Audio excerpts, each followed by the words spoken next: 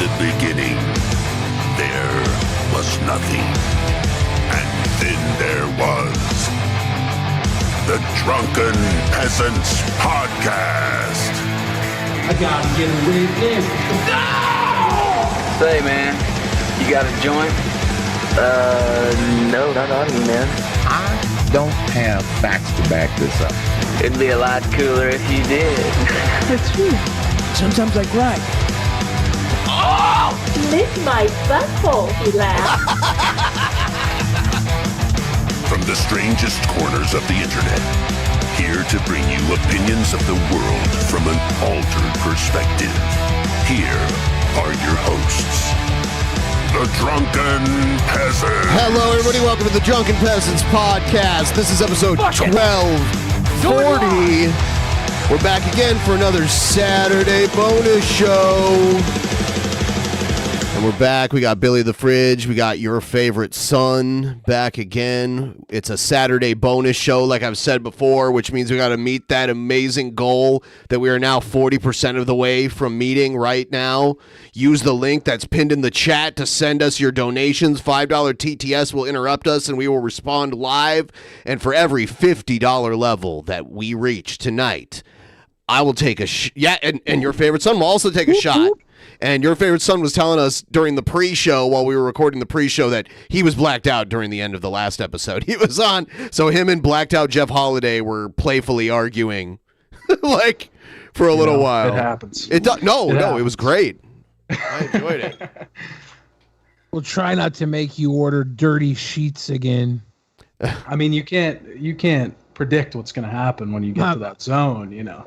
I said try not to. Yeah, you can hold me back, but I'm my own worst enemy. You have to order a bag of 2-for-1 hot dogs to the house. That's what you got to do. Yeah, exactly. Yes. Yeah. So everybody please like the stream. If you haven't already, liking the stream helps out a lot as far as visibility of the stream. So please do that. And also make sure that you check out the pre-shows that we record. You can only get those through the audio version of the stream. You can go to Spotify or Apple Podcasts or any place you find audio podcasts. Check them out. We just recorded one before this show. It'll be up probably tomorrow. Go back and listen to all the older episodes. They usually have pre-shows. And one last thing, we have a merch thing that we do for our Patreon. It's the $33.33 level. We're doing large stickers, and right now, for everyone who signs up before the end of this month for that tier, will get sent the old school smoke pen everyday sticker. So it used to be a t-shirt. Oh, there we go. Okay. Oh God. We're already starting. Drinking time. You don't want to miss out on getting this sticker. This has never been made into a sticker before. So don't be a nerd and miss out. All right, now we're going to do this. Rare drop. Yeah, it is. Wiki, scratch. Yeah, here we go. Alrighty. 5, 4, 3, 2, 1. Cheers, everybody.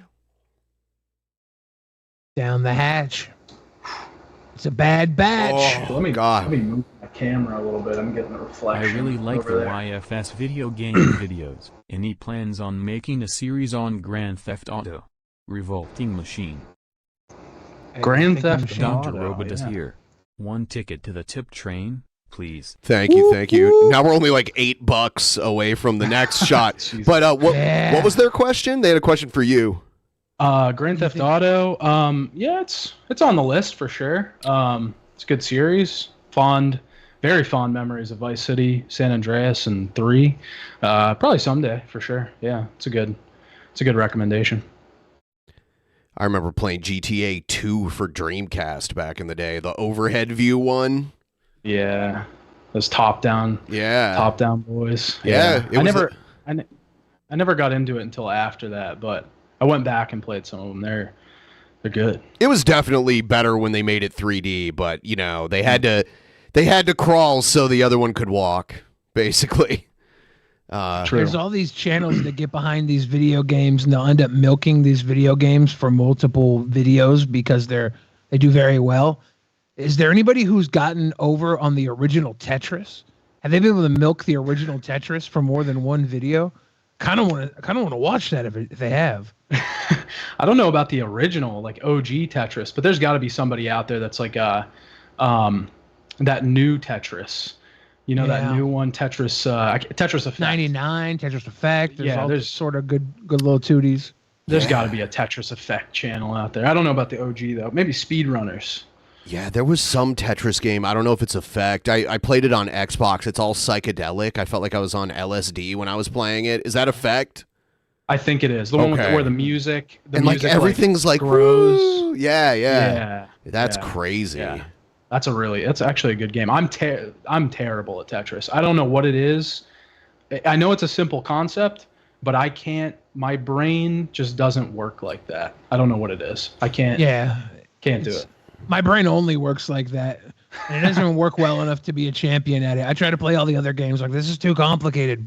Yeah. Blocks and holes. I can do blocks as long as they go in holes. You know, you're good at the game, and if you could learn how to hyper tap, you'd be like, because you already have like the quick problem solving skills. It's just a matter of speed, and you're already good at the problem solving part. So once you get the speed down, then you're like a contender, because everyone hyper taps in actual competition. I should study this hyper tapping and see if I can become a Tetris maniac. You put the controller flat down on the table, and you use your left hand and your right thumb to move the pieces, and then you use like your two fingers on your right, the outside two fingers to like hit the buttons. What do you think these guys would do if tables were outlawed in competitive playing? Would they like put them up against their bellies? I don't know. Would I have an advantage because my belly's more table-like than theirs? That's a good strat. I don't know, but that's not the case. You're allowed to use the table. I could probably politic and get the tables banned. You could. Like, these tables are. I might be able to. Yeah. Sure, these you are might outside be able interference. to. It's like bringing a pipe into a brawl. You know, you don't want some guy to have a metal pipe in the middle of a boxing match. It's messed up. It's nothing like a metal pipe. It's not. It's a table. Or an object. They see what they do is they play the NES version of Tetris at most of the tournaments, and they have like a CRT TV and a Nintendo console right in front of the players and they sit like right at the table where they play it. When I went to the I don't want to debate this anymore, Billy. I don't want to do it. If we were going into I'm not Zoe. I don't want to debate you. I would fall into the table. I would fall into the table, destroying the table, and the other guys would not know what to do because I would be trained to play on my own belly. Cool. That's true. It was an accident.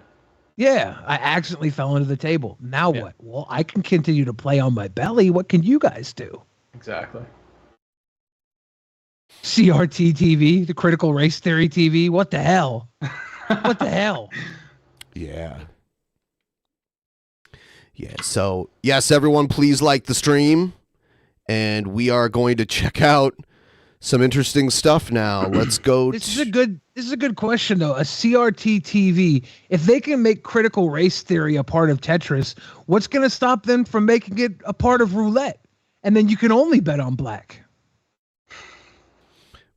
But the other spaces are red, so that's also a visible minority. Until critical. There's no white spaces. That's messed up, Critical Race Theory. All right, here we go. Very messed up.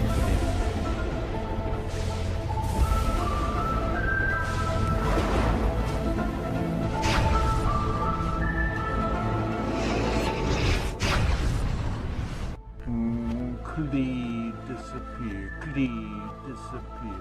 Clee disappear. Clee disappear.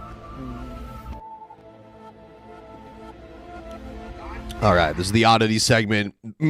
Mostly these days on this, we watch King Cobra.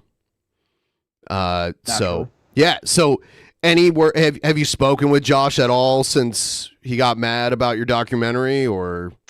No, I messaged him once and tried to patch things back up. Thought about messaging him again now that the dust is kind of settled, but I figured I'd just leave it alone. He's probably better off without me.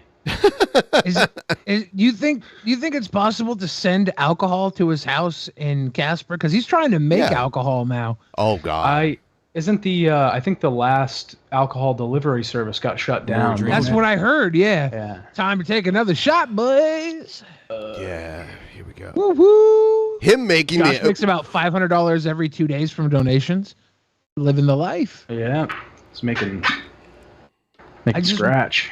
I just want him to get unlimited alcohol, and then I want him to have unlimited sex with hot goth chicks. That's all I want. I think we'd all be happy if that happened. I would give up having sex, and this is really a lot because so many women would be heartbroken, never having a chance with the great Bill Fridge. But I'd give it up just to know King Cobra had all the hot goth chicks he wanted. Because I love King Cobra getting laid by hot goth chicks more than I love Ozzy Osbourne. That's valiant. All right, here's the second installation of the winemaking saga as made by Boglum Chronicles. So here it is. I love his choice in 8-bit music. He's got the balloon. Yep, the burping. Did he do the legit method now? What if this is the beginning of Cobra having a successful alcohol line? Like he's just going through all the steps. So what we've determined is he's using juice with preservatives in it, which would make it almost impossible to ferment. Is what the juice, sodium phosphate or whatever. Yeah, that's in there. Yeah, that's why before you open those juices, you don't have to refrigerate them because they have the preservatives in them that keep them from spoiling before they're opened, and they won't ferment. They'll just like grow mold eventually if you like leave them out.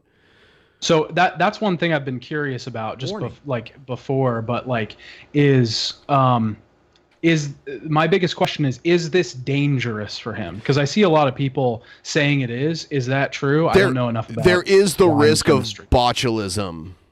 Okay. Bogchilism. Bogchilism. Do not try Yeah. this alone. Josh is a highly regarded individual who suffers from Asperger's syndrome and mild self-diagnosed schizophrenia. He is not a professional winemaker. In fact, he has no job at all. Please consult professional advice before attempting to make alcohol at home. That's what's up. That's What up, definitely YouTube? what's up. Making a I like a the new mead. look. I like him without the more shaved look. It does look good because I assumed that he had gotten like such a fat chin that he was like growing a beard to hide it, but he actually doesn't. He still has a jawline. Yeah. I think if he started wearing like a bandana that would cover his entire bald spot and then tie in the back, or if he just went like shaved his head and then like stood outside of bars smoking cigarettes all night long, I think he would get laid once or twice a month. I agree, for sure. You have to stand outside smoking cigarettes a lot though. That's when the girls come out and talk to him and he's like mildly charming. And Makes you they'd be look like, cool, too. we're drunk. We'll go home with you. Because he would look cool like that. So- You just have to make sure his head was covered too. I don't even know how much real juice is in this anyway. I think it's probably mostly artificially flavored. It's probably a lot of sugar and then maybe some what they call natural flavors. I'd have to look up the ingredients for this, but this isn't pure fruit juice. And that's pretty much what you should be using. Pure fruit juice with no additives, no preservatives. And then you could ferment it. He's gotten to the point where he's upped his game to get the burping balloon. So maybe like it'll be 3 or 4 more attempts before he actually gets the juice right. Yeah, I didn't expect the burping balloon because I had done a little preliminary research and figured out that was the way you're supposed to do it. And when I saw this thumbnail, I was like, whoa, he's getting there. It was a step forward. Fixol says it's 2% real juice. Yeah, a lot of these like fruit cocktail, like multi-fruit flavored beverages are like low levels of real juice. So that's one thing he has to change. tropical flavored goodness. Mango punch, Tampico. We're gonna add 1 whole packet of instant yeast. I used some of that today to make a pizza. Like that exact same brand. An entire thing of honey and Yeah, he adds that entire bottle of honey to this. like He's one making cup mead. of sugar. Will that make it work if he puts the honey in? Will that? No. The honey won't ferment. 20% of botulism No, cases it's- involve honey or corn syrup. No, it won't make it ferment because it's sitting in a vat of preservatives. 20% of botulism cases involve honey or corn syrup. Yeah. So honey or corn syrup. Do we know if honey is more than corn syrup? And is corn syrup the other sugar in the fucking drink? Yeah, it's there probably is already corn in there, syrup so- in there Shit. for sure. Shit. Double-edged sword. Let it ferment for a minimum of 10 days. We're going to burp it every other day. 10 days is not enough anyway, so I think that's part of what's kind of saving him here. Because he Yeah. should be doing like 3 or 4 weeks. He couldn't even... earlier, he was saying his last batch, he was saying 2 weeks. I let it ferment for 2 weeks, and it was literally 9 days. So just over 1 week. He was drinking it after like he was testing it like after 4 or 5, wasn't he? Yeah. Yeah. Somebody needs to send him like 8 of those big glass wine Carlo Rossi jugs. Let him drink those. Let him drink all the wine out of those. And while he's drinking those and finishing those, he can start filling them up one by one with his own juice concoctions. Recommend him to get the good juices like the cranberry and everything. Get the grape juices. So he can have a real go at this. I want to see him succeed. I don't want him to get botulism.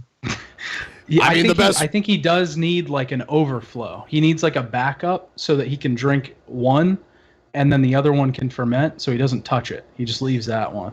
But I think his curiosity is too much that regardless, he's going to try it because he needs to know how it's going. It could be the curiosity. It also could be his want to drink it sooner and not wait. So that's why I was hoping the 8 glass jugs of Carlo Rossi might hold him over while he finishes one and works his way through the process. Yeah. Like we've been doing. It is local hive Rocky Mountain honey, raw and unfiltered, made in the good old US of A. Oh, Tampico Mango Punch gets the Cobra seal of approval. I grew up drinking Tampico as a kid, the original. So that's cool they're still making it. Tampico Mon. Not a sponsor. Huh? We're going to transfer it to a clean one. So while that's fermenting, we're going to drain and drink all this one. So by the time that's done fermenting. Now the Tampico, I remember, I thought they sold it in the refrigerated section in like milk jugs. Am I tripping on that? I thought they came in the big milk jugs. This came in this jug. Yeah, I wonder if the old Tampico would have had this preservatives that would keep it from fermenting. I don't know. Honey is not cheap. Might as well pot bottle. real wine. Yeah, a bottle of honey is about $6-7, Okay, right? That's true. You know how when you look at the ingredients on a thing, like they're arranged based on which is the most amount in the thing. So number 1 is water. For this, I just looked it up. Number 1 is water. 2 is high fructose corn syrup. Third is less than 2% of mango juice from concentrate. Then there's some orange juice from concentrate, tangerine juice from concentrate, and then there's vitamin C. Then there's natural and artificial flavors. Then there's the preservative, potassium sorbate. So yeah, and then there's some other stuff. This to transfer it to our bottle. So we need premium pure cane granulated sugar. That's not a funnel though, right? That's a strainer. Yeah. He still needs a funnel. He doesn't need to put sugar in this. Yeah. Will that help with the fermentation if he does? No, the preservative is going to stop the fermentation. There will not be any fermentation because of the preservative. Yeah, because if I looked it up correctly, or if I'm correct, people use that same preservative to stop the yeast from fermenting at a certain point, so it doesn't keep fermenting after it's sat on their shelf. Yeah. But this is already put in it from the first stage, right? Yeah, and outside of water, sugar, and juice, it's the most prevalent thing in there. Okay. Now, would he be better off using a frozen can of juice at the store? See what you're missing out in YFS. You could be enjoying Cobra wine if you hadn't betrayed him. True. It's right across that bridge that I burned, man. No, Damn, there's like 100% pure juice that you can buy, and that's what he should get. Or just making your own with like, you know. Yeah. Oh, yeah. You could like squash your own grapes or whatever, or buy a juicer, which I don't know if Josh will get a juicer, but that would work. Yeah, like if he pressed his own fruit, if someone bought him a juicer and sent him like a bunch of fruit, he could make his own juice and then ferment that. There'd be no preservative in that. We should really be going into business with Cobes and selling bottles of bogchilism. Bogchilism. If these kids, like some kid died from doing the one chip challenge. Yeah, they did the one chip challenge and died. If people will do the one chip challenge, they'll probably do the bogchilism challenge. Yeah. Subscribe for more awesome content.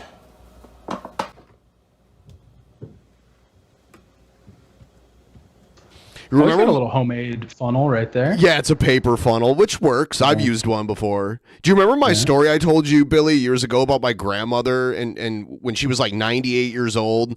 The senior center was giving donated food to like people that were super old, and someone donated the one chip challenge, and it ended up at my grandmother's house, and my mom was lucky enough to intercept it before she ate it. Because if a teenager's dying from the one chip challenge, a 98-year-old woman is gonna die from it too.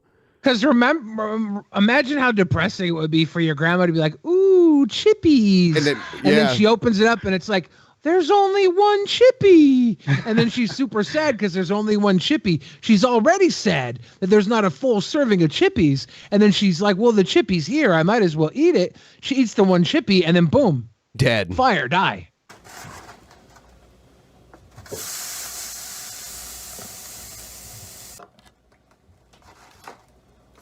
Yeah, because like the yeast feeds on the sugar, and that helps the fermentation process. But there's already tons of sugar in this anyway. Add the yeast. We're gonna add our At least the granulated sugar is gonna cut the botulism chance out from all the corn syrup and honey in there. Well, there's the high fructose corn syrup that's already in there. He just added a ton of sugar, and then he's gonna add a whole bottle of honey. There's so much sugar in this shit. It's unbelievable. Cobra's going to drink this and be convinced that it worked because he's going to black out halfway through. But it's just going to be because of diabetes. Yep. Yeah. Rocky Mountain raw honey. There's going to end up being like 10,000 calories in this entire bottle. Oh, that thing's going to overflow. Which still might not compare to one of his Bogritos. No. That sugar and honey filled it up pretty quick. I think 10,000 calories of just country crock goes into his every time he cooks. Oh, fuck me. What in the motherfuck? It's dripping. What in the fantastic fuck is going on? Wait, is he drinking it? He's going to start drinking it already because he can't help himself. Oh. Plus he wanted to... with honey, sugar, and yeast. Was that all that came out of that bottle to fill that glass? Kind of impressed. The whole bottle of it. A whole bottle of honey in there. Oh, yeah. He has to remove some of the liquid so he can put more honey in. Look at the bottom of that. It looks like a grease catcher. Like somebody just got done frying pig feet or something and poured it into a bottle to get rid of the grease. Oh, this is fantastic. See the honey in the bottom right there? Yeah, I see it. It looks disgusting. I love every moment of this. This is fantastic. Instant yeast. You don't have the bread yeast that I need. I can't imagine he didn't spend what he would have spent on a 30-pack of Bush Peach anyway. Right. This is all content right here. He's just like, I'm going to become that guy that doesn't just ask for fish. I'm going to learn to fish. Well, I would say that honey is probably expensive. It was like organic, raw, local honey. I buy that honey. I buy that honey. I love that honey. It is like, I think it's like $8, $9 a bottle. It's pretty expensive. Instant yeast too. Magical mango mead. And it says that at Family Dollar, this juice is for sale there for like $10. In honor of my Viking ancestors. Or hold on, no. You know what? I was wrong. I don't know why they're doing that. It's 4 for $10. So it's actually it's actually only like $3. The yeast? No. The juice, the tropical yeah. punch or whatever. It's 128 ounces. Give it about But 10 days. imagine all the cans of Bush Peach you could buy instead of paying for a hospital bill getting botulism. Yeah, exactly. To ferment. So we'll see how much of a deal this homemade wine is. I would hope that he has Medicaid. I would hope. Yeah, he probably does. Yeah. And do its thing. And we're going to make ourselves some homemade mango mead. Mead. 2 hours later and a little tipsy. I don't give a damn. You've just got fruit juice in it. It's going to have some small trace of slight fruit juice in it, whether it's mixed with concentrate or preservatives, or if not preservatives, but He is lit. Natural. There's going to be, you know what I'm saying, there's like 5% natural juice in the Tampico. So, What is the thing on the right? What is that a new that bottle? Yeah, well, is that okay, is the thing on the left a new bottle, or is that the bottle he poured all the honey The and thing shit on the in? left is a new bottle. Okay. The thing on the right is all the shit he did. How did that color it from the honey, I guess? The honey, we're talking all the sugar and stuff settling, the shake, it's got it all tinted already. The yeast has got it tinted. Yeah. It's the way it's settling is just, a little rough. But the other Tampico, that was the OG Tampico, the non-fucked with Tampico. He must have been mixing that with some sort of vodka at this point because he's lit. Yeah. He must have got a bottle too. look how squishy it is. 30 minutes later. How squishy. How squishy. YouTube. No, don't drink it. Oh, it's already ruined. This cap? Yep. We need to make a filtration system out of it using a balloon. A little poly latex balloon. I can't wait till he gives some to Puff. When Puff looks like he's not feeling well. Or he can tell by Puff's body language, hey, I want some of your hooch. I'll make a hole in the middle for the carbonation. A little early to be running the drill. So I'm going to quietly poke a hole in the middle of this. And crackers, that's what's up. We're going to stretch the balloon over the lid. And we don't have to shake it. It's fermenting. Oh, he's housed. So I can keep the lid on there nice and tight, like a tiger. Like a tiger. Your body looks tight. Like, is that Gold Member? Is that what that's from? Yeah. Like a tiger. My Vinky was the key. Yeah. Damn. You've been told right there, yes. Very good, YouTube. Put that back on there. So interested in this entire process. It's like Mr. Wizard, almost. Yeah. Oh, that's pretty squishy. For those of you who don't know, Mr. Wizard was like the boomer version of Bill Nye. For anyone who didn't know Mr. Wizard. The OG. Yep. For those of you that don't know Bill Nye. Yeah. He's like the who's the television Zoomer version of Vsauce. And for those of you that don't know Vsauce, Vsauce is like a YouTube version of the TikToks that say, this is how things are done. Full. Just lift the seal, yo. Take a look at that. Yo. Tampico Mango Mead. Got a packet of party balloons. Hell all the colors yeah. they have, and not There's complaining. going to be a whole lot of batches of wine right there. There should be some tasty wine if it ferments properly. YouTube, it's your boy King Cobra. Pumaverse says Bill and I is not a boomer. No, he is, but I'm talking about the audience that he had. Mr. Wizard's audience was like, Mr. Wizard was around when my parents were kids too, and then all the way until like I was a kid, they had him on Nickelodeon. And then, you know, like the next generation after that grew up with Bill Nye, and the generation after that grew up with I don't know, who did you say? I have no idea. Vsauce. Vsauce Michael here. Vsauce Michael here. I'm the Bill Nye of YouTube. Bill Nye here. I'm the Mr. Wizard of daytime television, or PBS television. Mr. Wizard here. Television didn't exist before I started doing this. Basically. With another video. I'm Oppenheimer for kids. We have 2 Monster 300 Mocha energy drinks. I've never Cope's seen hair those does look monsters good right now. Those Monster Mochas? I've never seen one of those before. Your boy's ahead of the game on the Monster Mochas. He's got the special hookup. He's got the beta test version of the Monster. His hair is looking really good. Is this a new hat too, or is this the old hat? What do you mean? Is this a new hat? It's got like a sheen to it. This is the hat that he always wears. I will say it does look like it's been like brushed off. He probably pissed on it or something. I don't know. Maybe. There's a sheen to it that I do not normally see. What if he's got new lighting or something?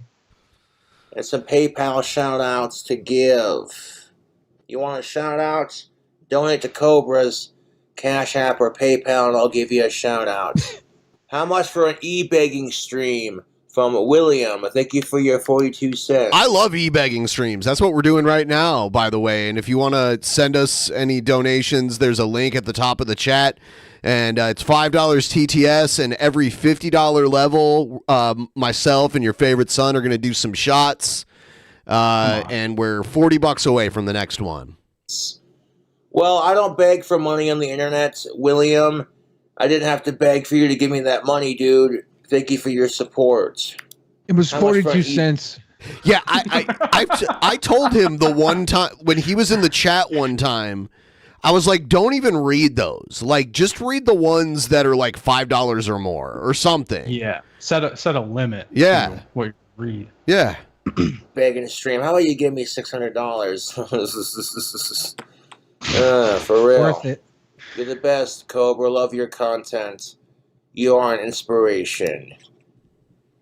I don't know about that, but thank you, Dax, for your donation of $5.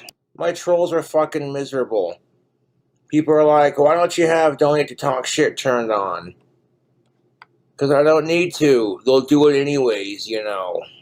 As miserable as your trolls are, Cobra, you make their lives better. And getting off scot-free, all his charges dropped. I'm pissed about it, to be honest. And what do you expect? He lives in the Deep South. The Deep South?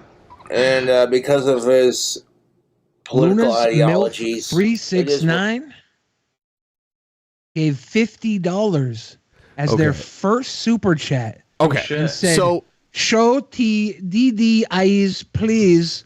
You want to see those TDD eyes?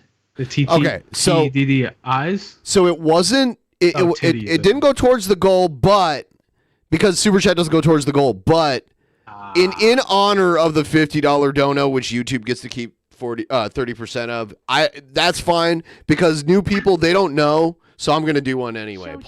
Yeah, I got to rep that one. Yeah.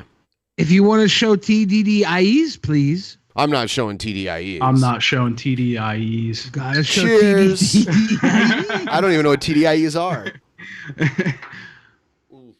Well, I've played with a couple of pairs in my life. They're nice. Couple pairs. But I don't think they're allowed on YouTube. Couple times. Mine are big enough that they might get you a strike. Mine haven't gotten us a strike yet, and they've flopped out a few times. Have you guys? Do you guys remember the guy that got it? This is probably like 20 years ago. His friends dared him like $100,000 to get a boob implants.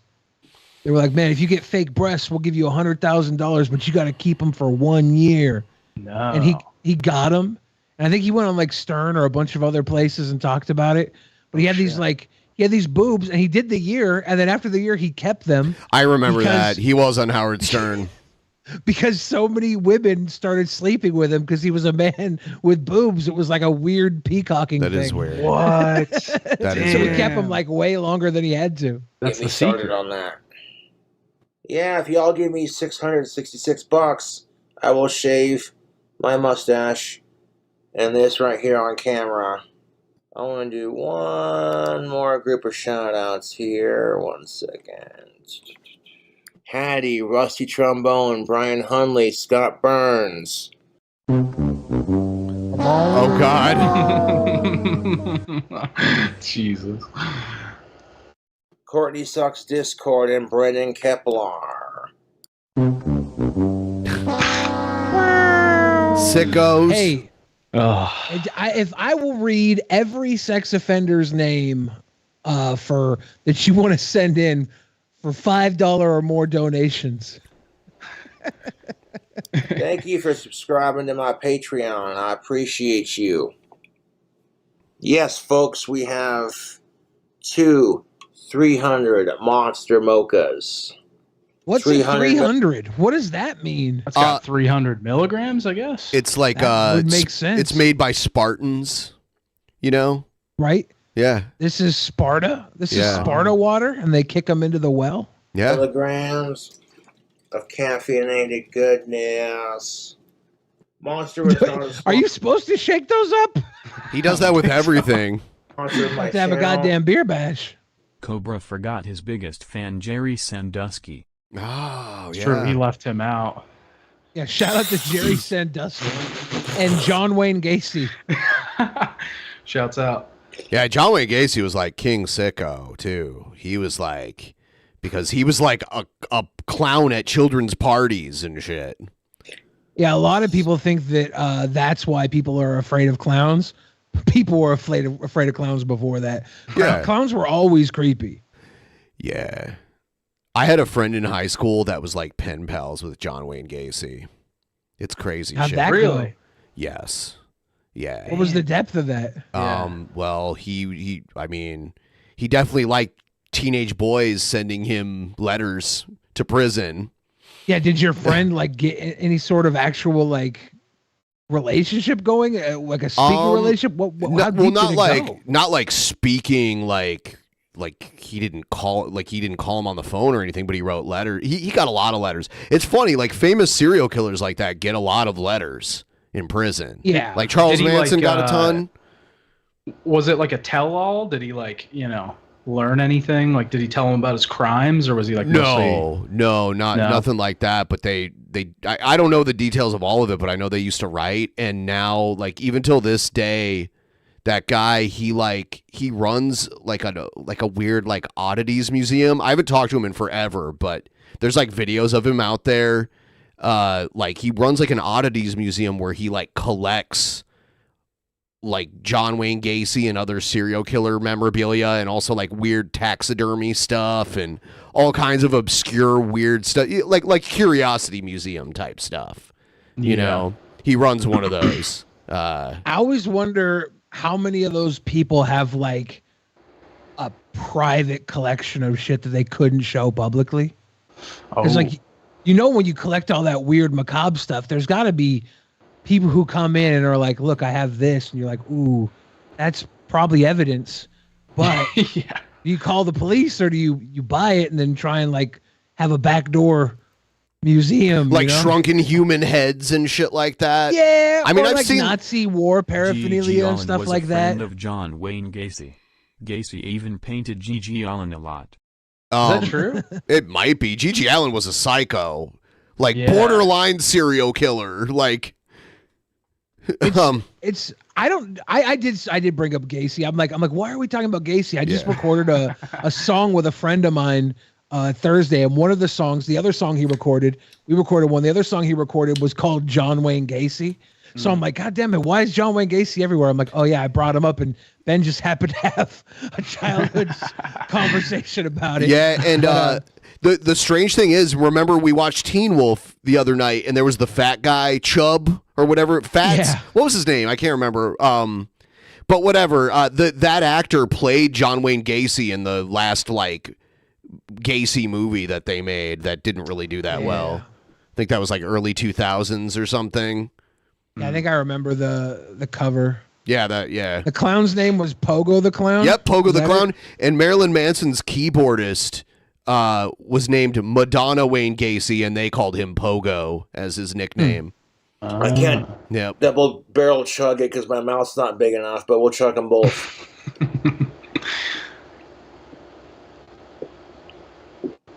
Look at that king going 600 deep. Is he gonna on the puke Mocha again? Monsters. Because he chugged some kind of crazy non-alcoholic drink and like puked all over himself right after that. That was a legendary. Yeah, it was all foamy. Yeah, the carbonation will There's get you. one. Yeah. There's two.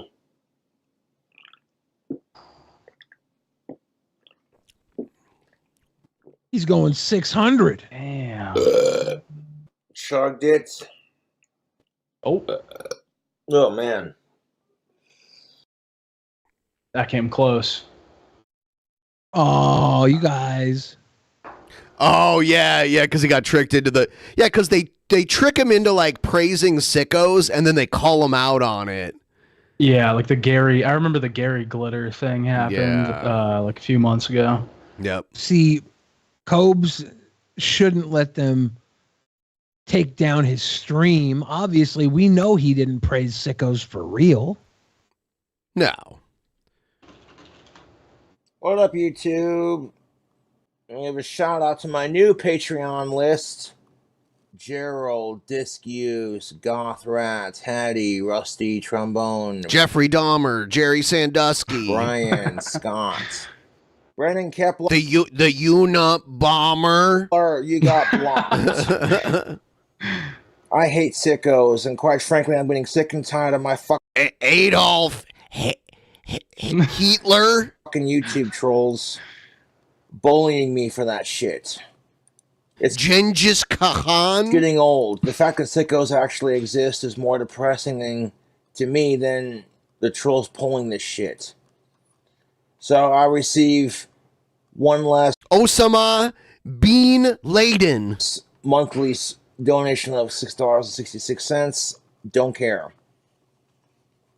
I hate sickos, so I don't need the trolls' money that badly, to be honest. And thank you to my fans who keep an eye out on this shit, because they know I'm autistic, and my trolls know I hate sickos. So, it's just disgusting, the whole thing. How much for an e-begging stream from William? Thank you for your 42 cents. Well, William, I don't beg for money on the internet. I'm not an e-beggar, because quite frankly, I didn't have to beg for your 42 cents. You just gave it to me. So how does that work? 42 cents again. Yeah, and there's like transaction fees associated with that 42 cents, so it's not even 42 cents. It's probably like 25 cents or something. That's good money. That's a good quarter right there. Was Genghis Khan related to Kublai Khan? Yep. Yeah, there was a whole dynasty of Khans that it was the largest land empire of all time. Like they had most of Asia and a huge part of Eastern Europe all under their control. Do we know what their relation was? Like, were they father-son or were they descendant? Grandfather. It was his grandfather? Yep. Was Kublai Khan Genghis Khan's grandfather or vice versa? No, Genghis Khan was the first one. Okay, that's what I thought. And Genghis Khan died. It's funny because out of all the battles Genghis Khan was in, he died from accidentally falling off of a horse and died from that. Seriously. Shit's dangerous. I appreciate my fans. And you know what? They've done like this weird testing, and they found out that like there's such a huge amount of people that have a relation to Genghis Khan because of all of the raping and pillaging that the Khans did throughout Asia and Eastern Europe. There's a crazy amount of especially Asian people that are descendants of Genghis Khan. It's crazy. Yeah. It's being supportive and helping me with this shit, If I get $6, 50. Yeah, someone said 50% of Asians are related to him. I mean, like that's insane because when you think of how many people are in China alone, that's crazy. Fuck. What I meant to say is 600. There we go. If I get $666, I'll shave the stash. Someone said same is true of the Vikings, though. No, we're not talking about the Vikings. We're talking about one person. Literally one person. One singular person. On YouTube. not like a whole group of people. One singular person. But he definitely multiplied. It was generations of multiplication. Fans being patient we with just put me on numbers these in that fucking first asshole run, trolls. and then it kind of does itself at that point.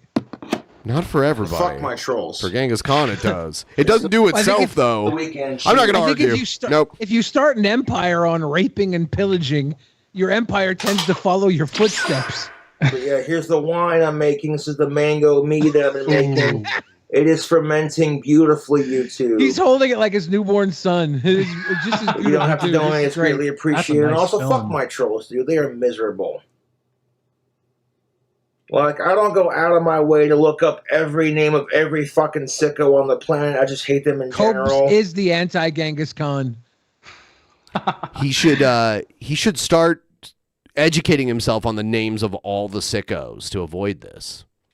Yeah. That's a waste of time. I think what he should start doing is going by Boglam Khan and spreading his 5 rules of consent out across the masses. I shouldn't fucking have to, man. People are just fucking assholes, dude. People are just fucking assholes. So that was a good way to end it. Yeah, there's a new Cobra channel, and the person that runs it is started off by watching Cobra here on DP, and he does it so well because you know how Cobra does his reaction videos, but you can't see the video he's reacting to and the audio is bad. This person finds the video he's reacting to and edits it as if he's like doing like an OBS stream like we are reacting to things. And that's a great idea. That's And fantastic. I'm going to say this right now. I know he's already released the Cobra React video, but he should remix them and put Cobra down in the 4th screen below us so it looks like Cobra's live reacting with us to a segment so people think we have Cobra on our show. Just a little idea since you do watch sometimes. Just a suggestion. Make it look like Cobra's been a guest is all. It'd be pretty cute. It's and the channel is called Boglam Reacts. Hell yeah. Cobra's having a good hair day there. Yeah. What up? How you cool Cobra's doing? So we have a YouTuber to respond to. Lauren Chen made a video saying... We've had Lauren Chen on DP once a long time ago. It's so funny because like we had her and Styx Hexenhammer on at the same time. And we didn't turn alt-right. I we didn't. I really thought we were about to spin out of control when we were having We were Sargon almost and everybody there. on. Yeah. I was like, when are we going to get that Dave Rubin paycheck? Feminists are petty and whiny. r/feminist subreddit review. Oh boy. Here we go. Hey, Lauren here. Let's look at r/feminist. She used to call herself the roaming millennial at first when she first came on. Feminism's best takes. Now, for some time, I feel like most of us have understood that feminism, at least modern Western feminism, is no longer actually about securing women's rights or equality for women. Instead, now, more often than not, the term feminism is used to describe middle class or upper middle class women complaining about people who happen to be men and trying to turn it into this larger societal. That's because, like I said, women have the rights now. They do. Now they have rights. They're bored. And they're like, what do we do? I know. Let's give them a taste of their own fucking medicine. Cultural problem. When This really is it's a like, no, honey, fantastic format. I love this Yes. so much. It's This done is very great. well. Yeah. this is a you problem. This is something you should probably figure out with. Because, like, if he just had someone there to produce for him, there could be, like, the Cobra cast where this kind of thing happens. In your own life, rather The problem is women and men need to be nicer to each other. than trying to drag the rest of us into. Let's see if we can get Joe Rogan's Jamie to work for Cobra instead. Who hate men, all these men who hate incel pieces of I shit. think Jamie has a pretty high price tag. Jamie's making some pretty Men who hate big women. cash. I think he wants to communicate. And it's just like, If we can get Red stop, Band then. dude. to it Oh, and he's make it super seem cheap. like it's this big cultural problem we all have to solve. And nowhere is this trend more apparent if you ask. You want to solve that cultural problem, ladies and gentlemen, stop hating each other simply because of your gender and you've had a couple of shitty experiences on the dating scene. Oh, wah. It's true. Me then in r/feminism. r/feminism is a subreddit that is supposed to be, at least by its own description, dedicated to women's. Oglim reacts in the chat. One of Genghis Khan's descendants, Timber the Lame or Timberlane, is the only responsible for ending the golden age of Islam through his sacking of Baghdad. Wow, I had no idea. You're going to trust a Reddit page. Yeah, there was like a golden age of Islam where they were like leading the world in science and philosophy and all sorts of shit. It should be dedicated I wonder when Barron Trump is going to continue the MAGA bloodline. Issues.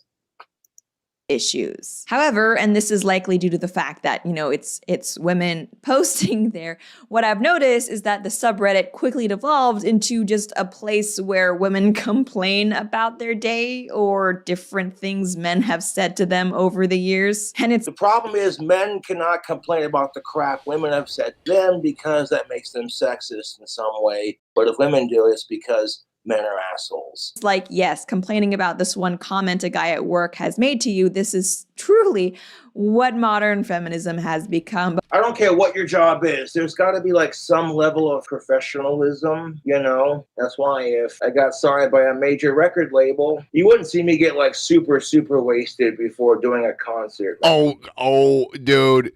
If he was signed on a major record label and he was making like good money off of it, Cobes would be drinking like way more than he already does. After the show. Before He'd the wake show. up around 4 p.m. Every second of every day. Yes. An endless fountain of alcohol. He'd wake up around 4 p.m. He'd do a nice bumper sniff of Coke to clear his mind. He'd have do a a huff. couple of shots. He'd have a huff. He'd have a couple of shots. He'd have good stuff because he'd be making money. He'd have the best duster and the best cologne. He'd have a handler that would level him out. They'd be like, look, you're getting a little too drunk. Sniff this Coke. Take a Xanny. Chill. And they'd get him chill. He'd come out. He'd do a amazing rock set. And afterwards, he'd black the fuck out. This is a And he would probably- 1995 vintage computer duster. Only the He's gonna finest. get all the good stuff when he starts headlining Coachella. I'd have like maybe 2 beers and a joint just to kind of, you know, that's one thing that I'm not going to lie. You know, I'm used to like performing for like a bunch of people on YouTube, but it's easier when you can't see the crowd, you know. But once you get over the nerves of holy shit, there's like 10 million people here watching me play guitar, you know. 10 million? Wow, that'd be like the biggest concert ever. I love the stock footage here, though. If I get That was so good. subscribers on YouTube, who knows, man? I could get signed by a major record label. What? Bro, what are you talking about, man? Now let's dive into the nonsensical posts of r/feminism. First up, we have this one where someone comments that the conservative. It's Reddit. You're gonna take what feminists are saying on Reddit seriously? There's so many fucking assholes on the internet, and they collide like a giant cancerous cell inside For the longest subdomains time, of- we had a balance. Women were allowed to have feelings. Men weren't. So women were allowed to have feelings, but men would smack them if they got out of line. So the feelings would never get out of line. But now men are not holding up their end of the balance. So women are having feelings, and men think because women have feelings that equality means they should have feelings, and they're having feelings, and nobody likes feelings when they go unchecked. So that's the problem we're in right now. Nobody should have feelings ever. I agree. No, women should have feelings, but they should only have feelings with their other women friends. Conservative sub actually terrifies me. Like the trolls on Reddit are more cancerous than these things, man. When women get together with their female friends, they cry, they let it all out. When guys get together with their male friends, they burp and they fart. That's the way it's been for hundreds of thousands of years. Changing that now is asking for trouble. It's weird how he says 21 and up after showing cigarettes, because like I'm so old that like I didn't even know the age of cigarette, because I don't smoke cigarettes anymore anyway, but I had no idea until like last year that the age of smoking went up federally to 21.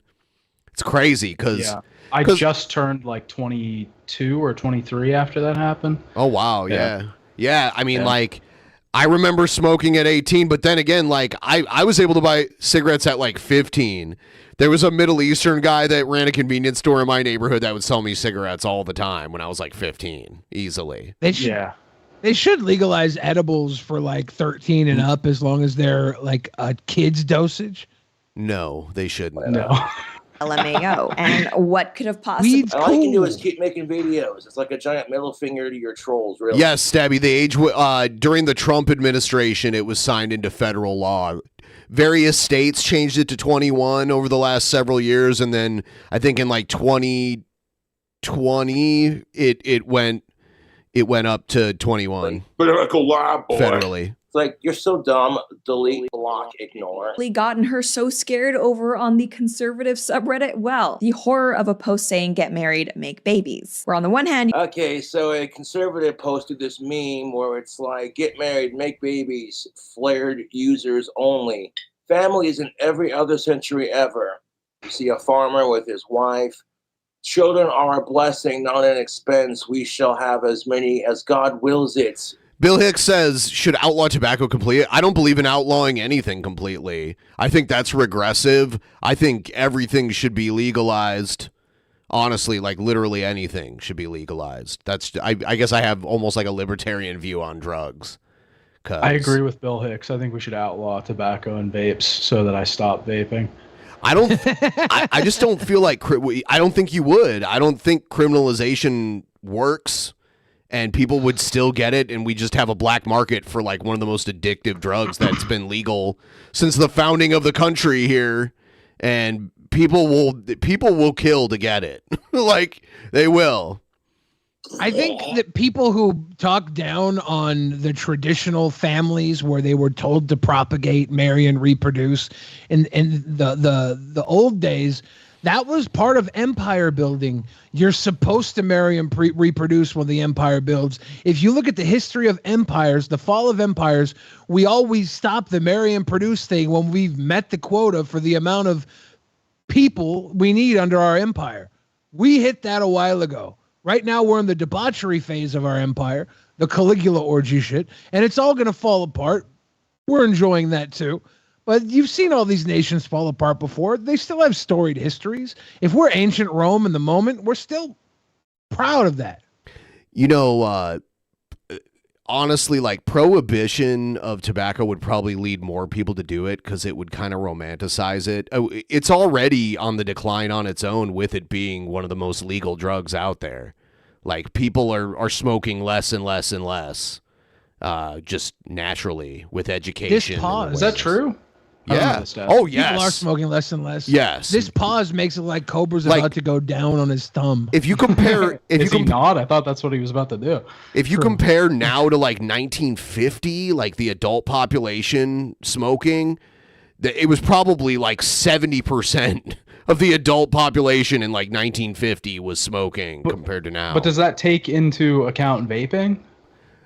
You know, I don't know about that. I don't, because I guarantee vaping. you there's more. I guarantee you there's people vaping that would have never smoked. There are people vaping that would have never smoked. There definitely are, but I still think that's lower than the amount of new people who were smoking before the stigma around. I think vaping coming up, making smoking seem so gross. That's true. Kept some people from vaping even. Doctors they never got into the cigarettes like they did before. There was literally a time where doctors would prescribe cigarettes. Like, and they would have doctors in cigarette commercials. They had like the Flintstones in cigarette commercials. You could smoke on an airplane. You could smoke in the lobby of a doctor's office. Like, you could smoke like Mad Men. Pretty much. Yes. Literally, it was like that in the 1960s, even before that too. And then Last Man says, I really wish cigarettes weren't bad for you. They really relax me. I mean, you got to medicate somehow. Just if they jerk really off. relax you. Have They're a smoke. Now, the problem with cigarettes not being good for you is not that they have like a relaxing thing. It's that they're the coolest fucking thing you can do ever. It's literally the coolest thing you can ever do. And that's what sucks about it. 'Cause Or it's it's the bad. meme making fun of your typical feminist. You have families now. This chick who looks like Daria with the glasses. Nah, nah, nah, nah. She's got her cats and she says, "My cats are my sons now." You want to make fun of women for being crazy cat ladies? How is that any different than being a single dude who's just like, he's done with dating, and the only bitch that's ever been loyal to him is his female dog?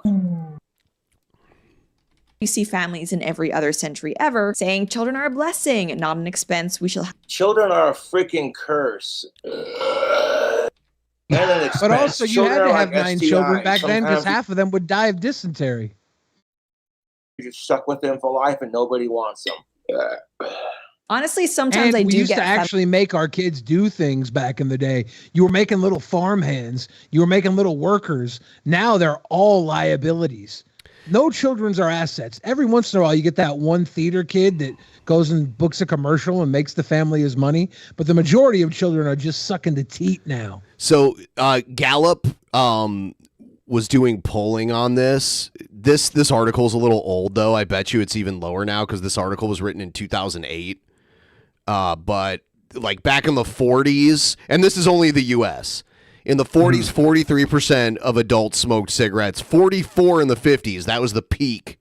And it was like commercialism in the 50s. I mean, like, they didn't outlaw cigarette advertising until the 80s.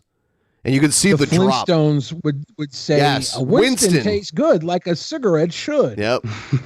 And there were like cigarette commercials with doctors being like, I recommend Camel.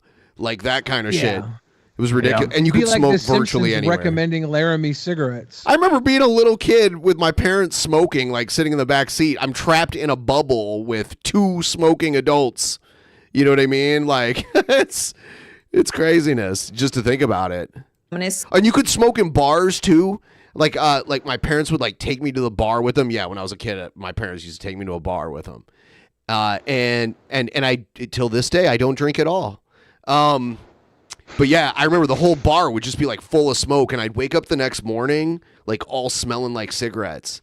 I wonder how many like cigarettes worth I inhaled, you know, as like a 10-year-old breathing in the smoke all night. It's Yeah, craziness. my parents used to take me or my dad used to take me to a bar when I was like, I had to be like 8. That's why they have video games at bars a lot for the kid to like hand you a handful of quarters and like go over there and play the game while I drink with my buddies. Yeah, I would play Golden Axe at the bar, but yeah, you could smoke in the bar. And then there was a point where they banned it, and you had to be like 18 or something to get in the bar, so I couldn't go anymore. And my father would just make us sit out in the car while he was in the bar, and he didn't even drink. And it was He 90 going there to buy degrees crack. outside. Yeah, he was going there to buy crack. He quit drinking before I was born. He'd go to the bar, he'd wait and buy crack, and we'd sit in the car and wait.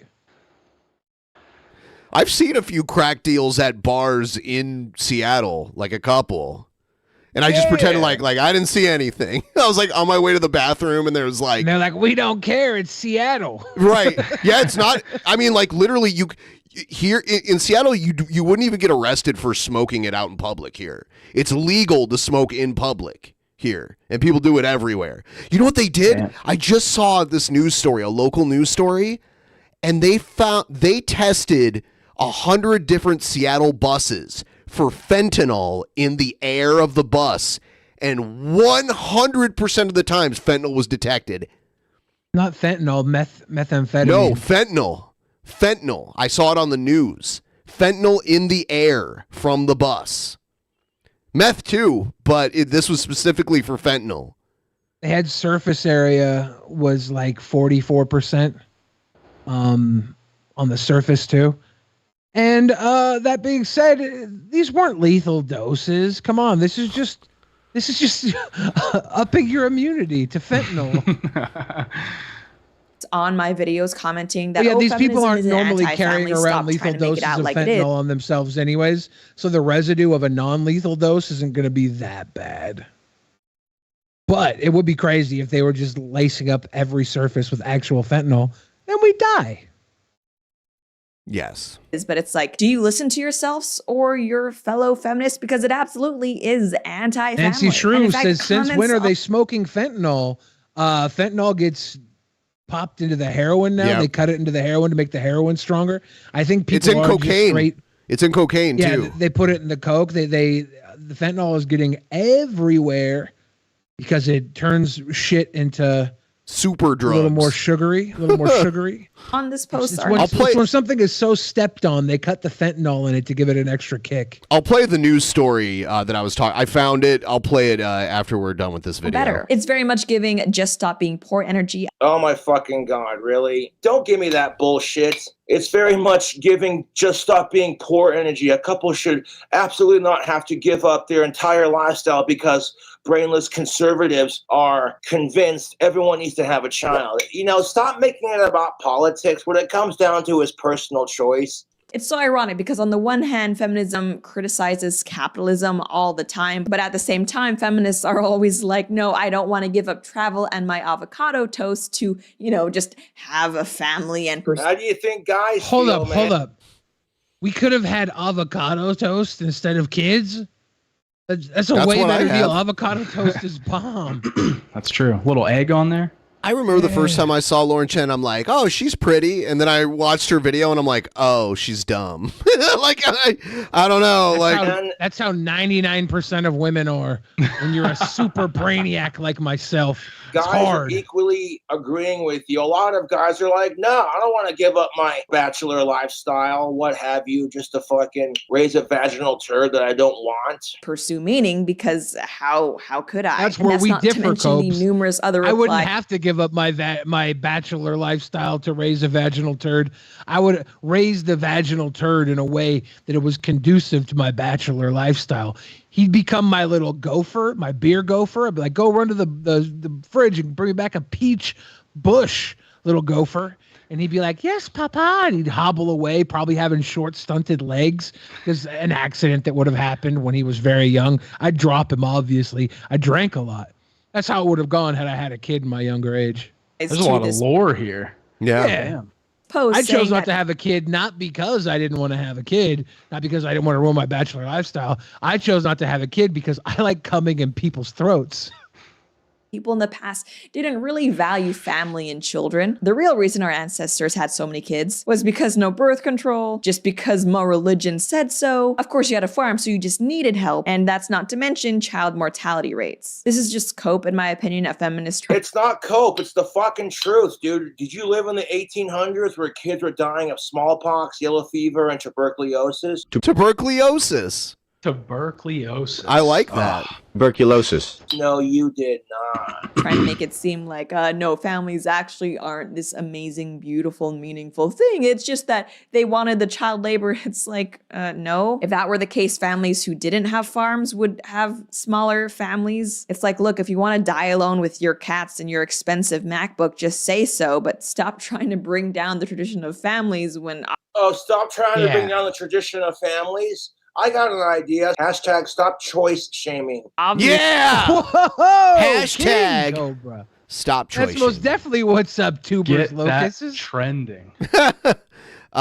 Quick reminder, everyone, please like the stream if you haven't already. Liking the stream helps us out a lot, and it's free.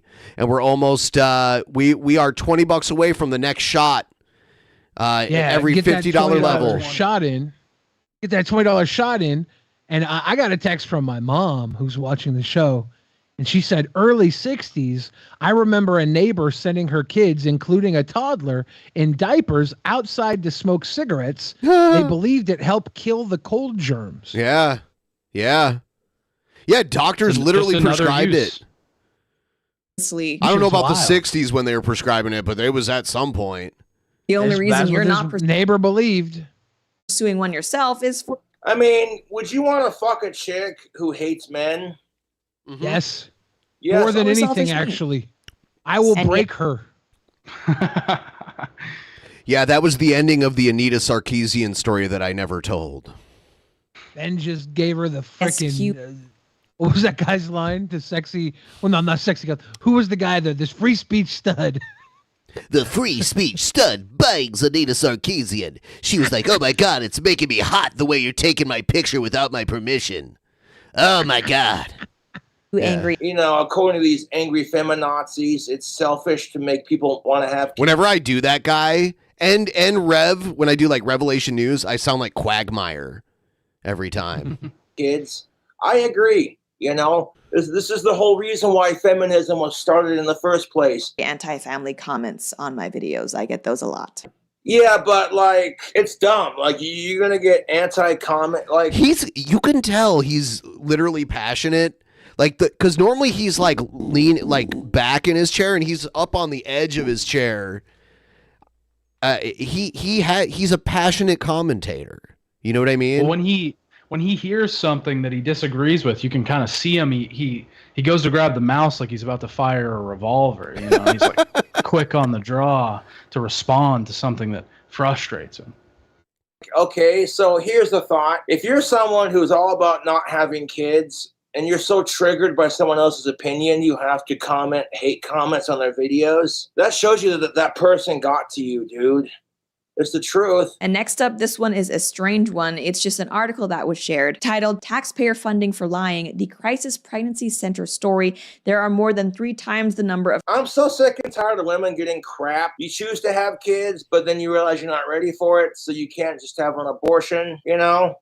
And even if they outlaw abortions, women will find a way to kill it without having to go get an abortion. There's a wonderful array of murder you can do from home. man. With items you can purchase off of Amazon. No woman should be having a baby in 2023 if Amazon delivers to her neighborhood. That's all I'm going to say. I hear Buster Douglas is hard up for money these days, so he might take money to punch women in the stomach to abort their babies. He could probably do that. He knocked out Mike Tyson, for God's sake. There's easier ways. No! It comes Using with a bottle of Amazon. Everclear, some cigarettes, and a coat hanger. Well, there's Crisis easier ways pregnancy than that centers- as well. Then there are If you're at Taxpayer funding Amazon right now searching for a coat hanger, do better research. for lying, the crisis pregnancy center story. There are more than 3 times the number of crisis pregnancy centers than there are abortion providers. Yeah, and that's kind of sad. You know what I'm saying? That's really fucking sad. So something that we see from feminists and the pro-choice side of things a lot is that people who are against abortion aren't actually pro-life. They're just against abortion because once women do become pregnant, they don't give a crap about them. They don't want to help them. But obviously that's not true. And one of the best examples of how that's not true is the existence of crisis pregnancy centers. Crisis pregnancy centers, by the way, if you're not aware, are places where women who are pregnant, usually with unplanned pregnancies, can go to receive different types of help, whether that's information about adoption, Aren't these the scared straight vans that pull out in front of the abortion clinics and get the women in the scared straight vans and convince them they're going to go to hell if they get an abortion? Is that not what these crisis prevention centers are? Everyone, Or are they something completely different? everyone watching right now, Lauren Chen is puckering up to give you a kissy right Oh now. my God. Hold on. I got to turn around and pull my pants down.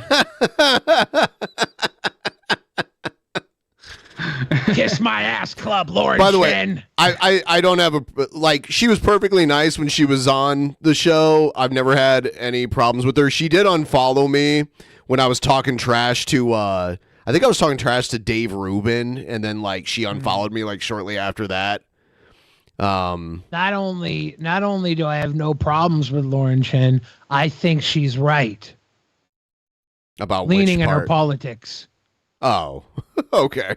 for prenatal care, if not actual prenatal care. And there are also parenting resources, things like supplies and also classes. And not to mention the fact that you can also get counseling there if you find yourself pregnant and you're just not sure what to do with this huge, I guess, life event. By the way, she's Canadian and she almost exclusively talks about American politics. I always find that funny when Ian Miles Chong lives in Malaysia. He's never been to the U.S. and all he does is talk about politics in America on Twitter. Does she live in America? No, Or she lives in, Canada? well, she might live, you know what? I don't know about now because she works for the Blaze now. So she might live in the U.S., but that's a relatively recent thing. She's been doing political commentary since 2016. and she lived in Canada almost the whole time. So one of our fans in the fan chat, Seth Looks, some people's pal, says, "Is Dave Rubin still a thing?" Yeah, he started Rumble. He started Rumble. He started a new career. He's an IRL streamer, and he does 90s dance orgies under the name Rave Lubin. I like that. That's been thrown at you. Basically, crisis pregnancy center. Thank Lucifer, I'm a dude. Yeah, I'm having testosterone. Aim to be there for women who are going through an unplanned pregnancy, i.e. totally debunking the lie that pro-life people don't. Because I will take the crap men have to deal with in our society over being pregnant any day. Fuck off with that shit. Yeah, I hate it when he slurps. Loud sip. People are saying that Dave Rubin started Locals, not Rumble, and Rumble bought Locals. Okay, whatever. Care about women, and for that, of course, we care about the left facts hates on Drunken crisis Peasants. pregnancy centers. Sure you do. They like to allege that crisis pregnancy centers lie to women, even though I haven't really seen any evidence of that. Oh my god, this is just, I'm so fucking tired of this crap. The left hates crisis pregnancy It's a good centers, point we got to but bring up. Dave Rubin does not like identity politics. Now that we brought up Dave Rubin, who hasn't been brought up in 10 years. the right hates abortion. You have to know he does not like identity politics. As a gay man, a classic liberal, you might say, he does not like identity politics. You know what? I got a theory. How about we stop involving politics into women's pregnancies? I don't care if you support abortion rights or not. Fuck off with it. And actually, some pro-choice groups go as far as to target and threaten crisis pregnancy centers because how dare you? Oh my fucking god. This is what kills me about it. Okay, you got people who hate abortion. Then you got the abortion rights activists who are just no better, dude. It's a fucking circle jerk of wanking hypocrisy, dude. A bunch of wanker hypocrites. How many abortions do you think you could negate? How many abortions do you think you could negate if you promised to give the mom tickets to like a Taylor Swift concert after she had the baby? You'd be like, look, you could adopt her. We don't care, but we'll give you these sweet Taylor Swift tickets. Do they get All to you gotta do is resell have them? the baby. I mean, they could resell them, but I think most teen moms, all they would need was a Taylor Swift concert ticket. Because to keep the baby for 9 months. scalp Taylor Swift tickets can go for a lot. Well, you could also sell a baby too, right? And you have the baby. That's so it's not about illegal. the money. Well, that's a false equivalency because it's illegal to sell a baby, and it's not illegal Isn't it to sell illegal Taylor to Swift scalp tickets. Taylor? No. Isn't it illegal? No. All of those laws have been overturned now that there's now that there's corporate money in it, and it's not just like the sketchy guys on the street corner doing it. Now that there's StubHub and all of that shit, scalping's like totally okay now. Samoan says adoption is selling a baby. No, it's not. It's just a little adoption. Just a little adoption for profit. Adoption is not selling a baby. You don't sell it. You give it away. And they're like, well, fuck you, fuck you. Try to give women a choice other than abortion. And it's like, even if You you are can for usually abortion, I convince don't a see how family you you're can- adopting to take care of a lot of expenses, existence of and you could crisis probably pregnancy slide centers Taylor as a Swift bad tickets thing into because it. basically not every We don't woman who tell goes these through an young unplanned moms that. pregnancy is We don't going let to them know want the an benefits of being a baby farm. abortion, even if it is legal and available. I'm so sick and tired of women thinking they can just dictate how each other act. I can't say shit. I'm a dude. I'm not allowed to say shit. Oh, and by the way, All of our chat. there probably are actually some states where scalping is still illegal, but it's the vast minority. I think like New York might have some states have like anti-scalping laws still, but it's very rare. Okay. All of our chat is saying the price to buy a baby now. It's between $25,000 and $30,000. Thank big you, chat, range. for that informed opinion. A little more expensive than most Taylor Swift tickets. White, straight, cisgendered, of-age male. I can't say shit in today's society. Whoa. If anything, I'm seen as the fucking enemy now because of what my ancestors did.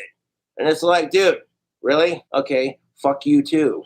why shouldn't crisis pregnancy centers exist? And actually, speaking of the topic of abortion, which is a big deal on the— And it's really freaking, like, if you're mad about some shit, dude, smoke some weed and get over it. subreddit now, as it is a story that's, you know, making I national like that headlines. We CGI also joint. have this post that's being shared unironically. It's Oh my fucking God. Peach PRC writes, her ex thought the eggs in her ovaries had shells on them, and she thinks about that every time a man makes a decision about women's bodies. We live in a society where it's like, if a woman makes a decision about a man's body, he better do it, otherwise he's a sexist, but if he says anything, he's a part of the problem. It's like, Look, it's the truth, if you're dude. a woman, if you're a woman and you want to make a decision about my baby, but I don't care. Your eggs will have shells on them, shotgun shells. Gonna be a dick, but here we just have the false painting of the abortion issue as a man versus women issue, even though if you look at the numbers, around half of women are pro-life. yeah, if you're pro-life, but you sit there and say abortion's a bad thing, if you're pro-life, then what if the abortion can save the mom's life? I That's really kind of the hope we're not catch-all of starting it, a if you small ask baby me. selling And economy frankly, in our seeing it- community right now. I'm a little worried that all the prices going around, all the talk of baby selling, that we're going to have like a sub Discord show up just about selling babies. That's not cool. Is how Not cool, pregnancy guys. is how We do our not species endorse, as a disavow whole baby continues selling its existence. on Drunken Peasants. You mean all the talk of baby selling that you started? Like what? I'm saying that's why I'm disavowing I'm it now worried before about it gets all out the of talk hand. of baby selling that I started earlier. Distance, not to And mention the fact that obviously male you don't see our chat absolutely blowing up with I'm baby not the one who sales. brought it up. Degrading. And that's why I'm the are a one thing, disavowing you know, it, because they I'm a are responsible being adult. aborted too. I think the idea that abortion should only be a women's topic, it's pretty crazy. And actually using this person's logic, because I've heard so many feminists say dumb stuff. Oh yeah, feminists who hate men saying dumb stuff. Things I've like seen hashtag- trad women say dumb shit too. I'm gonna go out on a limb here. I'm gonna go out on a limb and say I've seen men say dumb shit too. It's not about feminists being dumb or right-wing people being dumb or anybody being dumb, other than the fact that most everybody is fucking dumb. You're probably sitting here right now agreeing with me, not knowing that you too are fucking dumb. But it doesn't matter if you're dumb. What matters is if you talk up over me, because that's the dumbest thing you can fucking Hello, do. man. You know, Wait, sometimes- somebody in the comments asked you guys if you would allow the baby selling if you get a cut of the profits. I think that's a good deal. I think. Yeah, that's we'll talk about that. Can we start a Okay. Patreon perk for baby sales as long as we get a cut? Sometimes I get scared to But it'd be try like a dating again $30,000 because when you got perk. women, and I'm being vulnerable and real with you right now, dude. When you got 6 million plus women on TikTok screaming hashtag kill all men, I'm like, you know, maybe being single isn't so bad, and you know, I'll grab another beer. Now, if a baby goes $30,000 on average, I don't might want to start a talk little about this grift. anymore. I might start a little grift where I'm like, look, do you want a girl or a boy? If it's a girl, you only give me 10,000. But if it's a boy and you really want a boy, I want 50K. Okay. That's beer number 3. I'm already starting to kind of feel it. Minimum 8 beers, right? I'm drinking to get drunk, and it goes beyond 8. It's like, hey. Just straight up stupidity when it comes to things like the marketplace of labor. No, it's fucking. You want to talk about stupid when women are bitching because there's no good guys left, and why can't guys be nice to us? And the second we try to be nice, we're fucking simp shamed for it. You want to talk about stupid? Okay. That mean that I get to say that women no longer should have a say when it comes to the economy? Like, is that the game we're now playing? And now here we have a kind of funnier one, and it should come as no surprise to any of us that a huge concern of the subreddit is men finding women sexy. How? Okay, if you don't find women In the sexy, chat, then Sad you're Pikachu thinks that women babies would be more expensive. I don't. Okay, because let's a stop female the dog selling was more baby shit. expensive than the brother. Let's stop the but baby selling female shit. dog Okay. is more expensive because it's a breeder. Cool. The female Hilarious. breeds. This is so funny. We're not getting babies for breeding. That's not how it works. That'd be a horrible idea. It's like 13, 14 years before you can start getting a ROI. You're hilarious, Billy. Can we talk about something else other than selling babies? Like, That's all I'm saying. we should. Like, what? Even though it's not like it's a double standard, You guys because don't women also donate find any men money sexy, about selling thus babies. Procreation happens, but whatever. Ben drinks and women and men $20. find each other Let's go. sexy only if they are. Wait for it. Here it comes. Almost there. Great. Hold on, I use my Cobra cane as a back scratcher. This thing is pimping. Hold up. That's the spot. Yeah, that's the spot. That's dope. You asked, are there That any is- superhero I movies love where the that. main hero is a woman and she's not sexualized in any way or is made to be appealing to men? Okay, so let me get this straight, you bitch, because, you're made not to feel sexually appealing to men as a woman, but then you bitch when women are overly sexualized. This cane Feminism's last- is a multi-purpose cane. It's a back scratcher. It's a head banger. You know we can walk with it. This is fucking fantastic. Frontier. Ugly female superheroes. And actually, back to my point about there not being a double standard, male superheroes are people like Captain America, Thor, freaking they had a female Thor. Superman. Are you really trying to tell me that none of these figures are sexually appealing to women? Oh my god, that's Not usually. exactly my fucking point. But the Whatever superheroes happened- aren't sexually appealing to women? Not normally. It's Doesn't usually everybody love Chris Hemsworth? it's mostly men reading comic books, right? Oh, and yeah, seeing No, there's tons of women who like the Chris I'm not saying are Hemsworth there tons. superheroes. I'm saying the majority of readers are men. I Tons and Comic tons is a Comic subjective books and figure. movies are different things. Yeah, Like if you're talking about Thor Yeah. movie, huge women audience, but like The movie-going experience 100% is putting these actors in these roles to attract women. There's a reason Captain America is America's ass. It's not all men looking at that butt. To Bonnie Taylor's I Need a Hero.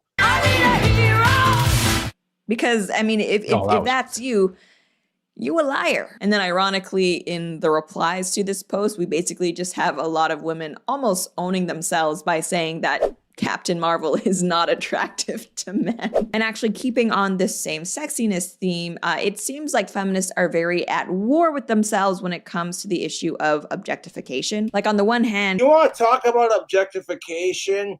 It's only objectifying when men do it to women. And then you want to bitch about gender equality? Fuck you. female superheroes being portrayed as sexy, like by maybe having revealing costumes or outfits, that's bad. But then also we have this post here where this woman is apparently mad at her boyfriend for not liking her sexy outfits. It's like, do you want men to find you sexy or not? Make up your mind. That's kind of how I feel about it at this point. I'm like, women don't know what the fuck they want, neither do men half the time. So it's like, do you really want men to find you sexy, ladies, or do you want to? You're like, no, I hate men, so fuck them. Like, which is it? This person asks, how can I educate my Women male don't partner to hate stop men. They making hate men that benevolent they don't sex- want to fuck. There's big difference. 10% of us are fuckable. The other 90%, I mean, you're lucky to get a wink. Get out of here, losers. His comments in a way he fully understands. It's never called a benevolent sexist comment when women say all men are just pigs and all they want is sex. But the second you say women belong in the kitchen, you're a fucking pig, right? So here she goes, this random chick on the Reddit. He is 34. They have been together for 3 years. And recently, a few times, he commented on something that she's wearing as revealing. The minute she heard that, she told him, hey, that's a sexist comment. If my chick wanted to dress more revealing and it was summertime, I'd be like, go for it. People see me in public, they're like, damn, King Cobra's of age, cisgendered, alive girlfriend is seriously fucking hot. That's exactly what they're gonna say too, word for word. But that's because King Cobra's a man of confidence. He knows if a woman is gonna have sex with him, she's gonna not look at other men because she's settled for him. Like at that point, he doesn't have to worry about her going to other guys. If she would be the type of woman to hook up with him consensually, she is dedicated. This is my woman kind of thing. Yeah, he's not worried. Most guys are worried because they pretty much duped their way into a relationship. and they can't have their girl out in public wearing revealing clothes because they know they don't deserve her. Cobra ain't duping nobody. If you love Cobes, you love Cobes. True, true. As revealing. The minute I heard that, I told him, hey, that's a sexist comment. And he said I overreacted and that he was just giving me advice. I told him, Giving her advice? You don't tell your fucking woman what the fuck to wear or not to wear, because that's just a recipe for having a steaming snatch. You know the sound a tea kettle makes? I did look up comic book reader demographics, and it's almost double men to women as far as comic book readers go. Which is not even that big. 2-to-1 isn't as big as I would have thought it was. And Lauren Shen was talking specifically about actors being cast in the role of superheroes to attract women. Yes. She was talking about, because she said Superman. She said Thor, and she said, you don't think these men are cast to attract women? Because she was complaining about the people that complain about the women being sexy in these There's definitely it's still a majority male audience, but it's closer to being even when it comes to the films, for sure. Yeah. Yeah, of course. And 2-to-1 isn't that much difference. If a third of your audience likes hot men, it's good to have hot men in your comic books.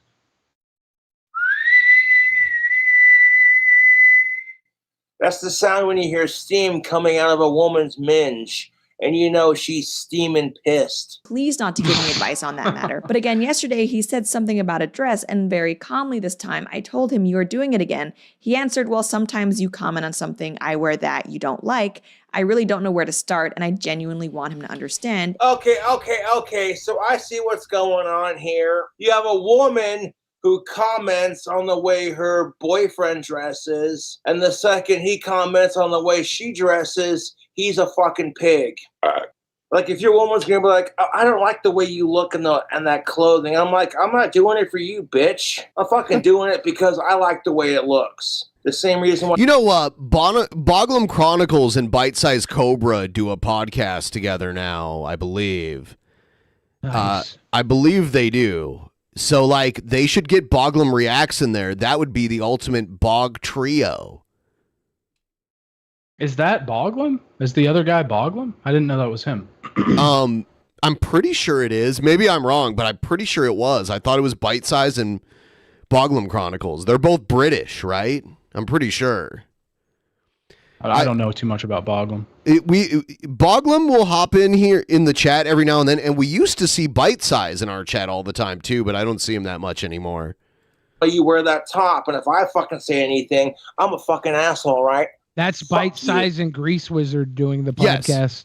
Well, no. Grease Wizard and Bite Size are the same guy, right? Pretty sure Grease Wizard and Bite Size are the same guy. I'm just taking Fix Soul's word for it because Fix Soul has always been the authority on the Cobraverse. And it turns out they're not the same guy, says Fix Soul. Damn. Yeah, so it's Bite Size. I don't know. Fix Soul also told me that Kendall's dad impregnated his mom when he was 10 years old last night. And I was like, that's hot. And I was like, there's no way that's true. And he's like, no, you're wrong. And I'm like, dude, I don't think that's right. And he's like, no, your information's wrong. I am right. And I'm like, dude, I think you might be wrong there. And then, like, this morning I woke up to a message from him. And he's like, I was high. You were right.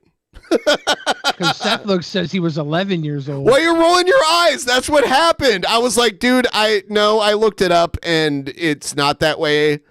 Don't roll your eyes. I was trying to tell you that this is years old, like Seth says. No, he wasn't. His dad is like, he was trying to say his dad was born the same year as me, and his dad is like in his 70s.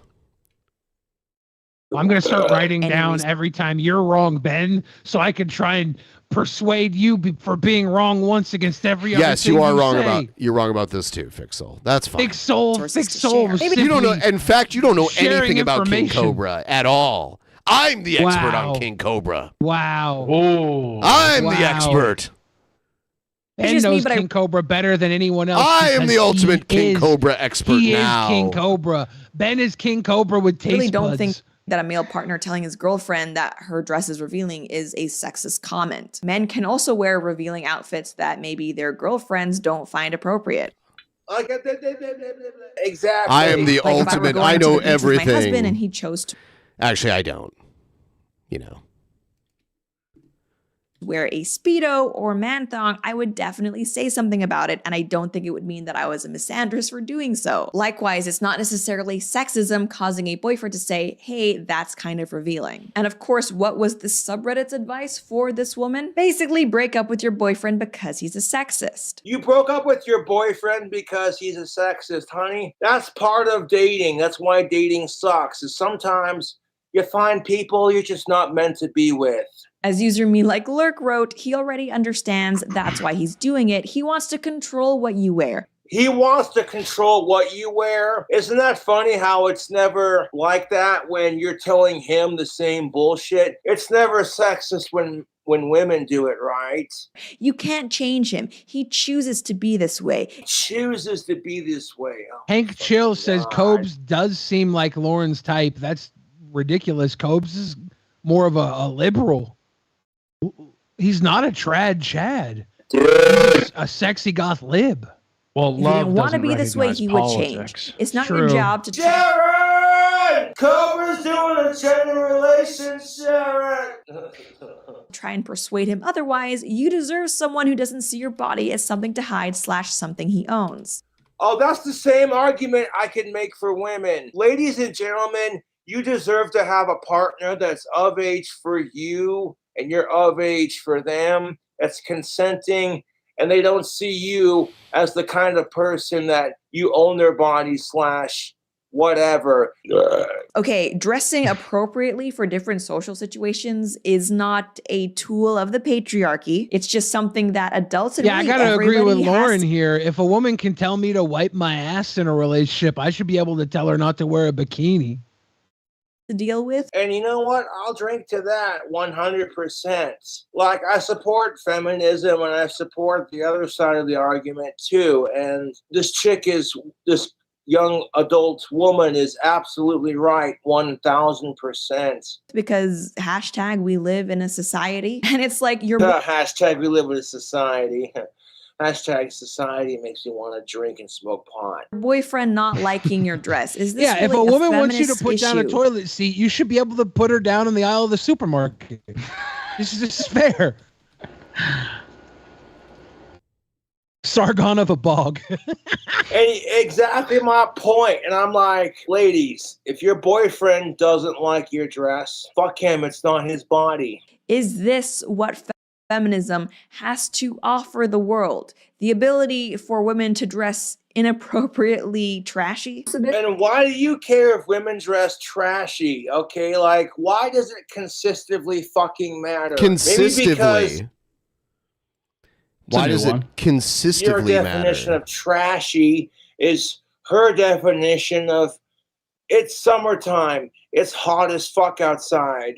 I'm going to dress this way so the girls can breathe, you know? Like women going braless because it's hot outside and they don't want to deal with boob sweat is the precise same reason why men, such as myself, free ball during the summer. Rest in peace, Tom Petty, but I love the summer.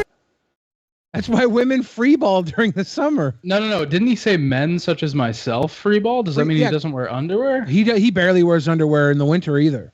He I didn't know freeballs. that. Yeah, he got to have them breathers. You were probably getting straight waft when you were in there. Like Oh. whatever smell you smelled in there that was quite like not quite right was probably wafting ball when you were at his house. Wow. So he just wears jeans. Yeah, he's rocking around in the Levi. Oh, that's baller.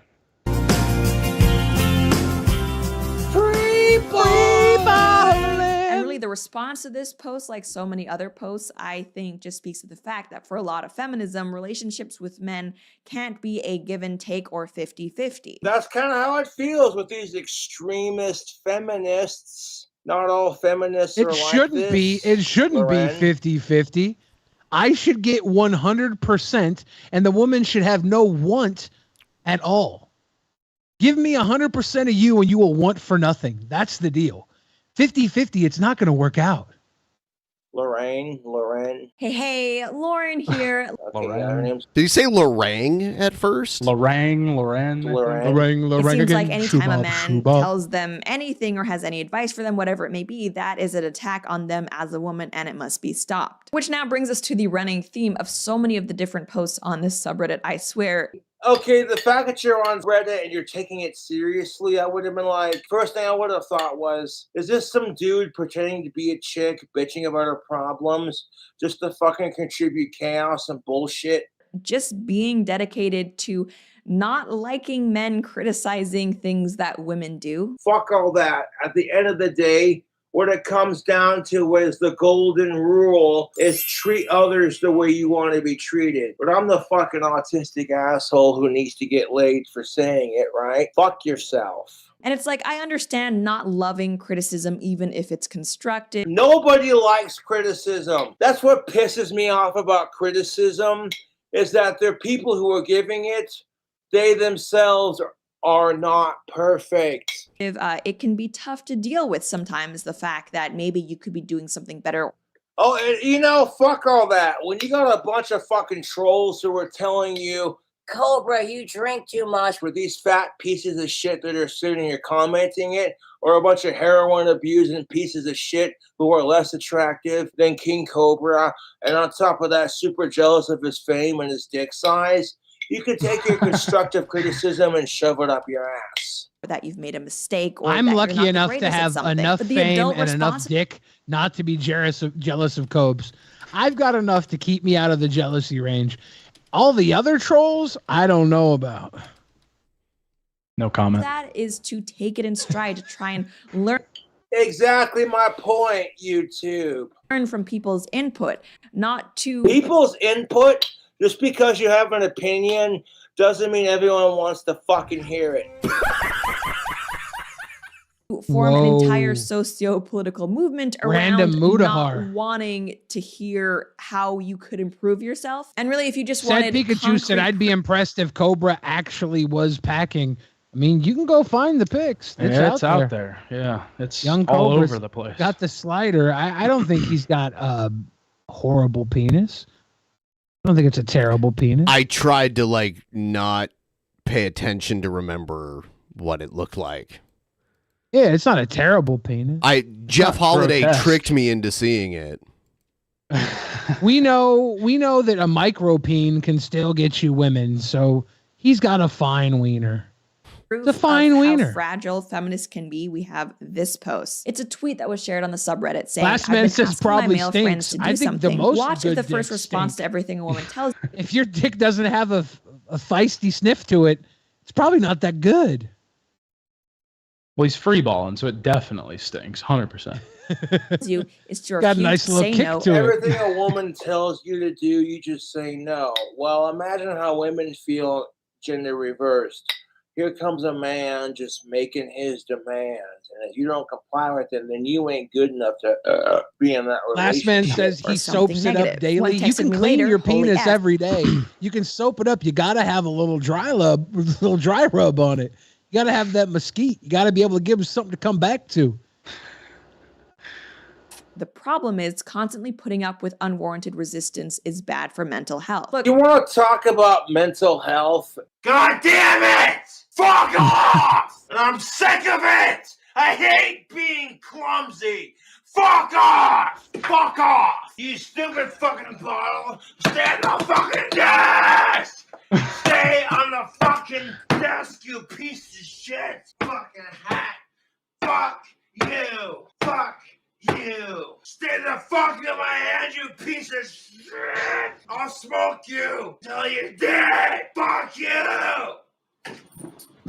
God damn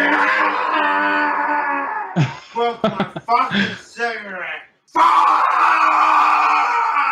Fucking social media doesn't give a shit! sometimes people have bad ideas, including women. And you know what? For some people, perhaps all of their ideas are bad, and I'm sorry, but we can't just say nothing about it because we're worried about your mental health. Like, okay. You want to have this conversation. Like, just because a couple of people don't agree with you, it's all of a sudden we're supposed to be worried about your mental health kind of thing. That's the problem with our fucking society, dude.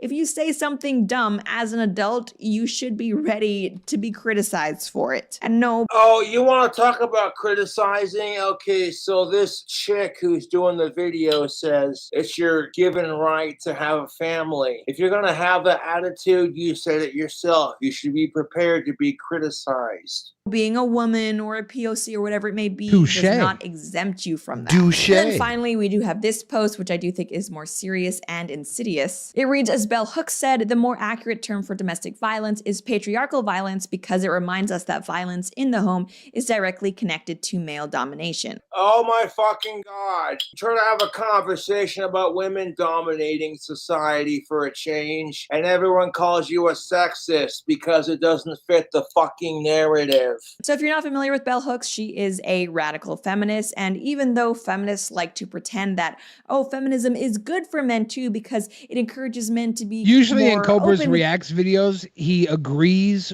with a lot more than you would think someone would agree with when they're disagreeing with somebody. He always like disagrees and he's disagreeing and then they say something and he's honest about it when he agrees with stuff. He's like, well, actually, yeah, like women need to not be so picky. Shit like that. Yeah, he jumps back and forth all the time. He bounces around and he's like agreeing and then disagreeing and then coming back. Yeah, it's all over the place. And it's probably because he's not a poster boy Kick for off Sunday centrism. tomorrow. Let's fucking go. Ooh. Let's hope Tip a good season to train. your NFL team, except the Cowboys. Also, have you guys seen the Skibidi Toilet Saga? That shit is pretty good. We should be watching one episode of the Skibbity Toilet Saga every episode of Drunken Peasants until we catch up. So good. That's exactly the truth. And if you expect Cobra's men not to a give poster fuck boy for about your- centrism. Cobra is a reflection of what real America believes. People on the extreme left or the extreme right, they're out of their fucking mind. Cobra's right in the middle. He's an honest reflection of how most of us think. I disagree. I think Oh, he's shit. I think he's on both ends of the like I think he's in both extremes somehow. He's in two places at He's just once. being pulled apart like saltwater taffy. Yeah. Yeah. That might be right. feelings, that maybe you should give a fuck about their feelings too, and people can stop being fucking assholes to each other. Sorry, I'm getting a little heated about this. And it chips away at toxic masculinity, which is bad for men. I mean, the proof is in the pudding. Feminism is about female victimhood, and it's about securing special privileges for females. And under that paradigm, no, feminism cannot simultaneously be good for men. And we see that in the way that men, frankly, have suffered as feminism has become more popular. Well, it's like men want to get laid, men want to get their dicks sucked, men want to get pussy, so of course they're going to make feminism more popular. I mean, it seems like anytime a male domestic abuse survivor like Johnny Depp is in the news, you get all of these feminists seemingly trying to protect the female perpetrator for no other reason than, oh, but she's a woman. And there you have it, pretty much. This is modern feminism. This is what the feminist movement has to offer you. Complaints about superheroes, denying the existence of male domestic abuse survivors. Modern day feminism is doing this crap because women have become so comfortable of everyone kissing their ass because they have boobs and a vagina, so that when women take advantage of their female privilege in our society, no one ever stops and goes, you're a fucking hypocrite for doing it, when you bitch about men in that same respect. No, it's fuck you, you piece of shit, man. Oh yeah, and how could I forget championing abortion or the killing of the unborn? It's a magical time. I don't know why more women wouldn't want to be a part of this. That's pretty much all I have to say for now, though, and as always, till next time. Oh, fuck me. That 13-minute video ended up being a 3-hour video response. YouTube, fuck gender relations. Thank you, bullshit. KobraJFS. Let's all work on being nicer to each other. As long as you ain't a sicko, who cares? If you don't like the person, outside of that, learn to coexist. As always, thank you for watching, and I'll catch you on the next stream. You hit that like button and subscribe for more, and I'll be sure to do more. All right, I'll catch you later. That was great. That was fantastic. That I struggle to watch the video response videos a lot, and that made them extremely palatable. That's fantastic. I love very smart edits, all the fun stuff thrown in there to keep it happy and interesting in between everything too. Yep. Yeah, that was fantastic. I love that. Great work. Here's that news story I was talking about. Just so we can see. Both air and surface samples. They found methamphetamine in 100% of the air samples, 98% in the surface samples. They also found fentanyl in those samples as well. But so yeah, I think you were right. Yeah, I know I was. I just want to argue about it. You want to argue all the time. What are you talking about? No, I don't argue. I just tell the truth. Oh, fuck you, dude. Fuck you. I feel like my dads are fighting right now. For people who are on trains and buses, are but they you're still at our risk? favorite son. Researchers, rather, they say not necessarily. If you took a public bus or train this year, you might have been part of a research study but didn't realize it. The University of Washington was sampling public transportation to see if they could detect methamphetamines and fentanyl Vixel on the said surfaces she said we as well, so both right. The fentanyl was not 100%. It was more near They didn't the give 40s. a percentage for the fentanyl. They did. It was the 40s for the fentanyl. And the air we breathe. We consistently put one by the operator on their seat, and that's to be representative of their exposures. Researchers additionally hid some behind signs and panels. Same with trains. And so we were able to put a filter device in that pointed out into the passenger area. The study analyzed 28 evenings between March and June. Researchers 28 collected days. samples from 11 buses and 19 train cars. UW collaborated with King County Metro, Sound Transit, Everett Transit, and Community Transit in Snohomish County. They also worked with TriMet in the Portland metro area. Here's what they learned. Out of the 78 air samples, researchers found fentanyl in a quarter of them. 100% of those air samples had methamphetamine. Out of the 102 surface samples, almost half had detectable fentanyl, and 98% of those air samples had methamphetamine. So, that's crazy. What does that mean for us as passengers? Are we at risk? I have no concerns about operators feeling the effects of fentanyl and methamphetamine based on the numbers from this study. Researchers say just because it's there doesn't mean it's at a level that would harm anyone. Even folks who use these drugs recreationally are not taking it with the goal of overdosing. And so it would be very unlikely that there would be enough that would be generated secondhand that could cause an overdose to anybody. Researchers There's say probably not going to be enough secondhand to even get you a good high. Of the exposure level transit operators have, it is important to draw attention to the stress this can cause for an employee who has to see it at their workplace, which can take a toll mentally. This year alone, almost 500 people have died from methamphetamine overdose in King County. More than 700 people have died from a fentanyl overdose. That is more than this point last year. Vinegar Lover says, why even do this study if 100% isn't a big deal? Well, because you probably can figure out how much of the residue and air residue and surf and all the stuff that's in the air might become a big deal. If you have the idea that it's there, you then have to check and see how much of it is there if it is a problem. Luckily, it didn't seem to be a problem, even though it was there. How is it? How is it getting there though? Is it legit people just like ripping on drug the bus? users? Yeah, just smoking on the bus. Yeah, on the bus. Okay. Damn. Yeah, and the bus drivers aren't gonna. They're not the security guards on the bus. They're just driving. They can't be. If they kick people off, they end up kicking people off, and it turns into a big fight. And you have all these problems that slow down the bus itself. Yeah. If you've ever seen somebody get kicked off of a bus, it's usually a half an hour fucking process. Yeah. It sucks. Yeah, because the bus has to stop, then the cops have to come, and You almost always have to get the cops. The person on the bus can't do shit. The cops then take their time to do shit. It's So you'd rather fucking just sucks. fucking leave it, let them fucking do It's it. really all you can do. It's all you Yeah. can do. It sucks, but it's the way it is. Unless we start allowing capital punishment live on demand. Like gladiators. Yeah. Important to note that this study Send did in not test any ISOM transit to beat operators up or meth heads. passengers to see if they had any secondhand fentanyl or methamphetamine in their systems. All of the trains, all of the buses, and the times that were chosen, those were chosen by the transit agencies because operators had reported seeing drug use on those specific lines. Now, Sound Transit says that it is trying to help its employees by creating a mentorship program for them. They also have a 24/7 line that employees can call for support. We're live in Seattle. I'm Nikki Torres, Fox 13 News. Thank you, Nikki. Nikki Torres. All right, I gotta pee. All right, do your thing. Everybody, if you want to help us reach the goal, the link is pinned in the chat. You can go there, throw us a couple bucks, help us get there. It was pretty quick at first, but we slowed down a little bit. For every $50 level, myself and your favorite son are going to do a shot. So if you want to help us out, click the link in the chat. Go there. Y'all letting these boys sober up. Yeah. Highly inappropriate. Get them drunk. I got a call from my bad cousin today. I haven't talked to him for a while.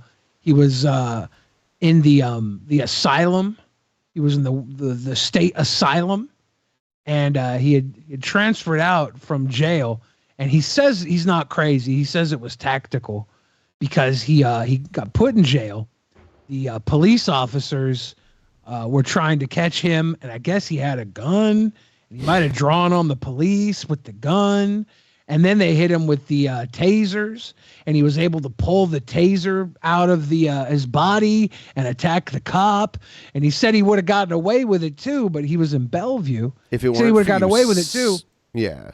But there was like some musclehead guy that came and wanted to be a superhero and jumped in and stopped my cousin from getting away from fighting with the cops.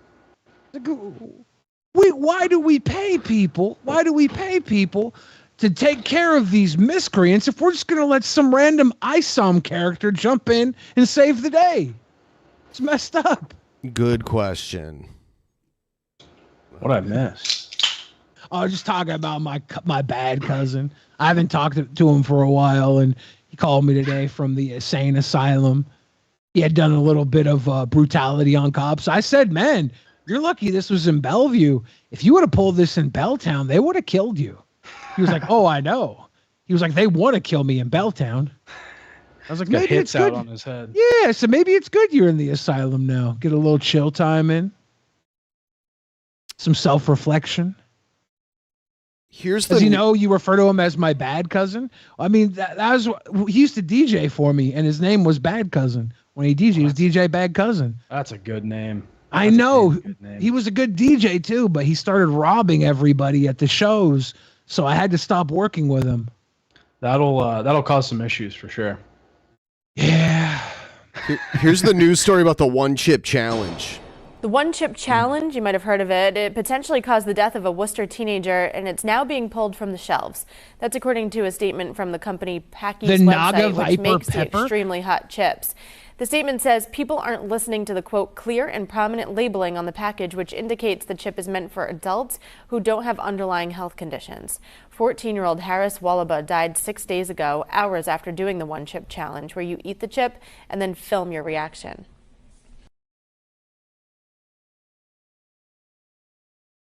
What's a Naga Viper pepper? I've never heard of it before. Yeah, I've never heard of that either. Is that higher than the Carolina Reaper? I mean, they got the Carolina Reaper on there too. So I'm wondering if the Naga, it's got both. Yeah. So I'm wondering if the Naga Viper pepper is a new spicier pepper, because they're always one-upping each other, right? Pepper X is hotter than the Reaper, and it was created by the same guy. Here's the Naga Viper pepper. It was made in England, actually. This was the 2011 world hottest chili. Yeah. 1.3 million Scovilles? Yeah, Scoville units. I'm pretty sure Carolina Reaper is hotter than this. Oh, it says right there that Carolina Reaper was the current record holder from 2017, so it is hotter. Okay. So when you have Carolina Reaper and the Naga Viper pepper on there, I think they're just trying to put the Naga Viper pepper on there because that sounds like dangerous.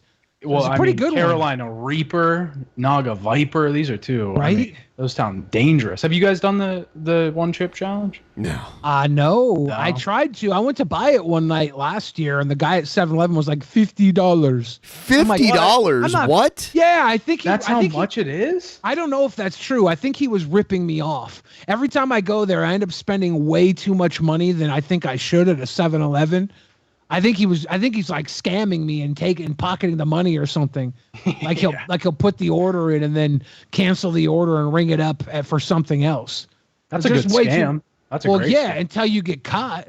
But he might not get caught. His owner might know. But yeah, long story short, I was gonna get one of these. I know my niece did it the other day, and I was like, "Fuck, how's my niece gonna do this?" And I can't. That's embarrassing. Then I remembered I had heart failure, and I'm like, should I do this with heart failure? No. Will I die? No, you should not. Will you die?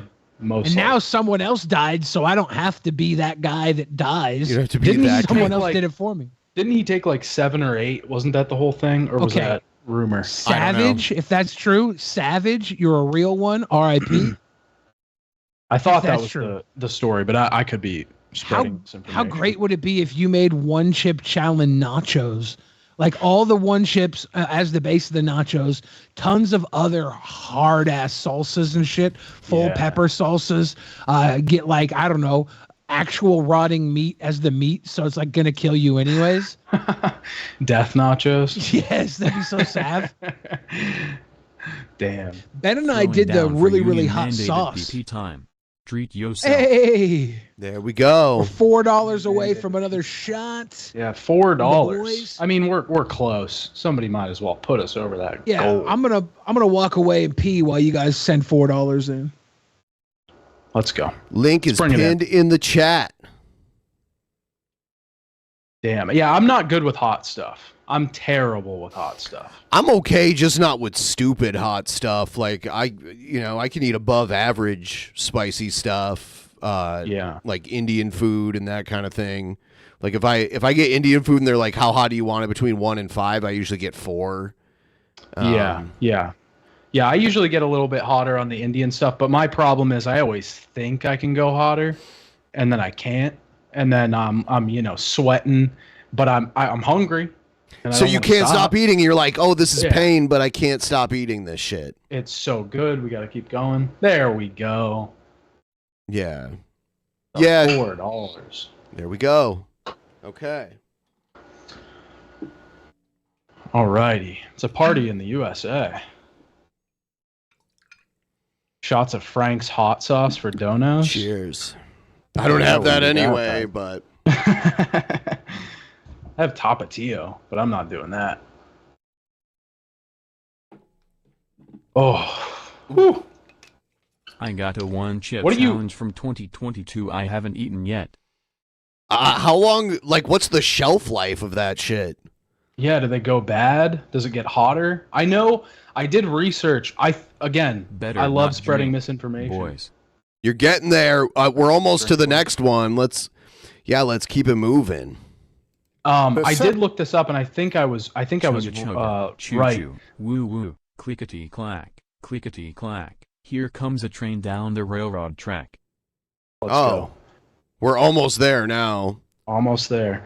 But I think the chemical that's in like spicy stuff, capsaicin or whatever it's called, gets hotter when you like microwave it. Which is why, if you notice, like you'll eat stuff the next day, leftovers, you'll heat them up and they'll be like spicier. For some reason, it like activates that chemical. I think, again, could be it's Capri-Sun. Somebody in the chat got it. Yeah, it's that. Capri-Sun. Haven't had one of those since like elementary school. Me neither. That would hit right now. I would love a good Capri-Sun. I would always fuck up and like the pointy part of the straw would bend and I couldn't hit that little hole that you're supposed to break open, and then you get a hole in the straw. Yes. And you can't, it doesn't make suction, and you're like, fuck, it's right there. Those straws were made with not exactly the finest craftsmanship. That's true. 2 cents a piece.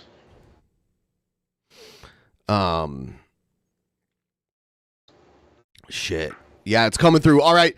Yeah, make Billy extremely happy and throw us a couple more here. Get us to the... Oh, my brain is shutting down. Get us to the 500 mark so we can do another shot. 19 more. Yes. We're close. I mean, we're past halfway. Let's get it. Come on. Let's get it. Bring it in.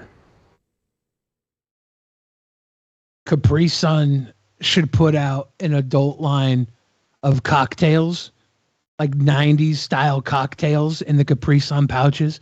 Capri Sun, like, I don't know, Sun coolers, Capri coolers. Capri's got to say Capri Sun in it. Capri Sun cool. Something like that. Capri Sun Infinite or something stupid like Infinite. that. Oh, Infinite. I like Get a that. Capri Sun Infinite. Neon infinity logo on it. Yes. Ooh, that would be good. The Capri Sun neon line. That'd be so lit. I'd drink those. Oh, dude, so many 90s kids would get them. Get like the 90s kids Nicktoons to be on them.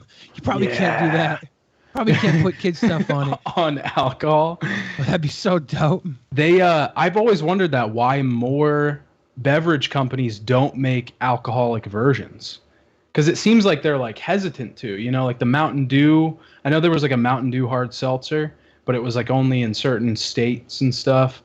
I just feel like that's a untapped market. I think they probably don't want to muck their brand up since Capri Sun's definitely a kid's brand.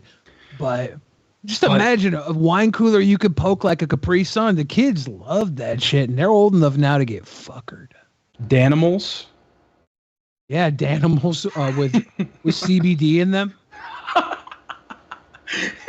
CBD Danimals? It makes you sick because it has milk in it.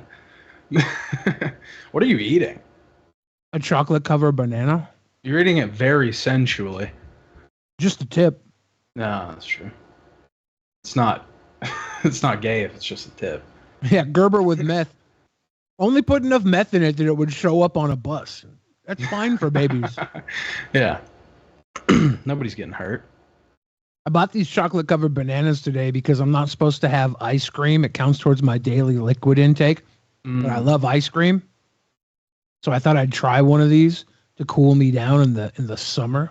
Can you have like Greek yogurt, or does that also count towards your... I mean, it's iffy. Like they say that I could have yogurt when I was in the hospital, but they said I couldn't have soup or ice cream. Greek yogurt was always a good replacement for me for ice cream with a little couple berries in there. I got you ever have Elenos Greek yogurt? I think so, yeah. Elenos is great. They keep the flavor of the yogurt at the bottom of the cup. I hadn't had one in a long time, but last night I was like, I need a little sweet treat. And I went to the store and they had a pumpkin flavor Elenos yogurt limited edition. Oh shit. So you have the Greek yogurt on the top. It's a sweet Greek yogurt, and on the bottom is this like pumpkin puree. Tastes like a little pumpkin pie. It's fucking good yogurt, man. What's your score out of 10? Well, Elenos, I'll give Elenos in general a 10 out of 10 as far as Greek yogurt goes. So they do it's a Seattle local, so I'm a little biased, but I didn't know they were Seattle local when I first tried them. But they do the fruit on the bottom, different flavors. My favorite flavor is the Elenos passion fruit. Passion fruit is good. Boglum Chronicles says that's what's up. So Elenos is just good. The passion fruit's the best. Certified. Yeah, they do mango. They do Marionberry. They have tons of different flavors. I think you can go to Costco and get a giant parfait one. They have parfaits. They'll do like a strawberry shortcake parfait. They have those options. But for my bang, for my buck, if you're going and you want a Greek yogurt, get the Elenos passion fruit Greek yogurt. The fruit is on the bottom, and I don't stir it. I just dip my spoon in, and I try and get my spoon into the fruit on the bottom and pull it up so it's mostly yogurt, but with a little fruit on the end. And I just do that all the way until the damn cup's empty. That's a method. You have a method. So good. Oh, so good. Damn. It's the pro way to eat it. You'd be hungry for yogurt. That's not an easy thing to do. Right? Somebody hungry for yogurt? Yeah, like I've been told the Greeks prefer I can't remember, it's like faggy yogurt. It's like FAG. Faggy yogurt. Yeah, I don't know how it's pronounced. Faggy yogurt. I think that's I don't know how it's pronounced. I think that's how it's pronounced. It's like faggy. It's F-A-G-E. Faggy yogurt. I think that's what it's called. That's supposedly what the Greek yogurt they eat in Greece. That's supposed to be the stuff that is like the traditional to the Greek people. That's the one they go for. Oh, it's pronounced faye. I didn't know the G was silent. The T is silent. I would have mispronounced it 10 other ways before I got to faye. I promise that. Damn. But those are supposedly those are the ones that the people in Greece go for. And I don't know. I tried it. You really got to add a bunch of cool stuff to it for it to enjoy for my palate to take it in. You got to add like all the extra little berries and honey and stuff, which is good. But the Elenos comes right out the package. So good. That's true. Peter Banner, since I said it the first time, I guess it's apparently pronounced faye or fahi. Faye. See, we're getting multiple accounts here. Faggy yogurt. That's the funniest name for yogurt I've ever heard in my life. It's supposed to be the one the Greeks eat. That's supposed to be the one the Greeks go to. So they're going Greek? Yeah, but I know people who say Elenos, the Seattle Greek yogurt Elenos, I've had is very good, and Greek people will say it's also very good. Local it's just shit not their here daily is driver so is all. expensive. Like if you go to the grocery store and something's local, the local version will cost like 3 times as much as like the national version. And I understand because it's like a smaller operation, but it's just like staggering how much more expensive it is. Yeah, it's smaller. I mean, usually better though. Usually, It's smaller, but it's better for our economy, and it's probably better overall ingredients. When you hit that national level, you get that national level because it's so overproduced, and it's so overproduced, they cut a lot of the corners. Yeah. Yogurt is creamy and white. Damn. I'm just trying to do a nice Greek yogurt review for everybody. You're trying to sweet shout boy. out the Greeks. You're trying to be authentic. You Yeah. know? I get you. I'm trying to show some of my culture. Leslie Ann says I was half asleep. Well, That woke her up, the faggy yogurt. hopefully when you wake up, you can have some delicious yogurt. Which brand do you recommend? I recommend Elenos. Oh, damn unless you plan on doing a bit of a yogurt bar. The Greeks say that you should do, how we pronounce it? Faggy. Faggy. It's F-A-G-E. There's 0% milk fat, 2% milk fat, and 4% milk fat, I believe. And I couldn't tell you which one was the best choice. I couldn't tell you. You'd have to try all 3 of those. But I will say this, Elenos, the Greek yogurt from Seattle, I recommend the passion fruit flavor with the passion fruit on the bottom. Don't even stir it up. Just dip that spoon in as far down to the passion fruit as you can get. Pull it out. A lot of white on that spoon. A little bit of beautiful orange fruit puree. Quality. Passionate about yogurt. I like to hear this. And I wasn't until I had this Elenos. Here's Brett Keane, the Manatee. He's mad at Vaush. But honestly, he's not mad at Vaush. He just wants to use Vaush for like clicks on his new video here. because he could watch this original video. So he's reacting to Vaush reacting to a video is basically what he's doing. And it's the what's his name? Heel versus Babyface video where he's freaking out about Starfield or whatever. Oh God. Oh yeah. Yeah. So, and he always does this Oh Sherry intro. I'm going to skip this. Let's see. Vaush you love. Or read books or get into television shows. Sometimes we want to watch movies and play video games that have nothing to do with what's happening in reality. I can understand how an atheist like Vaush doesn't get that. Did he but have some the people CGI microphone layered above his face before too? Yes. Just want to enjoy. I don't know who this guy is. I've never been exposed to him, but I fucking love this aesthetic. This is crazy. This is so good. Yeah. Your favorite son. Would you be Seth Look's pal? He's losing pals left and right. Sure. But you can have a drink thanks to Seth Looks and the other pals tonight that donated to Drunken Peasants because we hit another $50 goal. Let's go, baby. By fantasy, they want to get away from the You gonna pour a shot, the man? nastiness of planet Earth, whether you're religious or non-believer. You don't want to be reminded of people's political agendas. You don't want to be. And you want to take a shot with your reminded- favorite son? Yeah, let's make it happen. Sorry, I had a lot of shots.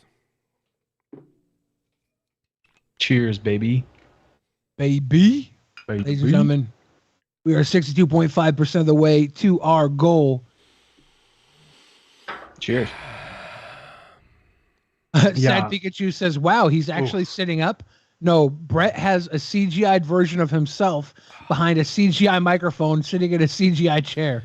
Yeah. So does he film this like vertical? Because it looks like there's shakiness. He's probably laying in to the bed. filming. Like, does he film it on his phone and then he, imposes it here? I think he just has a GIF of him moving and his face behind the microphone, and it's just a GIF of him moving. No way. I'm pretty sure, yeah. That's fucking awesome. Yeah. Holy shit. It's a GIF on repeat, hidden behind this horrible microphone. That is hilarious. Of people's ideologies or methodologies or any of this crap. You just want to play a game and get lost into it. And that's what Starfield was supposed to be, an open sandbox game where you get to explore the universe, and it's supposed to be You're going to set get in used the to seeing his future. eyebrow raise at the exact same time during the loop. It's so funny. Hundreds of years in the future, long after all these stupid ideas that human beings have nowadays are gone or non-existent. Okay? A lot of people believe the whole pronoun thing is just some kind of mental delusion. That's just some stupid. I'm trying to time my ass thing eyebrow that raise kids are with his throwing eyebrow out on raise. TikTok, and for some reason, some people are taking it seriously. If we could People all don't get want in to hear sync, about that that would be crap. They great. just want to play their video game and go on about their business. And the guy explained it like this, and I think it makes perfect sense. I've lost the We sync. notice in a lot of fantasy movies nowadays that our movies are getting destroyed by cancel culture and what is called the woke movement. Now, these are people who are claiming to be awake while everyone else is asleep. They want to take a fantasy movie like Star Wars and then introduce their current political views into something that has absolutely nothing to do with pronouns or transgenders or, should women be heroes or should, Superman be black and gay, all this kind of stuff, where people have gotten tired of that crap. People just want to turn on their television, watch Henry Cavill as Superman, do his Henry Cavill thing. He And said they that. don't Yeah, he want said that. to be He had like a spice on that. The way he said that. He says a lot of words weird.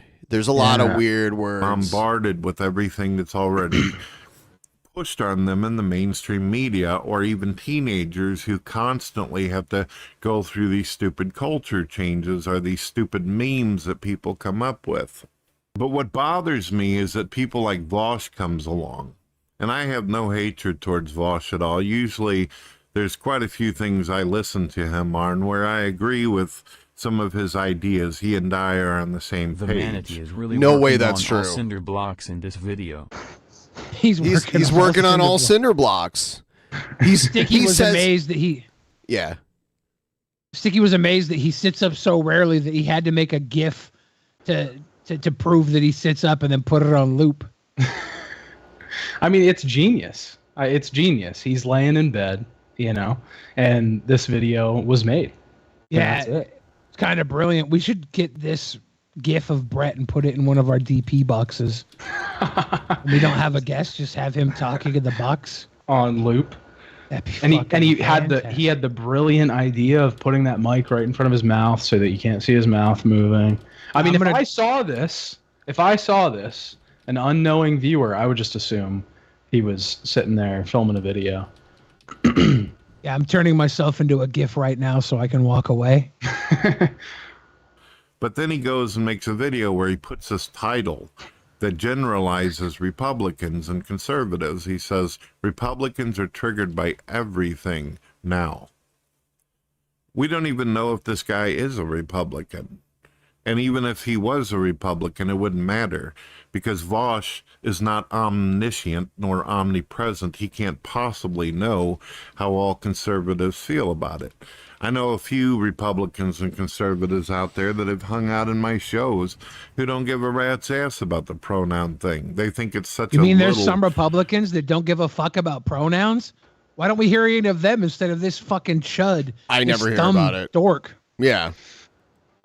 I do hate this stupid fucking argument about Starfield, because everybody's like bringing up the whole idea that this is like escapism and that video games have always been about escapism, but that's just not true. Like, if you're saying that, you just don't know anything about like video game history. Like, yeah, video games have been historically, all art has been historically political, like, and I've been playing a shit ton of Starfield, and I don't even think it's that political. Like, it's, it's, I don't know. It's just so fucking weird. It's not that political. This guy's audience needs to be fed the anti-woke jargon or he loses views. It's so pathetic. Yeah. Thing that they don't even bother with it. They don't give a rat's ass what people think. Well, ladies and gentlemen, you've been listening to Brett Keane. Make sure you check out my international radio station and all my schedules. International. It's on the internet. It's international. It's my international radio It's international, station. Internet It can be national. heard in every country if they have access to Wi-Fi. The Wi-Fi situation with these individuals. Yeah, like he was the biggest antagonist of the classic DP era. Like, we had these crazy feuds with Brett Keane. And Brett Keane is only like 4 to 5 years older than me, but he looks like he's 70. What? Yes. Holy shit. Yeah, he's in his like mid to late 40s. I just assumed he was like retirement age. Yeah. Looks like grandpa asshole to me. Well, he's been retired for a long time. There we go. Zero to dong. Old live I love shows him. are on my He's front great. page. You can click notify and you can come hang out with me. We'll talk about video games, yay, and movies and fantasy and all kinds of fun stuff. Or we could debate philosophy, theology, and we can even throw out some ideas we have about science. We talk about everything on my show. There you go. Video games, yay. I liked how he did the little yay. It was very, there was like a jovial aspect. He's so to that. enthusiastic. Yeah. Republicans aren't triggered by everything now. Of the 7 people I have in my chat, 2 of them said they didn't even care about pronouns. Oh my god. Yeah. Oh, wait, was that the whole video? So he didn't play. That was a clip of it. Someone sent me that okay. clip. Gotcha. Yeah. Okay. This I thought he video didn't play. This actual video is probably like an hour long or something, knowing him. Oh, Jesus. Yeah. Here's Trumpster Bob talking about us and how we're gay and all that. Here he is. Billy is a flaming faggot. A straight man don't do like this. No straight man on the fucking planet in the history of the human race does his face like that. Who is a straight man? If I'm gay, Only fuck me and make me come. Ball's in your court, Trumpster Bob. homosexuals do that shit. So Billy is a fucking queer, which explains why Ben and Billy never took the Trumpster Bob Butthole Challenge. Think about it. They got that one eyebrow going up over that one, huh? Trumpster Bob Butthole Challenge? I don't fucking think so. Fat as my ass is, they can sit on that goddamn tree log of a fence post that you see at all the parks. I bet they had contests jumping up and down on them going, woohoo! Look how far I can go down. I can go down 2 feet. I can go down 4, motherfucker. Oh, shit. Who won that 4 contest, feet? Ben? I don't even remember. I was blackout drunk as usual. I don't remember. Oh, I love this face from Bob, though. Look at him. That's a good Bob. Yeah, I love it. I don't think I've ever seen that face on Bob. Holy shit. He's terrified. He must have seen my gaping asshole, because that's the response you'd get. My asshole looks like the lion at the beginning of the MGM title screen. It's just all it's a full growl. God damn, that pounding against your heart. You know, it goes around it, actually. I don't even feel nothing. And that's how Billy probably had a fucking heart attack, getting too much some round dong stuck up his ass and pounding against his fucking heart. If he did have a heart problem, that would have been the cause. It's because I had a penis up my butthole and down my throat at the same time, and the penises were so long they touched hips right by my heart, and they exploded my heart. Yeah. Oh, you got to think about stuff like that, you know? The Yeah, logistics. I wasn't preparing for the tips to touch at my heart level. Let's see. Damn. That was a little clip there, too. Let's do... I mean, he kind of got you there, Billy. No, I just... Dead to rights. I don't... There's nothing you can even say. How do you think we got the name DP for this podcast? Yeah. Here we're gonna go back to Cobes for a little bit. Here's Cobes' food hack, one of his latest food hacks. Cubes. We have some McDonald's. Perfect for food hacks, right? Have you ever made your own McDonald's food hacks? And McDonald's actually does have a lot of options. There's the McGangbang, which is like the McDouble and the McChicken. And is that it? Is that all they go to? I think it's a McDouble and a McChicken combined, right? Yeah, you can hit the drive-through and loop it. You can go in at 10:29 when they still have breakfast, and then loop into the drive-through again at 10:31 to pick up a burger item and mix your breakfast with burger if you time it right. I've seen a lot of people get wild with the pies. They'll get the apple pies and put them inside of like a McRib, and they'll make a sweet apple pie McRib. Oh, because it's nutty how they can get down. McRib.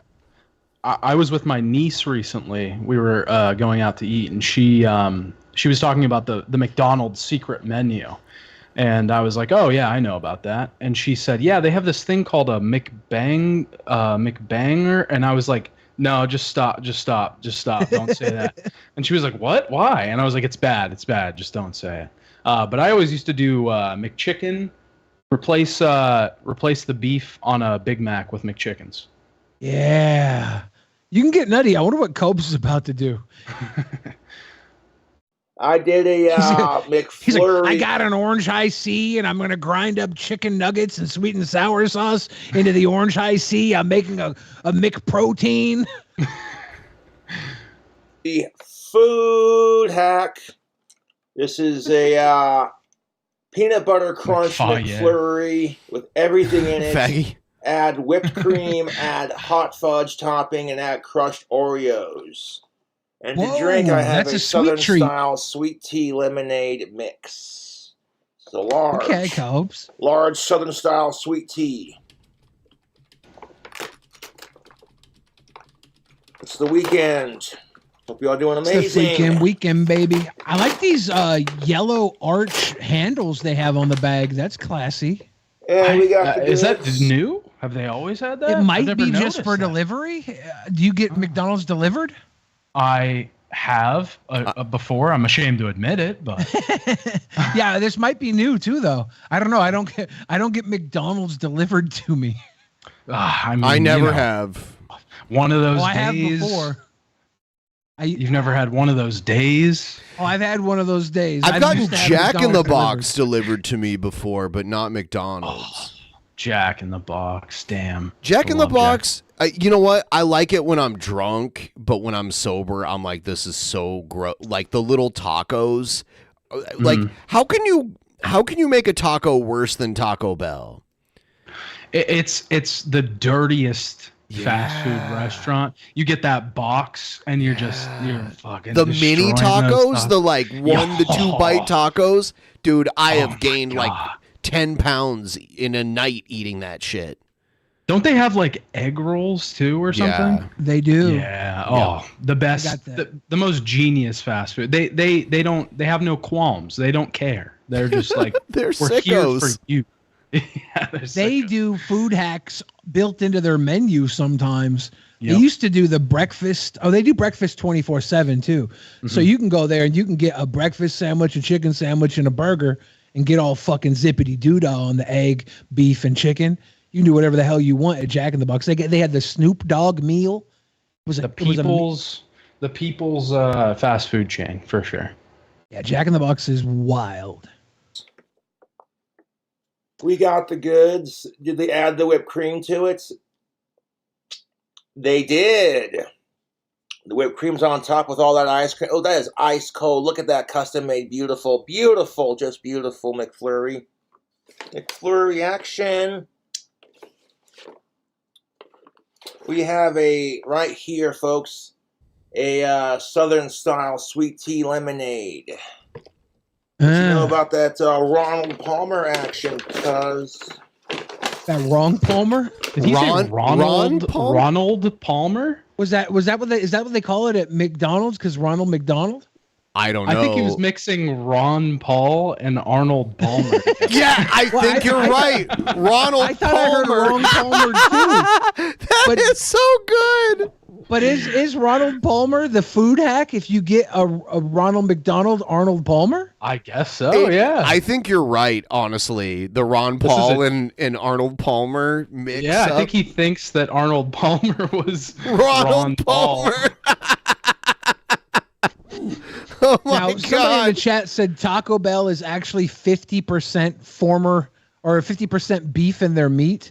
Taco Bell says it's 88% meat and 12% binding and spices. They've been sued over this shit before. It's 12% seasoned because the lawsuit claimed it was 35% meat. Well, they were somebody selling they were selling something that they claimed was steak, and it was literally not steak at all. What was it? Yeah. I don't remember. Kangaroo. Right? I don't know. I want to know what the fuck that was. It was horse meat in the UK. I think it wasn't there like a legit thing about them having horse meat in Taco Bell. There was a thing where IKEA was selling horse meat. Yeah. Which is considered weird in the States, but I've eaten horse meat in Europe before, and it's like a normal thing. So is it good? Yeah.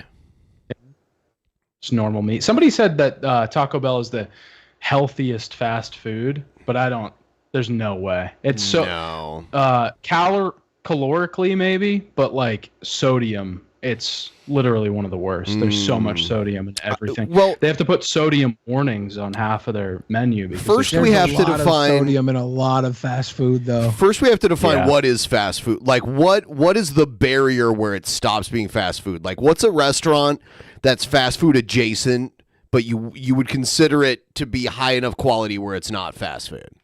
I'd say Five Chipotle. Guys. Yeah, Chipotle, Five Guys are not fast food. Yeah, what about Shake Shack? Have you ever I had would say Shake it's Shack? probably not fast food. No, yeah. If But it's not one of the big chains, I don't think it's fast food. Shake Shack is close. It's a national chain. I would put them I in think it's Five Burger Guys King. category. Yeah. Like I think Taco Bell, Wendy's, McDonald's, Burger King, Arby's, Jack in the Box. I think a traditional indicator is that you're going to Checkers. have those drive-throughs with the fucking comically cartoonish menus. Mhm. These giant billboards before you order your food at a Well, fucking- now they have like digital menus.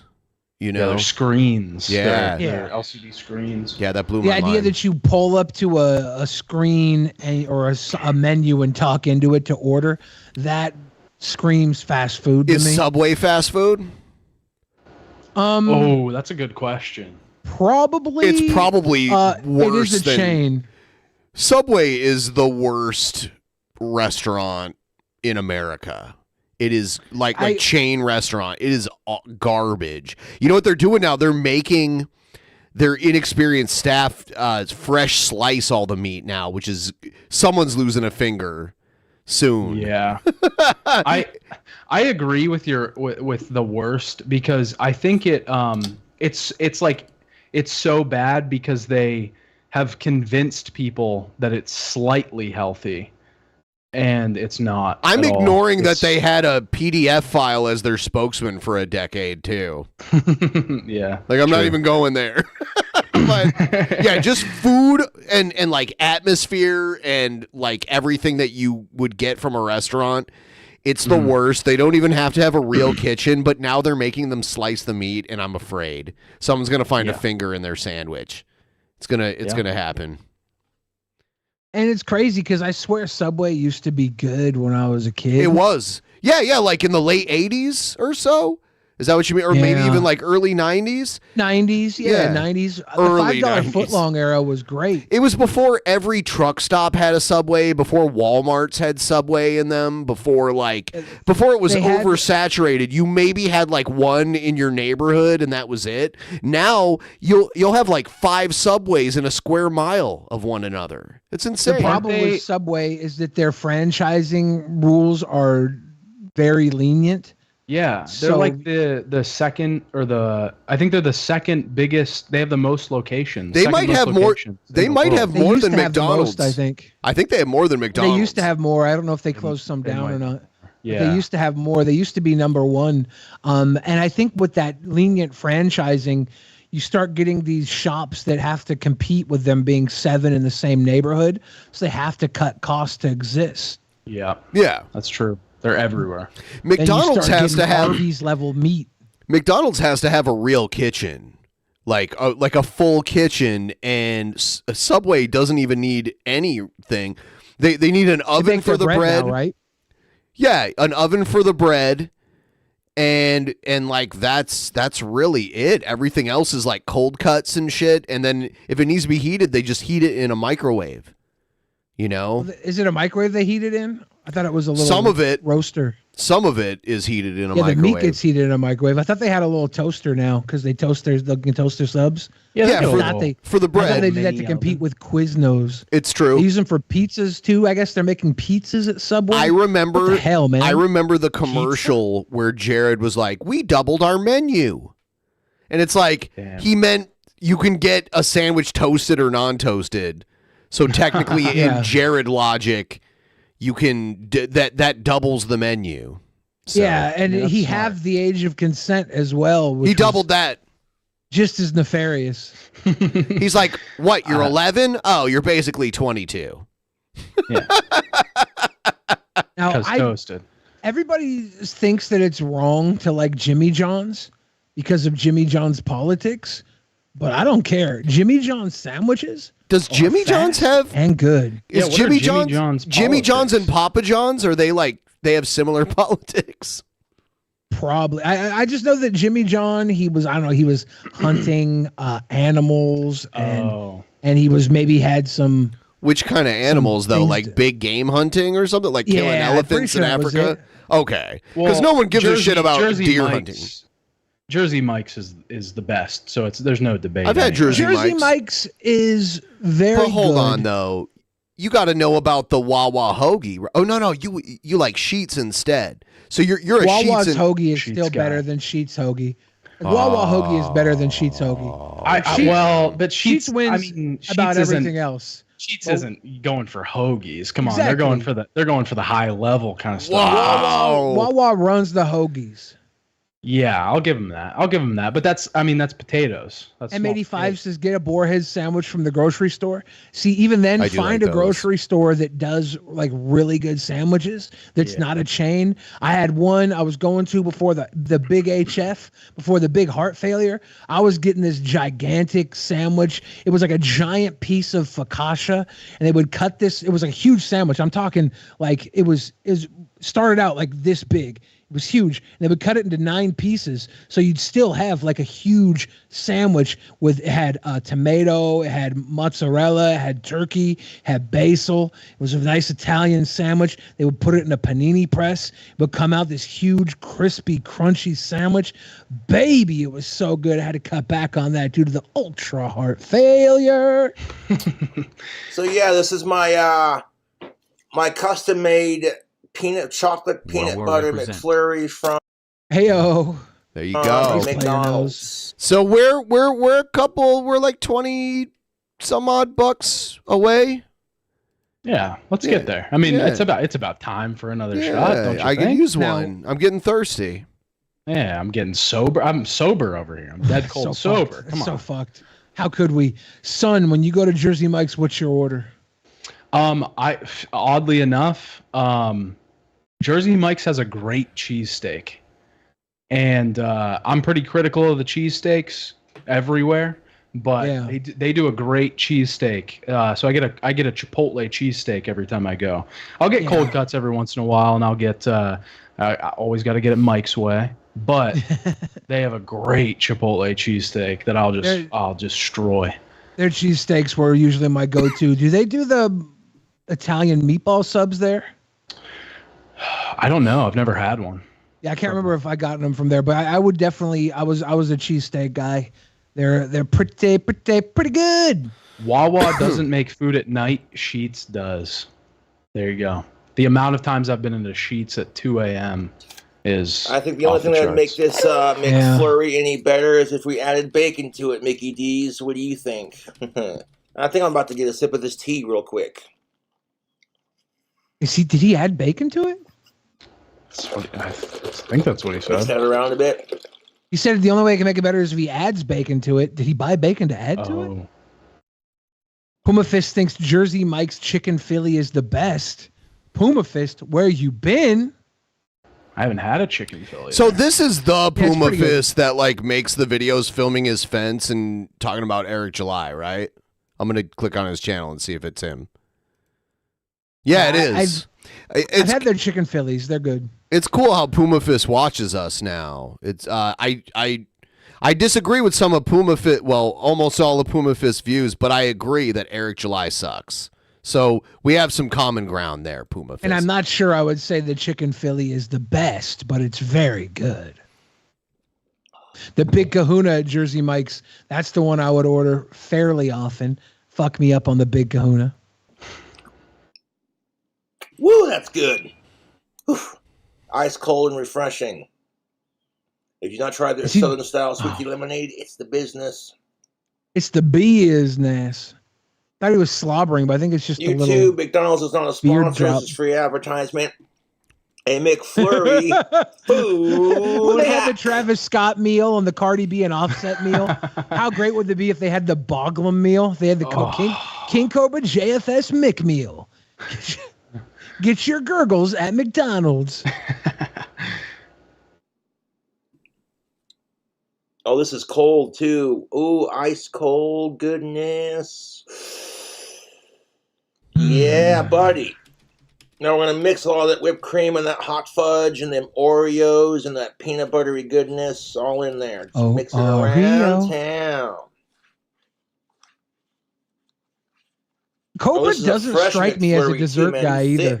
I always see him eating savory stuff. Yeah, so not a it's sweet interesting. guy. It's interesting to see him with a little sweet here. He should make a Cobra Sundae one day with just like he'd leave it sitting out for 4 hours like usual and it would melt. But how great would it be if he made a gigantic Cobra Sundae? Oh my God, I want to see that. He even did that peanut butter it was like peanut butter and M&Ms or something sandwich Yeah, recently. the sandwich. Yeah. He is getting a little more sweetie on his cooking, huh? I have noticed that. Coming Well, around. he's getting extra sweet with his mead too, right? That's true. Hopefully, it doesn't give him botulism. Awesome sauce. Let's try a bite, YouTube.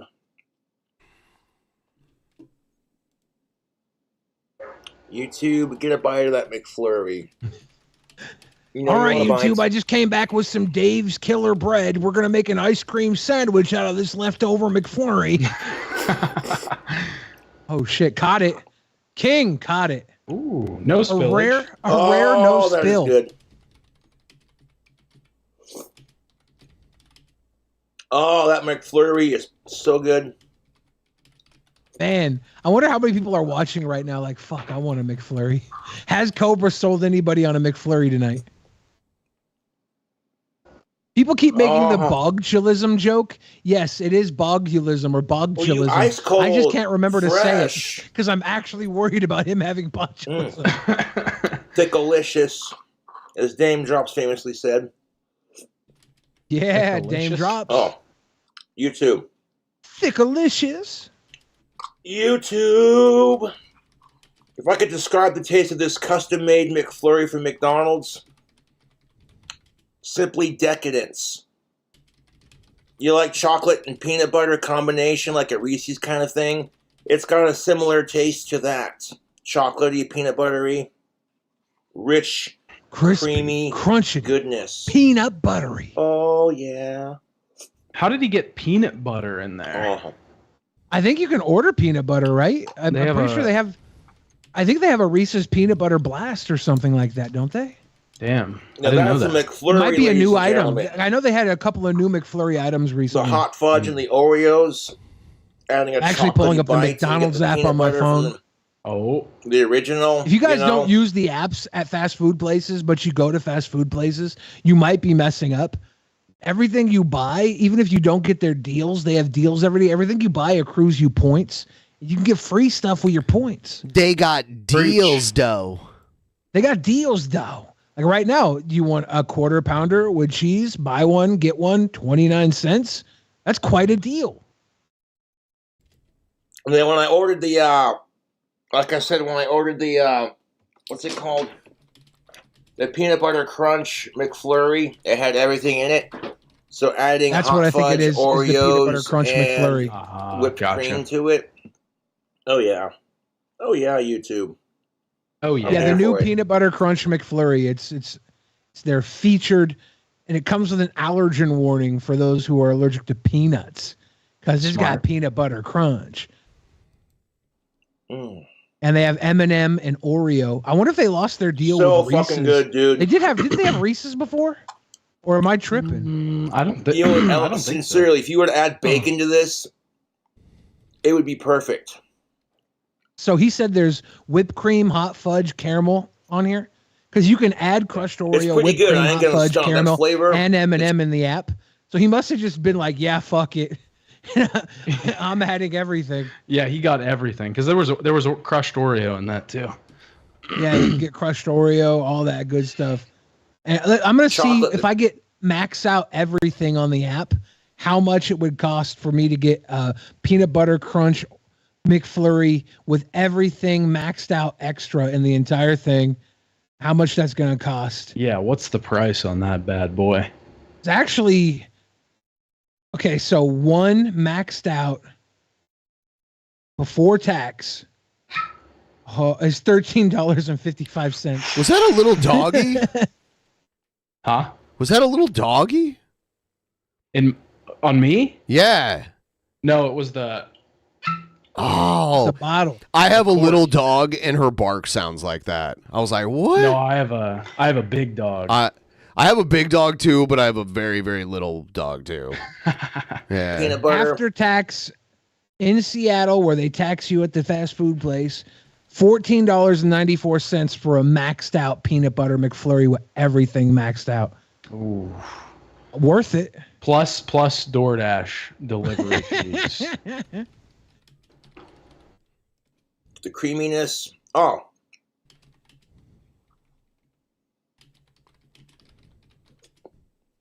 crispity, I'm gonna crunchy, put that down. peanut buttery. YouTube, that McFlurry is slapping. I'm getting it all in my beard and shit. My Ice cream and mustache. a mustache. Yeah. That would be amazing with bacon. That if I could improve upon it, like I said, I'd add bacon to it. That's not bad, YouTube. That's not bad at all. You could have got bacon on the side. You could have fucked around and found out. Yeah, yeah. They used to let you add bacon, I think, to the fucking ice cream, and it's not a good idea. Back in the 90s, they had a promotion. It was Make It Bacon, and you could put 50 cents on anything and make it bacon. And I was like, I would like a strawberry milkshake, make it bacon. And when I got it, the bacon was just like ice. It was like bacon ice cubes. It was fucked. It was not good. Was it like crushed up or was it just whole? They just pieces? had 2 whole strips of bacon in my strawberry milkshake. Damn. And it was bacon ice. It was not good. Cobes probably paid 17 for that. If he didn't, he might not have maxed out all the additives. He might have, because there's like 3 levels to the additives. He might have just done the minimal level. That probably would have brought it down to about $12 after DoorDash for it. Guarantee you with the drink, he was up the 20. I don't think bacon in I don't really think like savory stuff in milkshakes or stuff like that is good anyways. I'm not a fry in the milkshake kind of guy, you know. Yeah, I hated people eating the Wendy's Frosties with the fries. Like literally I hate them personally. Yeah. I'm not mad. I feel you. I'm not mad at people expressing their taste buds. I'm mad. But I wouldn't want it. I'm mad. Salted caramel ain't bad. Yeah, peanut butter and bacon does go good together sometimes. I did have bacon does go good I went to Voodoo fine Donut in Portland and had the bacon maple bar, where it's like bacon on top of a maple bar donut. Very good. Yeah, I think bacon and maple goes well together. It's like a breakfast when you have bacon with maple syrup on your pancakes. That's true. It's got a good flavor profile. McDonald's peanut butter crunch McFlurries. They're pretty good. I added mine, like I said, with Oreos, whipped cream, and some fudge. Not Cornelius fudge, you Harry Potter nerds. Anyways, YouTube, another food hack in the books. And if you like this kind of content, subscribe for more. You want a shout out, donate to Cash App or PayPal. It's the weekend, Joe. Happy Saturday. His mustache is, I know we said this before, but it is such a good choice. I wish he would stay like this all the time. He looks like a sheriff. He looks like the sheriff of Casper, Wyoming. It's fantastic. He could probably run for sheriff. He looks as good as a double down that takes 9 hours to make. He's a 9-hour double down. Still have nightmares about that damn thing. So what did it really taste like? Because you actually, you know what? I have said multiple times I would not eat any of his cooking. Like I wouldn't. And so when you actually ate it, and like your buddies ate it too, I was like, wow, that's some bravery. I mean, it was like I can't. My buddy has a much more. Bloom is his name, but he had a much more like visceral reaction to it. He hated it. He said it was really bad. He got a bite with a lot of bacon in it. So it was like a big taste. But the bite that I got was really just dry chicken. And that batter, which didn't really have a lot of flavor because it was just boiled and baked. And the sauce, but it mostly just tasted like dry chicken with beer. If you didn't have the bacon, but the bacon was beer bacon. That's So, crazy how whatever the you can beer imagine didn't that cook away with how many times he put it back in the oven. Yeah, you could taste. I don't really know if you could taste it or if it was the smell of the beer that was in the whole house, because the whole place just smelled like burnt Bud Light platinum. Burnt beer? Yeah, burnt beer. And I it's not a smell you can really imagine, but once you smell it, it's never gone. Was there a bunch of like empty beer bottles sitting around there? Not beer bottles. There was a lot of empty liquor bottles, though. There was like on his table in the kitchen, he had a big set of empty liquor bottles, and then along that window by his computer, he had a bunch of empty liquor bottles, and then he had them on that little landing up there. He's got a shrine. I did that kind of shit when I was a college student as like trophies to be like, look, I drank this bottle. But because you were saying it smelled like burnt beer everywhere, and like if you leave empty beer bottles with that little bit of beer in the bottom of them sit around, it starts to smell like sour beer everywhere, and it'll start to grow like little gnats, like beer flies. Oh yeah. So that's what I was wondering. Those bottles. Yep. I didn't notice bugs when we were in there. I didn't notice bugs. It was what was Bloom said something. He said it was like messily organized.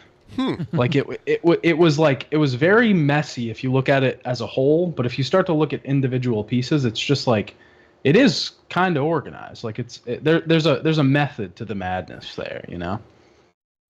Yeah, I see what you mean. It wasn't just trash. I've done that too. You know, like I've got a lot of stuff, and I've like collected clutter over the years, and I kind of organize a mess for sure. Yeah. So I get that. You know. Yeah. Peter Banner says, seriously though, you have CNN calling it an obscure alt-right podcast. We were then called you have that the by right CNN. calling DP woke. When did CNN call you guys that? Years ago, we ruined the career of Milo Yiannopoulos. Well, here's the thing. He ruined his own career. We had him on our show. We had him on our show in like 2015, maybe like early 2016. And he started talking very positively about a relationship he had with a Catholic priest when he was like... Wait. Yeah. That's where that came from? Yes.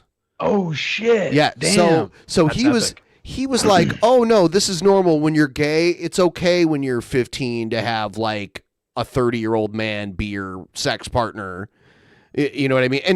And not only that, but he can be like your priest at your church too. You know? And I was like, I told him, I said I went to Catholic school, and this is very disturbing to me, and it sounds like molestation to me. And that was the clip. Like, where he said what he said, and I said, sounds like molestation to me, and he was like, but I wouldn't be able to suck cock quite as good without Father Andrew or whatever his name was. And the like weird shivers went down my spine when I said that. And then the episode ended, and we never had Milo back. But then Milo's career grew and grew and grew after that, to the point where he was chosen to be the main speaker at CPAC that year. You know, and a lot of the Christian conservative Republicans didn't want the pervy gay guy to be the main speaker at CPAC, so they were digging up dirt on him, and they found the clip from our show, and then that shit just went viral. Next thing you know, CNN's playing it. It was a year after too, maybe even like a year and a half after. Like we had forgotten about it. And that's still till this day the most viewed video on this channel. I remember the whole Milo. Where's he at? What's he doing? Oh my God, he's no longer gay, which is hilarious. Yeah, okay. Yeah, he was grifting with Kanye for a while. Yep, he was part of the Kanye. Him and Nick Fuentes kind of teamed up for a little while. He was selling like Catholic memorabilia for a little while too. Yeah, he had like a weird knockoff religious QVC selling these frickin' trinket Virgin Mary statues for way too much money. Yep. Wow. Holy shit. I can be your father figure. Put your tiny hands Here's in the mine. thing. I can disagree with you politically, like till the end of time, and we can still get along. But when you're defending being molested by a priest, I'm going to tell you, like, no, no, you were wrong there. Yeah. Damn, that's crazy. Yeah. What else we got? Until the woke mob comes out after you for kink shaming poor Milo. Oh, was that his kink? Was molestation his kink? Poor Poor Milo and the woke mob.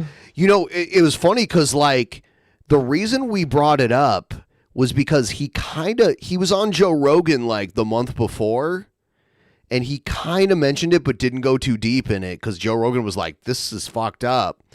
So then we were like, well, we heard you say this thing on Joe Rogan. What do you mean about that? And it prompted, like, you know, like a half-hour-long conversation. He was like, "Woo, let me tell you." Right. No, you can go back and watch it. He was touting it like it was a big thing. Well, it's kind of messed up how the homosexual community has had to go dark and no longer tell the world about their grooming. They have used the Catholic Church for thousands of years. There was, I mean, it was funny because he was kind of using this like ancient tradition where there was like the whole like pederasty relationship in like ancient Rome. There was like a normalization where like an older man would have a relationship with a young boy. It was normalized in like ancient Rome. I think he was like trying a to mentorship kind of thing. But it was sexual too. It was also sexual. But we're talking about 3,000 years ago. You know, like, no, we don't do that now. Like back when we had the greatest thinkers of our time. There were some. Who was Not who of was the our last time, great though. thinker? Don't say our time. Of human time, I mean, ours as humans. The greatest thinkers of human time. Joshua Saunders. Who was the last great thinker? Walt Whitman. Case closed. Yeah. Okay. Walt Whitman was a boy lover. Who was closest to the last great thinker since then? Jared from Subway. Damn. What happened when we locked up Jared? Why are our subs $10 now instead of $5? Jerry Sandusky. By the way, everyone, please help us out with the tip train. It's pinned in the chat. We are we're getting closer to the next shot. Once we get to 550, please assist us with contributing to the goal. It's pinned right there in the chat. $27. I mean, that's not much. That's the price of a Subway sub at this point. Yeah, that's one 6-inch Subway sandwich with no meat. No meat. You got to add the meat. God forbid you have to buy one at the airport. You're going to have to take a loan out. So your favorite son, are you familiar? Have you ever heard of a guy called the American Dream, Dusty Rhodes? Wrestler? Yeah. I gotta pull up a picture of him. He was a fat wrestler, even for his day when like most of the guys were kind of steroidal looking. He was a chunky guy, but very athletic. And had like high ring stamina. Someone took a video of him, one of his most famous promos, and did it like like him defending King Cobra. It's so good. Oh, here it is. Shit. You don't know what hard times are, Daddy. Hard times is when you on a 6-year dry spell and you've been crafting wands all day and accepting PayPal donations. And you sit down to order yourself some DoorDash Kentucky Fried Chicken, only to realize they took away the double down. That's our time. And that is exactly what is wrong with today's society. As soon as they come up with a menu item like the KFC Double Down or the Chicken Cheddar Chalupa from Taco Bell, they take it away. That's our times. And KFC, you put hard times on the sexy goth bad boy, King Cobra. That's our times. And our boy has had hard times being called a sicko, Daddy. You know he hates sickos more than he loves Ozzy Osbourne. And brother, it's hard finding a cisgendered, of age, alive, non-related, and human female. And he went 2 days without drinking. And this is how KFC repays him, by taking away the double down, Daddy. Yeah. That's great. It's so good. That's fantastic. That's hard times, Daddy. I would love to see Josh as a wrestler. There's a lot of talk about Josh as a boxer, you know, because influencer boxing. I think he should go the Logan Paul route. I think he should become a wrestler. Get signed with AEW, you know? Yeah. Cut promos. A radio DJ here in Tucson, Arizona got his sons baptized by Dusty. That's hilarious. I wonder if Cobra could be a wrestler. Dusty's been gone for almost 10 years now. It's crazy. It's mind-blowing. Anyway, sorry. I'm about to get sentimental. Are you said Puma Fist was a fan of Eric July? No. He hates Eric July, but he's also kind of like a right wing and maybe like, I don't know. Because he's in our chat right now claiming he's racist. Yeah. And saying racist things. I think he's also sexist because he's made videos like talking about how women are shit too. So. Well, this is not. And by the way, I know and love. When you don't hate Eric July, haven't you made videos talking about how his warehouse sucks and all that shit? Well, maybe you don't hate him. Well, hold on. Aren't you racist? So he's black. Does that mean you hate him? I don't know. I guess Puma Fist says Eric July is one of the good ones. Oh, he's one of the good ones. I see. I guess. But yeah, when you say my own race, are like Greeks the same race as you? Are like really? I have black. Are like really? Yeah, dude, come on, buddy. Hey, that is so fucking like. Come on, I have black friends. Guys, I think Puma Fist might not be the sweet boy we once thought he was. I never thought he was a sweet boy. I've watched his videos. Shit. I do. He does.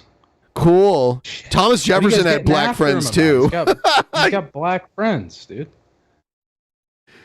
Thomas Jefferson had some black friends too. I really should have vetted this character before I made him a DP folk hero. This one might be on me, guys. What a surprise! Billy the Fridge supports a racist. I don't support him now that I know he's racist. Just like that day I was hanging out with him and Ice Poseidon, and he had to say some racist stuff to people in Capitol Hill, embarrassing me, Ice Poseidon, and the pristine Sam Pepper. Those of you that are watching, Ben's lying right now, but those of you that watch, the untouchably pristine reputation of Sam Peppered was sullied that day from hanging out with young Bill Fridge. Ben is obviously telling a yarn. He's spinning a yarn right now. This is not true. Can you donate to the stream with your comments? He should donate to the stream with his comments. We should have some sort of conversation going on here, you know? I'm not racist. I have black slaves. That's racist. What's your race, Puma Fist? Like, what is your race? Boglum.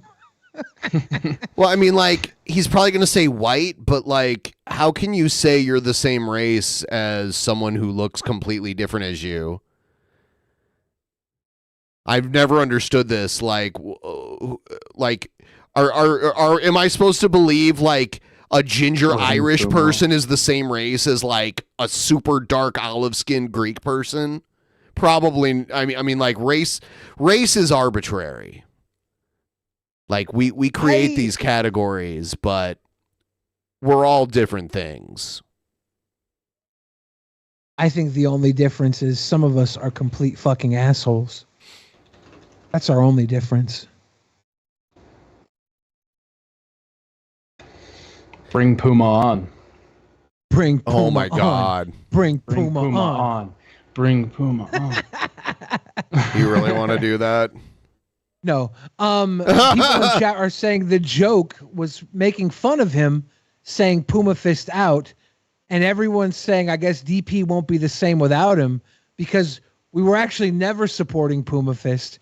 Puma Fist was loudly proclaiming they were leaving Drunken Peasants because we were too woke, and we pretended to miss Puma Fist. But the problem was Puma Fist kept coming back. We've never actually endorsed Puma Fist. Is like a dark-haired, brown-eyed, 5'7" Frenchman the same race as like 6'8" blonde-haired, blue-eyed Swedish person? Probably not. But we all go, oh, they're both white. So, like, skin color is the only way we classify race. If you're 99% British, you're a mixture of shit.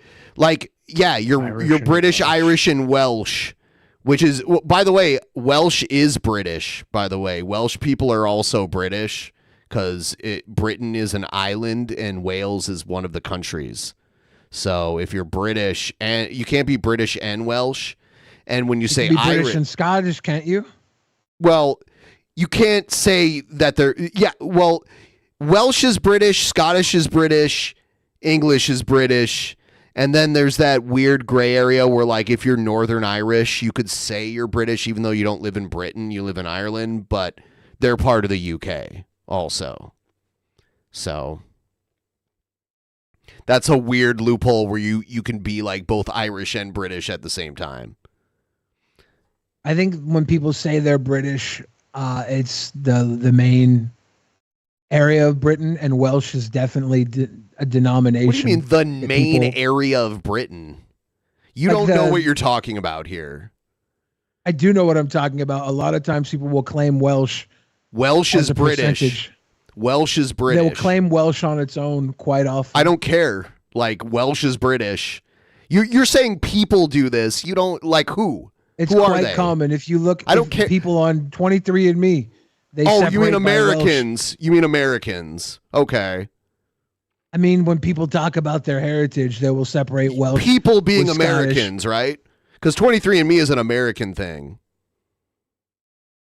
I'm just gonna continue being right without arguing. Okay. I think that's fair. That's fine. I'm not going to take a side because I don't Thank want you. to People said have this. to pick between which house I Welsh live is at and just as much divorce. British as English and is just as much Scottish. That's what British is. If you live, Britain is an island, and if you live on it, you're British. That's how it works. The Welsh guy that Whoopsie Walrus is talking to says he's Welsh. Well, yeah, he is Welsh, and Welsh are British. English are British, Scottish are British. They're all British. They live on the island. Is of it one of Britain. those things where, like, if you're Welsh, you say you're Welsh, yes, but you're also British? Yes. Technically, Yes. you know what I Yes. mean? They're all Okay. British. So, like, Welsh people aren't English, but Welsh and English people are both British. That's how Yeah. it works. Yeah. And actually, Welsh people are Celtic. So Welsh, Irish, and Scottish are all Celtic people. So they have closer relation than English people who are not necessarily all Celtic. That's how it The works. Welsh normally wouldn't call themselves British, though. They Yes, they do. define themselves as Welsh. They're Welsh and British. They're both. But they would define themselves more specifically as They would Welsh. define themselves as both Welsh and British because they're both. Send Puma Did Fist you the did you link. poll all of Wales and get this data, Billy, or are you just talking from anecdotal bullshit that you're I'm pulling out of your talking ass? I'm From talking your own colloquial personal speech. experience. From Okay, I'm talking that's from fine. colloquial That's speech. colloquial American speech. That's No, fine. I'm talking from You everybody polled, who okay, you identifies polled Wales. as Welsh. Sorry, I didn't realize you polled Wales. I did. I think you guys agree. Welsh is I think you guys are ethnicity. actually on the British same is page. nationality. Yes. They're talking They're about both. the ethnicity here. Yeah, we haven't established ethnicity and nationality. Yes, they're We've both. been talking about race. We've That's been not having a race. Conversation about race. Neither of those are race. It's ethnicity. Ethnicity is not a race. Ethnicity is often compared to race. It's not the where same thing. nationality isn't. Cool. Cool, Billy. You're so Dylan worldly. DePickle polls Wales. I am worldly. You've yes. never I'm you've never also- gone anywhere. I'm You don't also- even have a passport. I don't have to go anywhere to be intelligent about the world around me. If you Wales. ask people from Wales where they're from, they'll say Wales for the same reason a person from America will say the state they're Yes. from instead of America. Yes, they're British and Welsh. Welsh people are British. It's the same thing. English people are British. Wait. This is why I say you guys agree, is because if I say I'm Texan, that's technically right, but somebody from outside of America is going to say I'm American. It's the same and that thing. is also technically right. It's the right? same Like, thing you guys with are both English. Right. It's the same thing with English people. English people don't say I'm British. They say I'm English. But they're British because they live in Britain. Same thing with Scotland. Same thing with Wales. They're all British, but they would identify where they live specifically. They're all British. The reason that we're having this conversation, though, is because somebody said they were British, was Irish, Welsh, and you corrected them saying you can't be Welsh. Welsh, you're British. No, that's not what I we're said. having this conversation. That's not what I Well, said. you did denounce them being Welsh. I'm saying because they're Welsh British. is British. You can't differentiate them. You could say what he probably meant was that he's English, Irish, and Welsh. Well, that would be an interesting way to have started this. That would have been a good way to correct it. Yes, that's what I said. You can't be Welsh. Welsh is grape juice. Humans You aren't grape juice, motherfuckers. or else Cobra would make wine. See, out here's of the them. thing. When I'm wrong, I'll be like, I was wrong. You were right. Billy will argue semantics until the end of time. Billy will never be like, I was wrong about that. And never. that's literally not never, true. Never, the reason, never. The reason in a you million think I fucking argue years. semantics Too much is pride. because Too it's much fucking literally pride. I literally had you dead to His rights ego on 100% controls amphetamine everything earlier he and does. didn't bother because I only go into this when you make Ego these the claims, fridge. and then you say them Ego like the you're a fucking fridge. Stonewall, but then you move the fucking goalpost all the time. My ego is actually super light. I put up with way too much of your shit. You don't give me any fucking leeway. You get so much leeway. You get the most leeway. Ben, you need to chill the fuck out when it comes to me. I need more respect on this podcast, in this world, coming from Welsh heritage. You're not Welsh. I You're am Danish. Welsh. I'm Danish too. My people conquered the entire region and fucked far and wide. That's not what happened. The most beautiful people come from my great What was his name? grandfather's great dick. What was his name? Sadius. Sadius. That's a great name. So much ego. Sadius Parthenine. Sadius Parthenine was known for his sweet dick. It covered the realm from Dania to the Isle of Wales. He was slaying the sweetest, juiciest poon. He was the inventor of the icebox, not the refrigerator, where he would put his women to cool them down after making them so hot. Holy shit. It's a little history lesson. It's a good one. Stabby, you think I have a problem admitting I'm wrong in public because you think I'm wrong. If you ever So got you're never me being wrong, right? Didn't say that. I admit to being wrong all the time. When? All the time. All the time when? Whenever I'm wrong, which is very rare. There you go. There it is. There it is. That's a good attitude to have. No, it's not. Just facts. I think I identify with Billy more here. I'm usually right. But I don't know enough about European geopolitical situations or geography in general. That whole anything that's not America is just, I don't even think about it because it doesn't matter, you know? Oh my God, Kavis, don't bring that up. Worst day of my life. Puma's still going after Closing these boys. Macy's? Worst day of my 1974 life. in a closing Macy's? The last time I was wrong. But you weren't alive in 1974. 1974. In a closing Macy's, and there's I'll be honest, I'm glad that Macy's is closed. There's a Chipotle over it right now, and it's hard for me to go there and eat because of that day in 1974 where I was last wrong. Did you grab one of the mannequins? I'm just saying, leave it to Billy to stick up for known racist Puma Fist. I misgendered a mannequin while I was buying a bridal gown. I mean, it happens to the best. Yeah, I of know. us, you I felt really bad about that in 1974 at that closing Macy's when I made the last wrong statement I'll ever make. That was 3 years before Star Wars came out. Yeah, it was. I had that song from American Graffiti stuck in my head, which is what threw me off.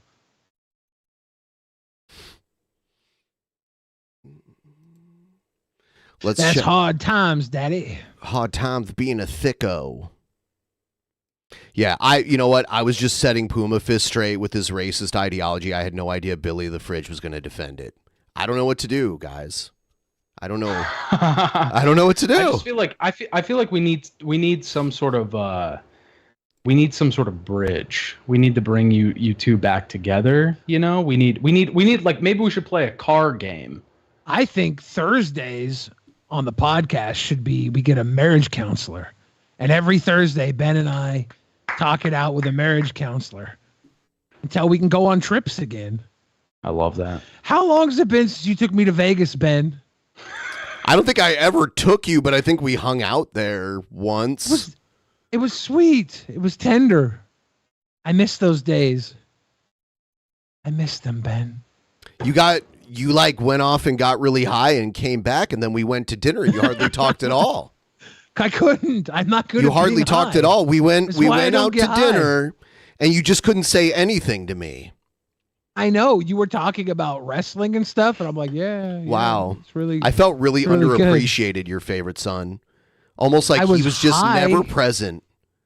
Like we couldn't talk about anything. If you want to talk about the times you've been high, Ben, it's considerably more than I was. I'm more functional than you. Well, wait. We don't want to use that kind of loaded I was on language vacation with each other, you know. I'm sorry. We want to pad things a little bit, you know. All right. You are a psychologist. You take the lead. So, I mean, when he seemed too high and disinterested, how did that make you feel?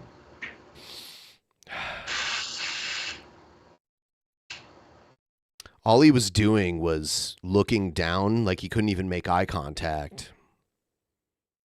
And it made me feel underappreciated. He Billy? avoided eye contact. The room was spinning. I had chewed a gummy with THC in it, and I didn't even finish the gummy because I was on keto. I spit out the gummy after chewing it, and it was way too strong. I need to address Puma Fist. He's doing the there's nothing wrong. I just want to be around my own kind. So you're judging who your kind is based on skin pigment alone? And you said you're like, I mean, you don't have a you and me are probably similar skin tone, and you're not my kind. I'm different than you. We're not the same. Our similar skin tone is probably our only trait that's similar. Ben's always bringing Puma Fist into the conversation when we're supposed to be working out our struggles. That's kind of one of the things on my list that I wanted to talk about tonight. You know what? I need to get away from you. I'm moving to Wales, aka Britain. I'm going to be a Welsh Briton. I think that's a good decision to get away from you. I think you guys should take some time. Wait, I just have to goon out for a little bit here for 2 seconds. What are you gonna do? You gonna poop? I'm not gonna poop. I just have to be extremely excited and vocalize the fact that Sean Strickland just became the middleweight champion of the UFC, and this is very unprecedented. That's it. I'm done. I'll stop. I'm not even familiar with him. But it shouldn't have happened. This shouldn't have happened. This is somebody amazing. bet on him. Did someone make some money tonight? I made some money. We'll say that. That's all we'll say. Huh. Yeah, every time I bet on fighting, I don't do well. I have a weird luck. Because I'm from Ohio, I was all about Stipe Miocic for a while, and then I bet on the one fight where he lost the title. I was like, fuck. I love Stipe. Stipe is great. I mean, I'm in the November fight, I'm rooting for him to beat John Jones, but I know he's not going to. But it's one of those things where you're just like, that was what happened tonight. It's one of those things where you're like, I want him to win, but I know he's not going to. And then Sean Strickland won. So that was it. I'm done. Chill said Ben has always come off as super Welsh. I actually have the Welsh flag hanging in my office because I think it's cool because it has a dragon on it, but I'm not Welsh. I worked when I was in my 20s, I worked at a hostel in Toronto, and there was a bunch of Welsh people that also worked there, and that's how I met my first Welsh people. It's actually, I think Mahler from EFAP is Welsh too, actually. Wait, like the Mahler, the guy that does the long videos on YouTube? Yeah. Okay. Yeah, he used to come on our show a lot, and we've been on his streams quite a bit. They stopped coming on when I defended The Last Jedi. My bad. Was that it? Well, I mean, that's an indefensible position, so... I stand by it. You stand by it? At the time, before the third one came out, I thought they were doing something brilliant. Yeah. I was proven wrong in the third one. Okay, I'll give you that. But I still am convinced that they pivoted in that third one. There's no way you bring Palpatine back without planting some sort of seed in the 2 movies before. That was like a hard pivot. They pivoted that. They pivoted in every single movie. That's the problem with it, is that they had a plan with the first one, they ditched the plan with the second one, and then they also ditched that plan. But what was the plan in the first one, right? Like, what was the plan in the first one? I don't know. Just, I mean, there was some play. Like J.J. Abrams had something, but Rian Johnson in the second one just kind of, threw back. My thought at the time was the first one was refamiliarizing a new audience with the classic Star Wars, because we had, at this point in time, most of the audience probably knew the prequel trilogy as their Star Wars. This younger audience, and we had to refamiliarize them with A New Hope as being part of this world. So we refamiliarized them with A New Hope. That's the first one. The second one subverts our expectations. The third one should have tied everything together from the first 2 movies, bringing what I thought was going to be Balance of the Force, a sub-theme they did go with, but after completely mucking up everything about it. I mean, I'll admit that like I don't hate The Last Jedi. I'll admit that like a lot of the things that it was trying to do were like good. It was interesting. It was experimental. It was nice, and it was a fresh take. And it's probably the best out of the trilogy. But I think it just felt like that movie got rid of everything that happened in the first movie that they were setting up in the first movie, even if it was a soft reboot of A New Hope. And that by the time it got to The Last Jedi, it had already felt like we were off course, and that, the course correct in the third one felt very ingenuine. It felt like we were trying to appease people. Yeah, I thought that Snoke's existed in the first one to be the big baddie, but then Snoke's real point in the second one was that he had to be the counter to Rey and Luke Skywalker. Because Rey and Kylo Ren both had to disavow the Force from their side. They had to disavow the Force and choose each other. And they had to connect the Force through each other. And with the whole diode thing they played out, that was there. But I thought the point of having like that setup with Snoke was to set up a guy that could rival Luke Skywalker to the right. So they both would have to sacrifice the ties to their masters in order to choose each other.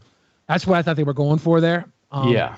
There was interesting ideas with Last Jedi, but I just think as a whole, the whole trilogy just did not have any sort of there was no like through line. There was no looking back on it, they've admitted to that too, which is psycho.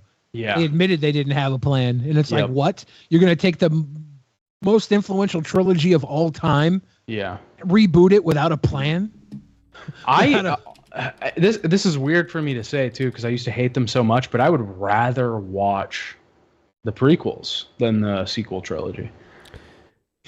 Yeah, that's rough. I think I would just rather not watch them.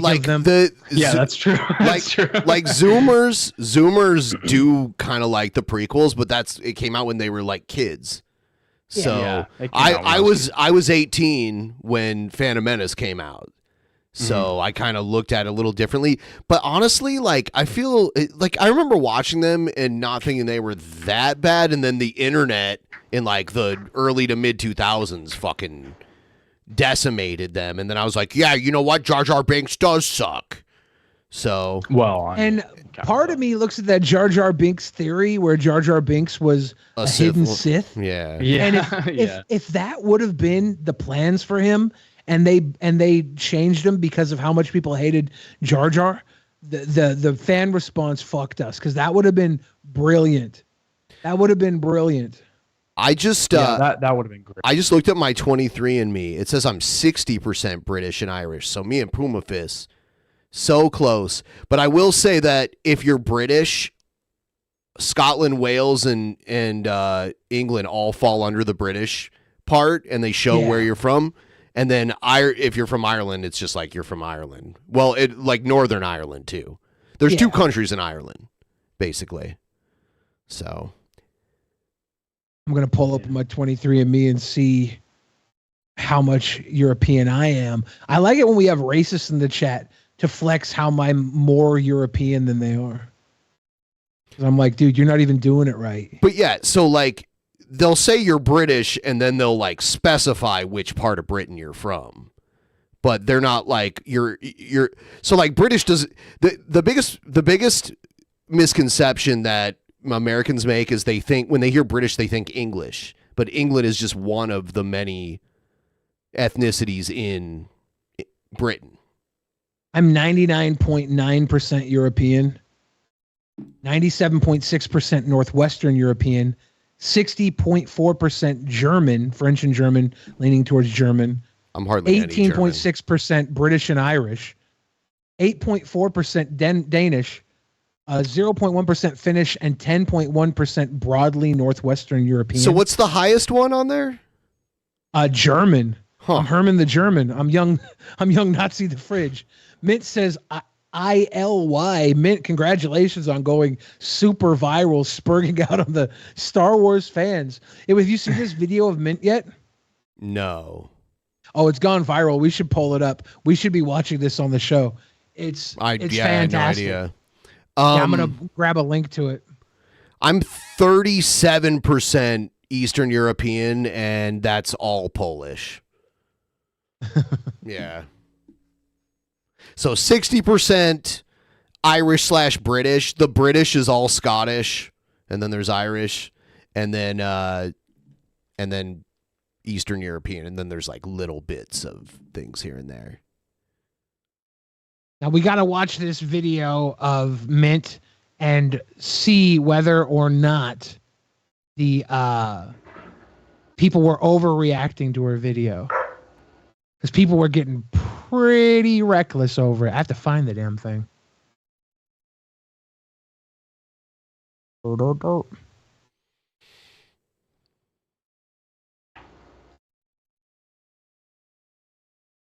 It currently has 15.5 million views on X.com. Whoa. I say X.com. Obviously, I'm talking Twitter. Obviously.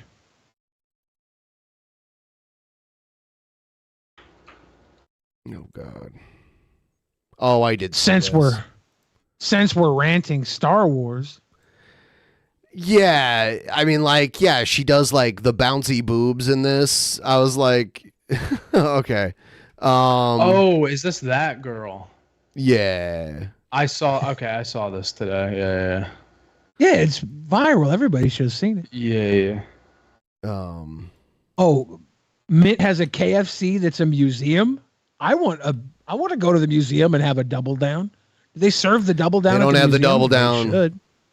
They took away the double down, Daddy. It's a museum. They should have all the failed products served at the museum, at least. It's like the Hamburger University in Chicago. They have all the all the international. They have the McLobster at the Hamburger University. Yeah.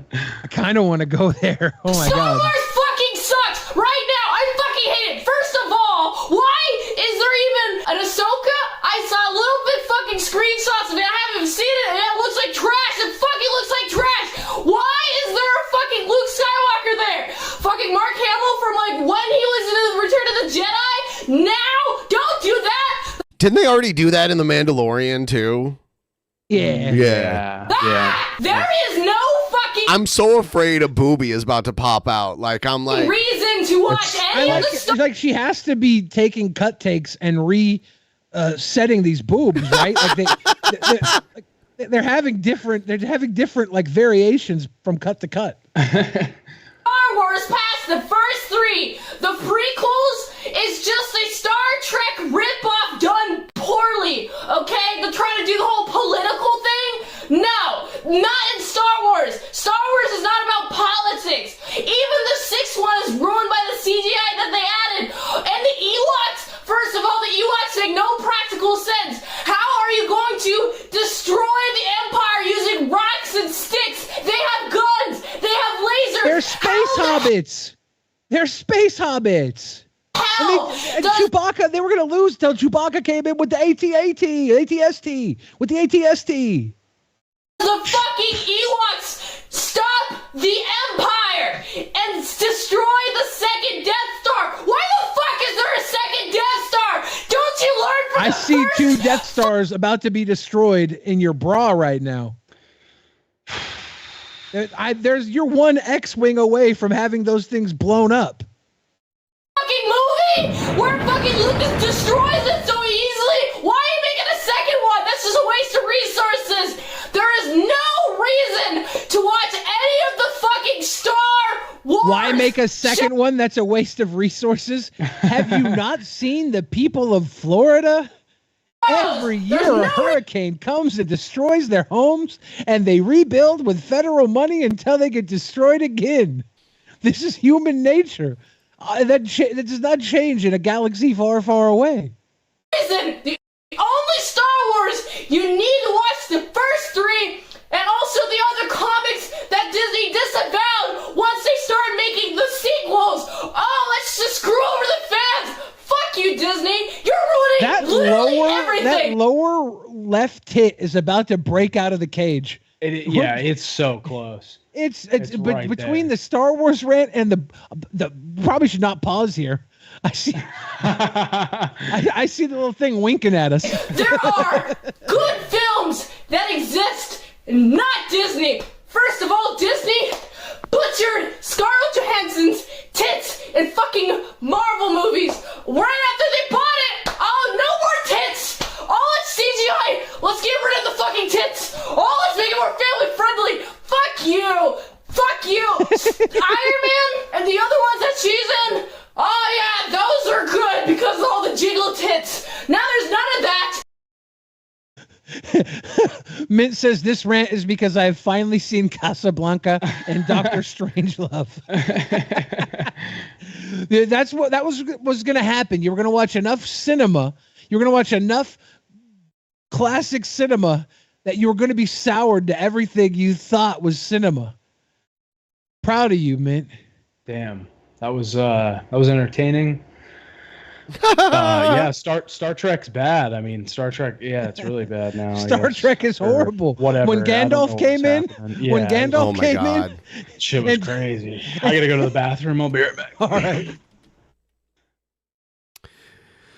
right. We got to get to 5:50 for the next shot. We are at 5:33. We're 2/3 of the way to our goal. Sounds like a long way. Because it is. But we're 2/3 of the way away.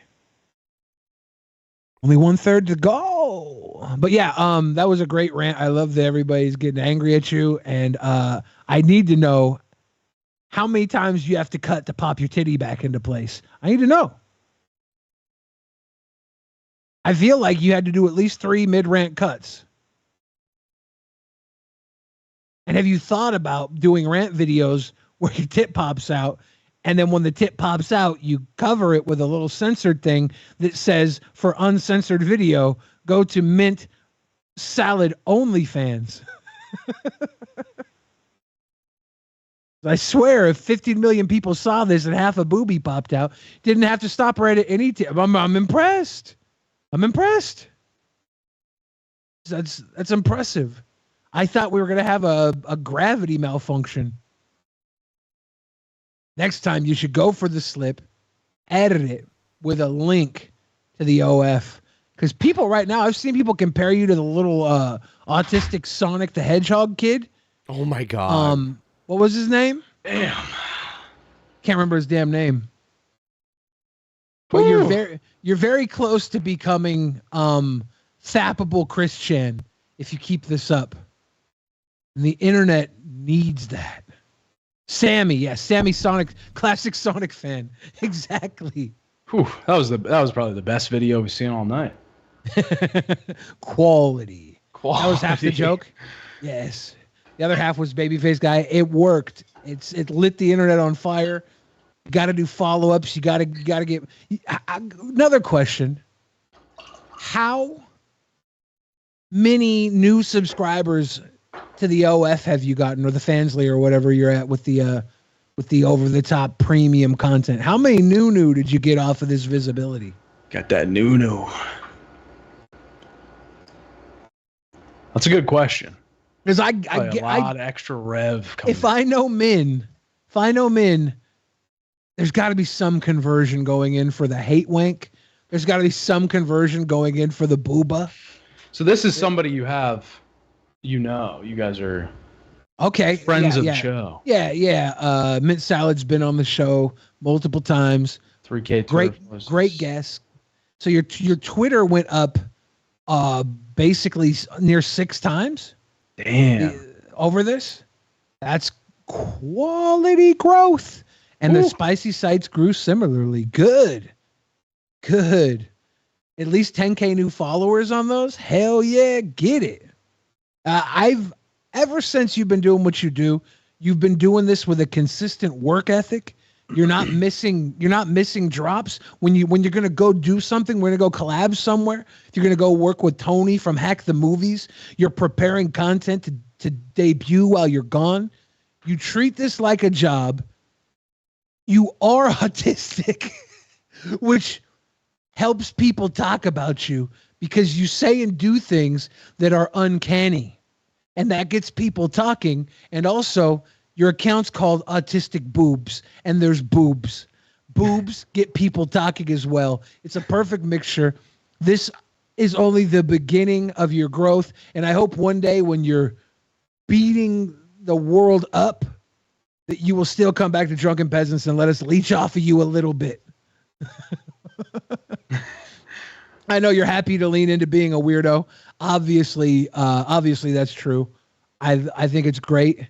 You want the daily streak to go until 5,000 reviews. That's mad. That's great.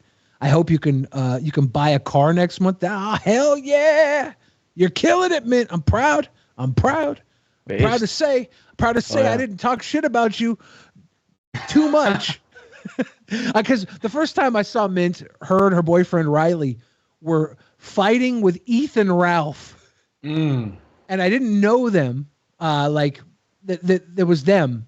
I'd known them like through the circles of people vaguely. Didn't realize it was them. And when it was happening, I was a saucy boy like I always am when I comment. But I jumped on the train immediately. I love that crew. I love what they do. You got to influence box. You can influence box. You'll get there. You're not too far away from it now. Keep growing. We can box each other, man. Right? How about that? The first gender, mixed influencer boxing. Yeah, Riley, the boyo is the producer of the Dick Show. Oh shit. So Riley puts in a lot of work over there. Riley puts in a lot of work. I like Riley a lot. I think he's a good dude. He's got some raps and stuff. We never got in on a track together, but we talked about it many times. And I wasn't in my producing zone, but I would definitely spit on some stuff with young Riley. He's got a good character, and I like that shit. But it's all goody in the hoodie. We have deep roots, but don't chase clicks. Maybe you could talk about it more when we visit. Hell yeah. You wouldn't know evidence if it hits you in the face. So I'm going back to the Puma Fist argument. I didn't realize it was gone. I was just gonna say this shit's still going on. I'm catching up on it. Oh my god. Zap Rosedower says, Billy, how did you meet the girls you've had in your music video? I Some of them I borrowed from Onision. I definitely think I met at least one of them in Onision's basement. I can't remember. Holy shit. Damn. No, I Anastasia, who's been in the video, I really did meet her in Onision's film house. But we were friends on Facebook way before that because we're both in the entertainment industry of Seattle. So we like knew each other through Facebook way before that. But we never met until we were in Onision's house. She was in one. Put you in a rap video. Let me see if I can make an autistic rap song or something. You could be the stereotypical autistic rap girl. I don't know. Any MySpace connections? I don't think I ever got any MySpace girls in music videos. Trying to think. I definitely had I've been making music for a long time, and I performed live in Seattle for I think my first live show in Seattle was 2008, I think. 2007 maybe, 2008. It might have been 2008. And I've just been working with people over the years. So like a lot of these girls I just meet doing events and different stuff. But yeah, it's not hard to get a girl to be in a rap video if you're handsome like I am. Seattle has an entertainment industry, a struggling one. Where do you think Macklemore came from? Well, you got that Danish heritage, right? Like you were talking about before. So it's not easy. It's not hard for a guy like you. No, a big Great Dane like me with that Viking blood coursing through his veins. There you I'm go. unstoppable. That's easy. Non-stop. Unstoppable. But Tila Tequila was huge on MySpace. I'm trying to think of any videos I did while MySpace was popping. You were doing videos when MySpace was a thing? I can't remember. I definitely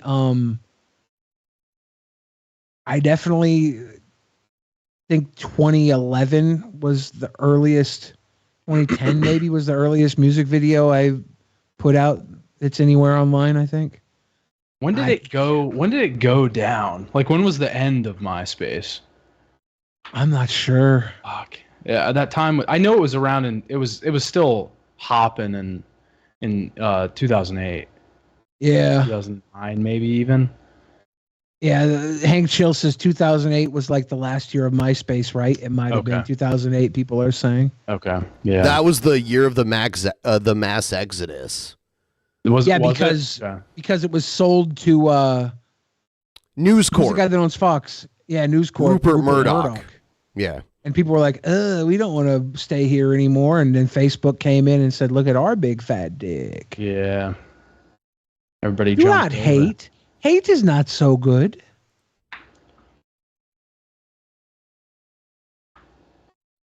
Yeah, I think probably all of our, I think my Twitter is back from 2008.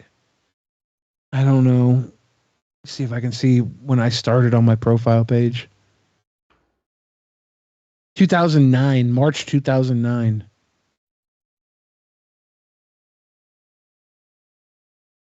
Old ass motherfucker.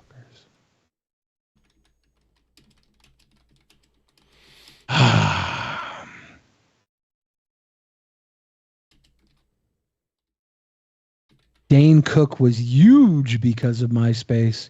Oh yeah. Oh my God. That. I remember that even being I was 11, 12 at the time, and I remember seeing his specials on MySpace. Yeah. Dane Cook was big in the college crowd. Yeah. College girls. He kind of blew up. He looks really weird now, like he had a facelift or something. I don't know.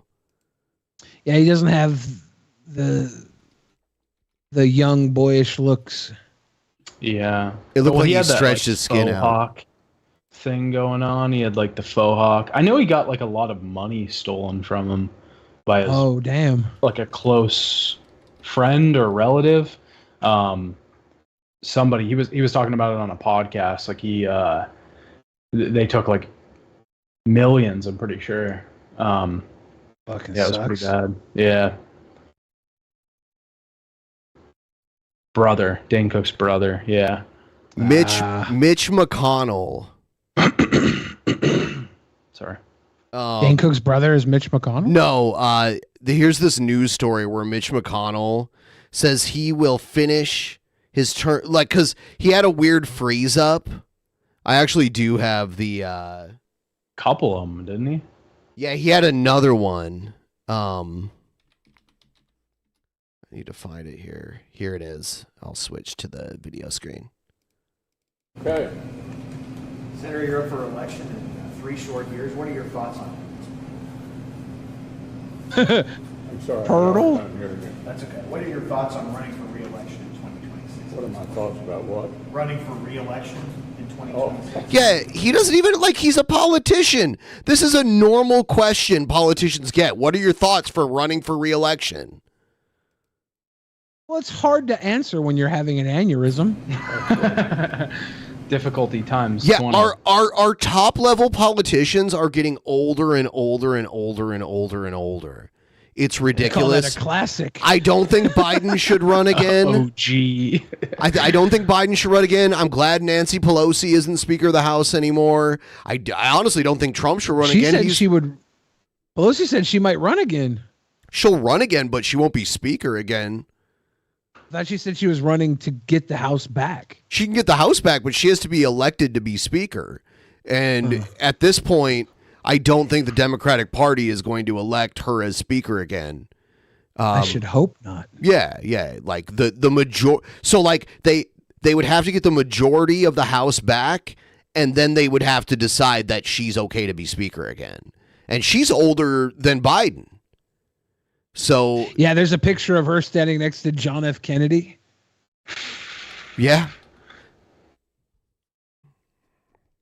I think it was like one of her first years. Did you hear the Hi, question, guys. Senator? Running for re-election in 2026? Damn. All right, I'm sorry, you all. We're going to need a minute. Senator. Benny. She should have taken her hand out of the hole in his back that makes him talk. Dude, there's nothing there. And it's funny because he's like high ranking, and everyone that's bitching about Joe Biden being a dementia patient, they should be bringing this up too, right? Yeah, they're Joe both Biden- bad. This is both really Yes. bad and sad to watch. Joe Biden controls the nukes. That's scary. All he controls is the Supreme Court. He's the Senate Majority Leader. That's what he is.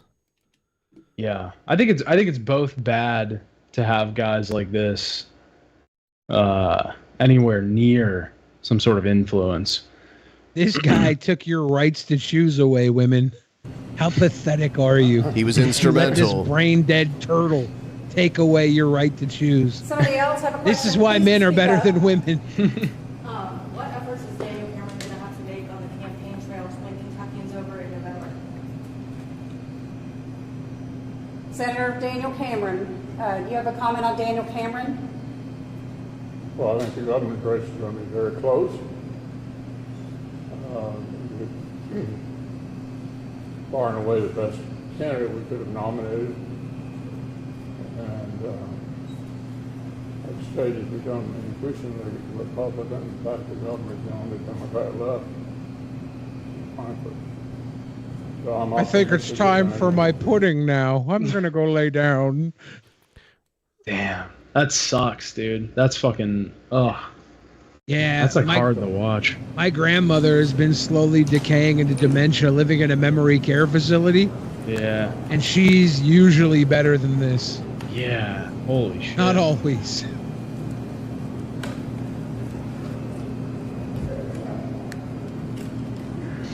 That's wild, man.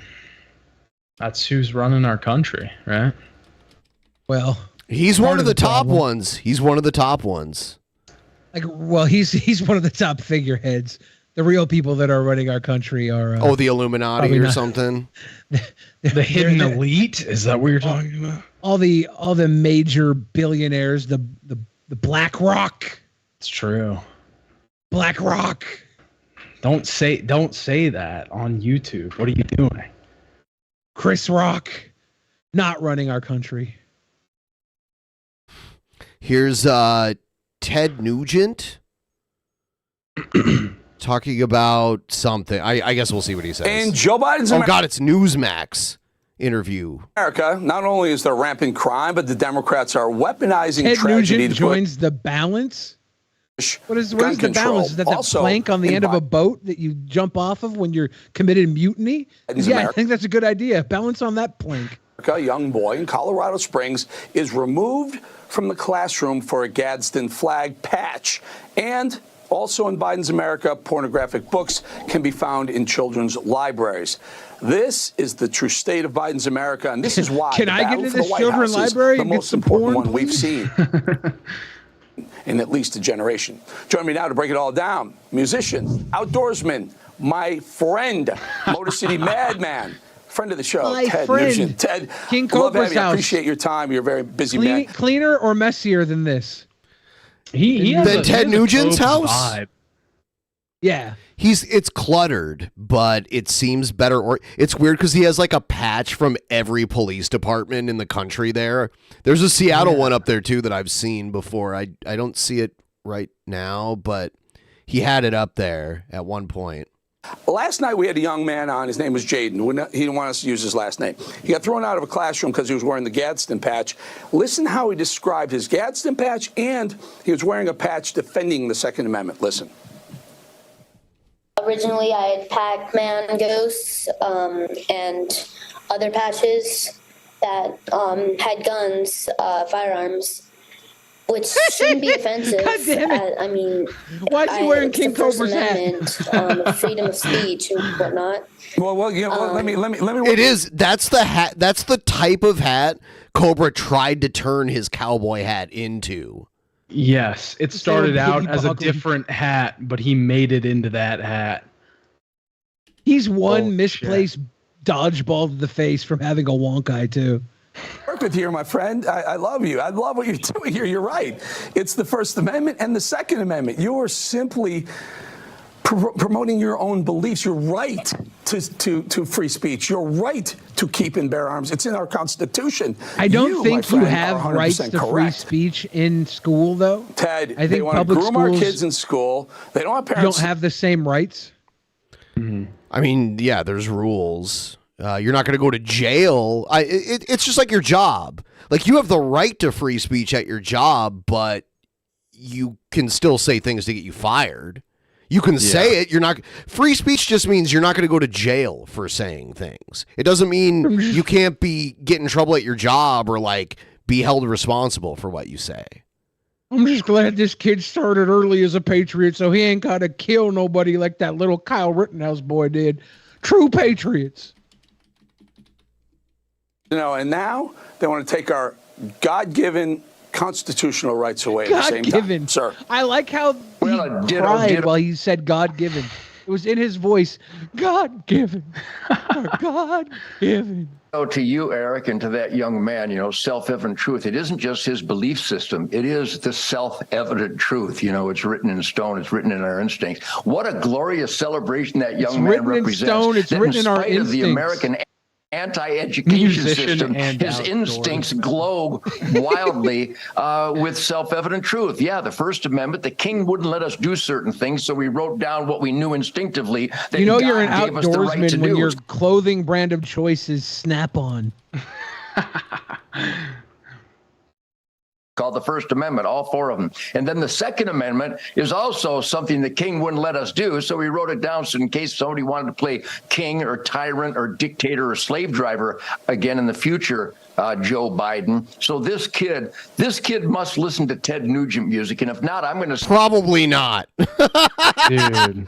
Like, who under 50 listens to Ted Nugent like normally? Come on. This is such a grift. Like, this is so fucking lame. This is the lamest shit I've ever seen. Holy shit. And this kid is way younger than the girl that he adopted because she wasn't old enough to marry him and tour with him. Oh, this is Ted Nugent. Even though that girl that you adopted because you couldn't tour with her because she wasn't an adult when you were having sex with her, even though she was underage, you got away with it. You can't have this boy. Leave him alone. Send him a flag. I will not comply. Come and take it, and don't Ted on me. So what a great moment this is that the young man Courtney gets Love in spite says of Ted the, Nugent had sex with her when she was like 14. Really? That's what Courtney Love says. I don't know. Oh, shit. Maybe She's pretty crazy though. I mean, I like to say that about all women, but sometimes they're telling the truth. Very rare, though. Come on. I was in high school, Motor City Madman, Stranglehold. I won't name some of the other ones. They may not like that. Some of Wang Dang Poot Sweet Poontang. That was one of his shows. I grew up listening to Ted Nugent too, and maybe that's why I am so protective of the Constitution and patriotic and love America. Maybe because of Ted Nugent. You know what else happened last night, Ted? We had a young man on. His name is Reverend John Amanchukwu. He's a pastor. He went to a Florida school and started reading from a book that was available in 9 and 10-year-olds' classrooms. Listen. Sir, I will stop you there, and then we will continue. You stop to rubbing not look circles at that. I'm on going my to stop stomach. you there, please. Instead, you rub back and forth gently along my waist. Your pinky made its way under the top of my panties sir, and rolled stop back it. and forth You don't from stop. hip to I'll ask hip. you to leave. Thank you. So, Ted, they My guy removed just that. grabbed the microphone. He just went and snuck the microphone away. Do we have video of the kid talking to his teacher? People are saying it was pretty epic. I don't have it right now, but I did see it a while back. The patch kid. It was him and his mom It was more his mom talking to the teacher. Unless there's another one I'm not aware That of. pastor. Here's the bomb. Maybe it was him talking to the teacher first, and then there was like his mom talking to somebody else. My grown-ass adults were listening to it, and they said, "We can't have you reading those words. They're too explicit. They're too sexualized." In the board, the boardroom for the kids, but they had those books in the classrooms for the kids. It's happening all over the country. Well, Eric, once again, I listened to Truth, Logic, and Common Sense from you, and there's a few pundits out there. But I just wrapped up the greatest tour of my life, and I met with great families every night. So what Eric Bowling represents, and again, it's not a hunch, it's not a presumption, it's not guesswork, it's self-evident truth. And what you and I represent, when a man is not allowed to read for adults what the monsters in our education system force down the throats of children, and then they're going to have an argument whether men can get pregnant and whether the border is secure. I think it's ultimately summarized, Eric, with the heroes of the military that I meet with every day, that this man in the White House, Joe Biden, actually thinks, or anybody else thinks, he's the commander-in-chief of the greatest warrior military in the world. This is an embarrassing time, and that's just another manifestation of cultural deprivation and abandonment. But you stay on course, Eric, because I'm about to have the greatest hunting season of my life, and truth, logic, and common sense is alive and well out there. Ted, very quickly. I'm trying to find the book this here, guy was reading. Yeah, I was want going to to know the ask story about it. What the fuck? It seems like they want to make school a safe. Schools used to be a safe space, safe place for kids. Now they want to make it a safe place for teachers to groom kids to do whatever they want with them without parents knowing. Grooming is the most it's like the new overused word. It's the new Nazi or the new racist or the new PDF file. It's the new buzzword that you use to defame whoever you don't like. And they use the loosest language possible to call someone a groomer. Yeah. Buzzword. Yep. It's perfectly normal. Changing bodies, growing up, sex, gender, and sexual health. Currently available for $13.49 on Amazon in paperback. I'm going to see what some of the reviews say. Oh, this should be fruitful. Where are your little reviews? Why do I not have Amazon reviews? Okay, there is a lot of graphic nudity, 4 stars. The book is terrific. The ideas are presented in a practical, straightforward way, but I was not expecting the pages of graphic cartoon images of detailed genitalia, etc. The purpose is clear, but is a little eye-popping for my tweens. What's the rating on that one? 4 out of 5 stars. Whoa. From Mandingo. Whoa. Eliza Hampton, 5-star verified purchase, says affirming and inclusive. We don't do body shaming or weird cutesy names for genitalia and have always talked about sex in age-appropriate stages. This was a great book to casually leave on my kid's room. My daughter won't talk about her changing body. This is so creepy if your parents leave a fucking book. If you're not talking about shit and you just come in and there's a goddamn book on your bed about diddle giny shit. The great book to casually leave on my kid's room. My daughter won't talk about her changing body, so I like to have material around she can independently read. When we first got the book, my son, who's 10, ran into my room and excitedly told me he read all about boys' puberty, so he was set. Don't let weird, upright people talk you out of this if you're an open parent. Better than the original 5-star. I want to see some low-grade reviews here. Yeah, filter it by 1 star. 1 star, not okay for this age group. The review I actually wanted to write was blocked by the Amazon censorship because the words I used were too sexualized, which is funny because those words are from this book. It's okay for kids to read about it in the book, but not okay for parents to see in reviews. My kid is 11 years old, and I cannot possibly show her this book, and I'm not a prude. Not religious, not against any LGBT groups, but the information and depictions in this book are just entirely too much for the 10-plus audience for which this is advertised for. Maybe okay for a 14, 15-year-old. Holy shit. Growing up, I wish somebody would have tried that with me and my dad. Boy, it would have been a lot less civil than that confrontation we just saw. I have some pictures from this book. We have Can we show them? No. Oh. There's a woman on top of a man riding him in a bed. There's 2 women together doing like the weird cradle pussy to pussy wraparound bump. And then there's 2 men in a bed, one with his bum in the other guy's lap while the other guy reaches around, and they both hold the guy in the front's peenie. They both hold it. Well, yeah, they're like their hands are locked together over the guy's peenie. His peenie. His peenie. In these pictures, they're depicting sexual positions. Funny, the woman's on top here. That's progressive. When the woman's on top of the man, the 2 women are sitting like cradled in with each other's legs so their ginies touch, and the 2 men are. Obviously, one is topping the man, and they're both holding hands in the other guy's crotch. The only nudity we see here is some butt crack, though, because everything else is covering. The blonde woman's butt crack on top is showing. Everybody else has pretty good coverage of their genitalia. So you probably could actually show this on the stream. It's all drawn, but I've explained it so well, we don't need to. That's true. Goodwill and decency, morality is alive and well, even in the world of the author of Wang Dang Sweet Poontang. I'm a great father. I'm a great husband. I'm a great grandfather. I'm a great work ethic guy. And the people that I'm surrounded with, we celebrate the same things that you drive home every day. So, Eric, stay on course. We are not alone. We just got to get past the satanic gang that controls everything out there.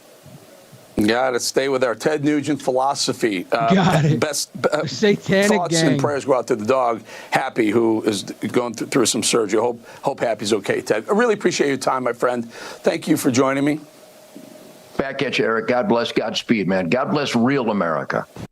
We got to get through these satanic right-wing people. I hate him. Who use religion to dictate their politics. They warp religion to make their politics seem all important. These satanic right-wing pundits. Dude, I mean, whatever about the, like, I'm not. This isn't based on my opinion of the whole piece, but like, I want to choke Ted Nugent out in Minecraft.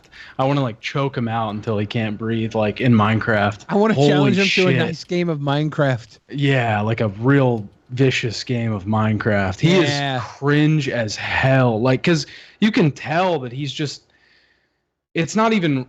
It just feels so fake. It feels so fake, like Facebook boomer shit. It's so lame and just, oh God, that makes me so mad. That's what happens when rock stars lose their ability to rock. Yeah, he's like, it's kind of sad too, because he's just like grasping for the last straws of like relevancy. Oh man, that makes me so mad. Everyone, please like the stream if you haven't already, and check out the link in the chat. Please click on that. Send us a couple bucks, $5 TTS. Send us your opinions on everything we've talked about. Puma Fist, you can do it too. You can send us a couple bucks. If you could start this tip train for us, Puma Fist, it would mean a lot.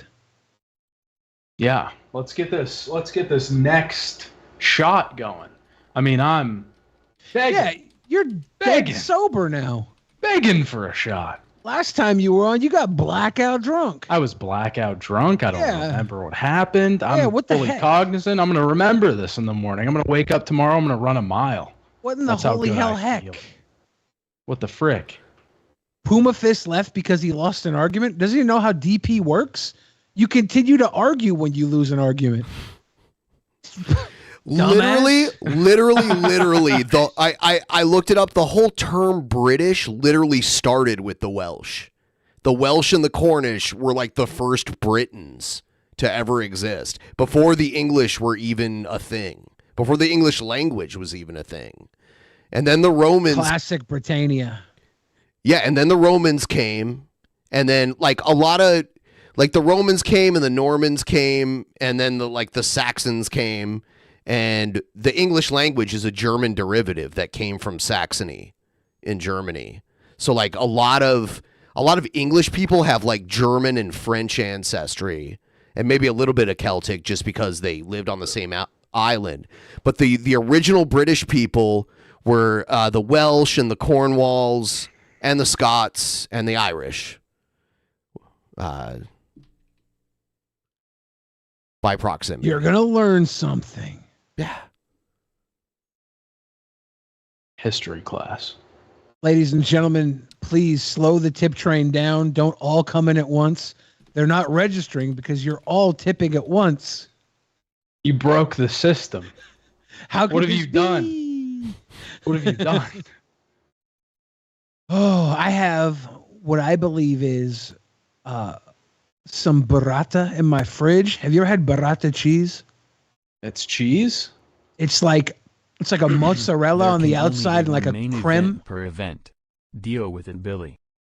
Oh, Zoe, before the show started, Zoe I disagree with that. We're in a blood feud because I said that our guy, Sami Zayn, main evented WrestleMania because of his affiliation with Roman and the Roman Empire on WWE television.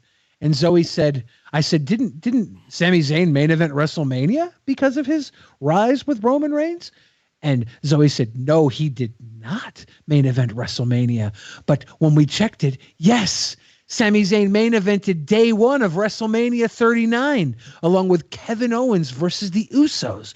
But then when Zoe was obviously wrong, Zoe said, day one main event doesn't count. Only day two main event counts. And I thought to myself, what a petty argument to argue. What a petty argument. Yeah, this is like... We should take a vote on this. I agree with you on this one. Actually, my thing is the promoter decides what a main event is. And if they want like every match on the card and they say this is all a main event, they can do that. It's like promoter discretion for me. I understand when people say that something's not a main event because it didn't end the card. I understand that argument.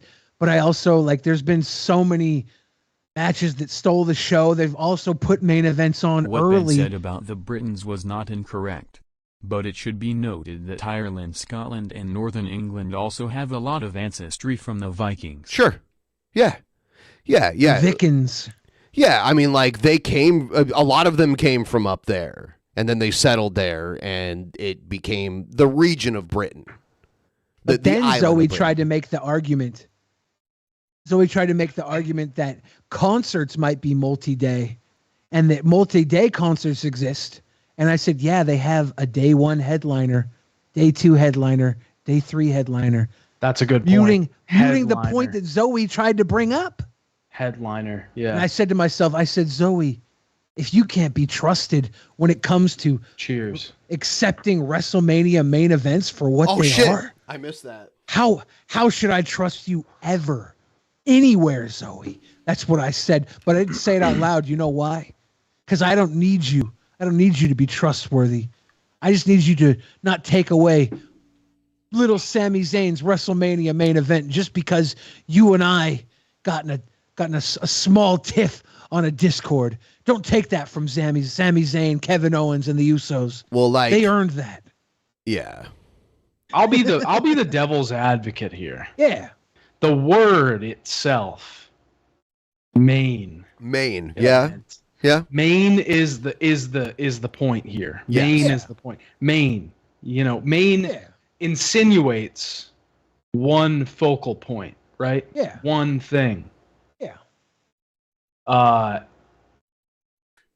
So I mean, has there ever been when you're arguing that there can't be more than one main event, Can I ask your personal opinion on this, though? It was a 2-day event. This one ended the first day. That is true. Everybody who showed up to this first day event, they might not all have bought tickets to the second. They were day. talking about WrestleMania 39, this last WrestleMania, and it's 2 days. So 2 whole days, like what? Like a 5-hour show? Like a 5-hour show each day or something like that? Listen. If I give my personal opinion, the devil's advocate goes away. Okay. Well, you know what I'm saying? You know what I'm saying? I was also going to say, has there ever been a UFC where you consider like it a double main event? Like the last 2 matches are so big, I mean, maybe, but technically there's just the main event. There's the co-main event. They have a co-main event, but they'll designate that. They say this is the co-main event. This is the main event. Because in some ways, like the smaller guys, it's almost like a different game than like the big guys in MMA. Yeah, depending. But if you have like a champion, if you have what if the second match is a middleweight match, and it's like the interim champion versus like the actual champion who never lost it. But then the main match is like heavyweight championship. It's a main event regardless of what nitpick argument someone might make. There have been countless shows with a double main event. Double main event, yeah. Listen, I abandon it. I can't do the devil's advocate anymore. It's especially with WWE. It's like debating rules in like a game of like play pretend as kids. Has there ever you been make up the rules? It doesn't matter, Has there ever been a 2-day UFC event where there was like an event on Saturday and an event on Sunday? I don't think so. I'm not as there definitely was in MMA, but not in I don't think in UFC. But I'm also not super.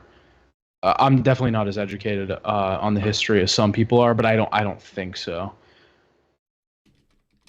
This wet hunk of cheese is a ball of burrata. Bite into it and show you what's inside. I went to the West Seattle market and they had a bunch of fresh burrata there. There was like a cheese stand. The inside's like a creamy filling, kind of. The outside is like a very mozzarella-y. It's wrap like around it. It's like a less salty mozzarella. Oh, yeah, a little more firm. Yeah, people will cut this in half and put it on top of like pizza or something. Let it kind of melt over stuff a little bit, but it contains that cold consistency. It's good. We're not there yet, but we're approaching Sheet's order time. And I'm just saying, if we want to get there, we got to get more donos and get more shots going. You know what I'm saying? But you can't order sheets sober. Yeah, no, nobody does that. That's insane. All right, Psychotic. guys. I will, for the next, once we hit 600, not only will I do a double shot, but I'll do a zap too. We have this dude. I mean, you're getting value. Yes, That's value. that is. This is exactly what you were talking about earlier with the McDonald's app. This is like That the is. McDonald's app for drunken peasants. Exactly. Indubitably. Dylan the Pickle is such a troll. He said, I killed you by letting you stay home and eat 24/7. No, I let him start staying home after he had the heart issues, and he's eating after better. I died. You didn't die. And didn't you hear Ben explain it as a lower salt mozzarella? How it's low can she sodium. zap? It's similar to mozzarella. It's slightly more firm, and it's less salty. Is that true? Would you say? Would you agree with that? I would say the outer is like almost like mozzarella. The outer realm and the inside is like maybe like a. I don't want to compare it to cottage cheese, but it's a consistency that's comparable. I think it's on the inside. It's like a little pocket of cheese, a little cheese pocket. But yeah, I've had salads with that on it a few times. yeah, it's really. I get that with tomato heirloom tomatoes and burrata and basil. When you and, when you look to buy it, it's in the same section at the grocery store as that fresh mozz. You know, that's in the water. They store it the same way. Yeah, kind of like Asiago and Parm is right next to each other usually because they're very similar. But I put Asiago on my pizza today because I didn't have Parm, and it did not melt the same way that Parm does on a pizza. It was a little different. So what's this might start a heated argument, but I'm willing to say it. Fuck you, man. Oh no. What's your favorite cheese? That's hard. Well, now that I'm not allowed to have sodium, I'm gonna say hands down burrata. Yeah, but before. Oh, This is for Trapper John and BJ Honeycutt. Get wait! I gotta go get another thing. I'll be Do right your back. thing, homie. Get zap noob. Damn it. Yeah, I must say burrata right now. Pre-burrata, it's a hard one. Havarti, really good. I will never apologize to Honest Red, but I will apologize to DJ Fix Soul. Earlier, I was talking trash, just having fun, and he got mad and left everything out of nowhere. Yeah, I hope he comes back. I miss him a lot. I tried to message him, but because he left, I couldn't get into his DMs. I thought I was just being playful. Like, I was just kind of like, yeah. I thought I was being, like, obviously sarcastic. Like, over the top. Him and I were having a conversation this morning. He sent me a present, and it's supposed to come to the DPP PO box, where you guys can all send us presents to the PO box. And now, when I go to open this present, I'm going to be crying the whole time. I don't even know. I just brought up that he told me he thought Kendall's dad was only like 10, 11 years older than him last night. And I was just kind of like, there's no way that's true. And he's like, no, dude, you're wrong. And I'm like, dude, I don't think that's true. And then today he was like, people who are that young, it's fucked. Okay, yeah, that's fine. It wasn't true though. And then he was like, yeah, that's cool. Like, and I was just kind of joking about that. Like, I didn't actually mean to offend him or anything. Like, I was just fucking around.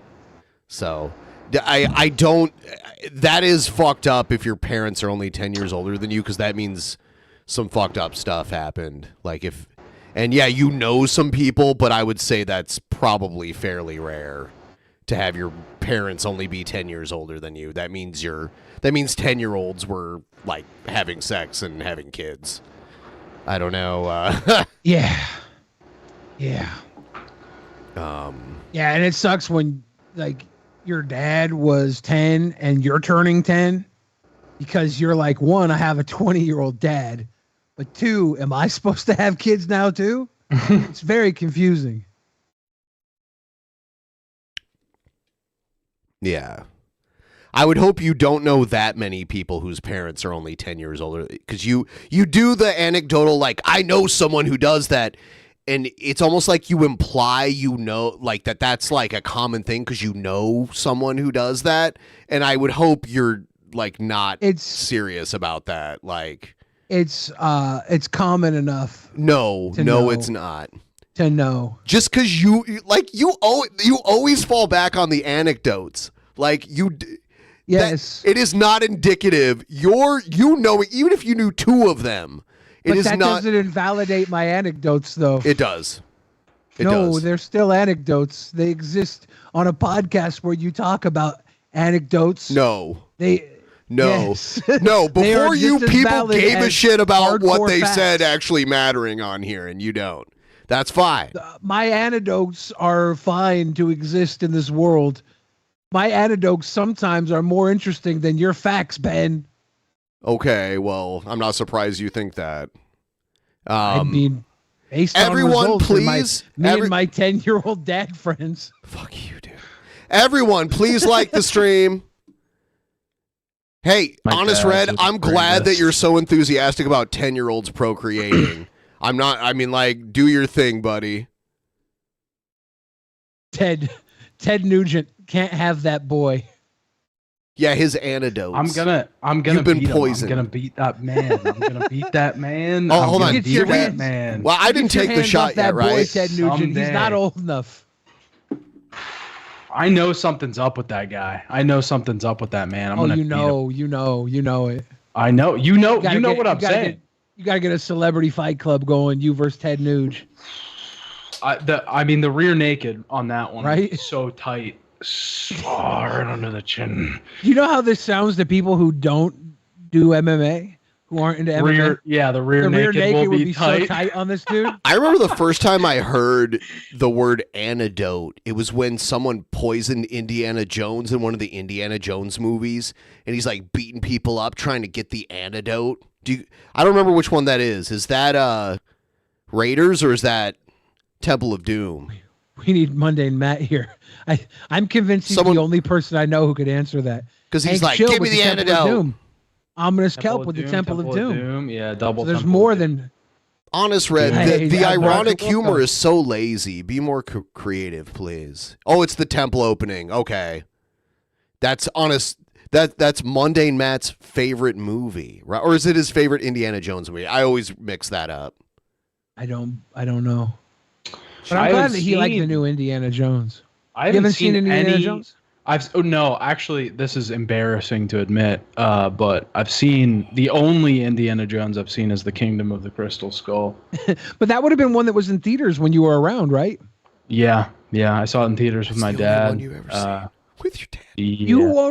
You won't be able to use this anecdote, Dr. Jones. This anecdote. There are only facts here in the Nazi regime. No. Yeah.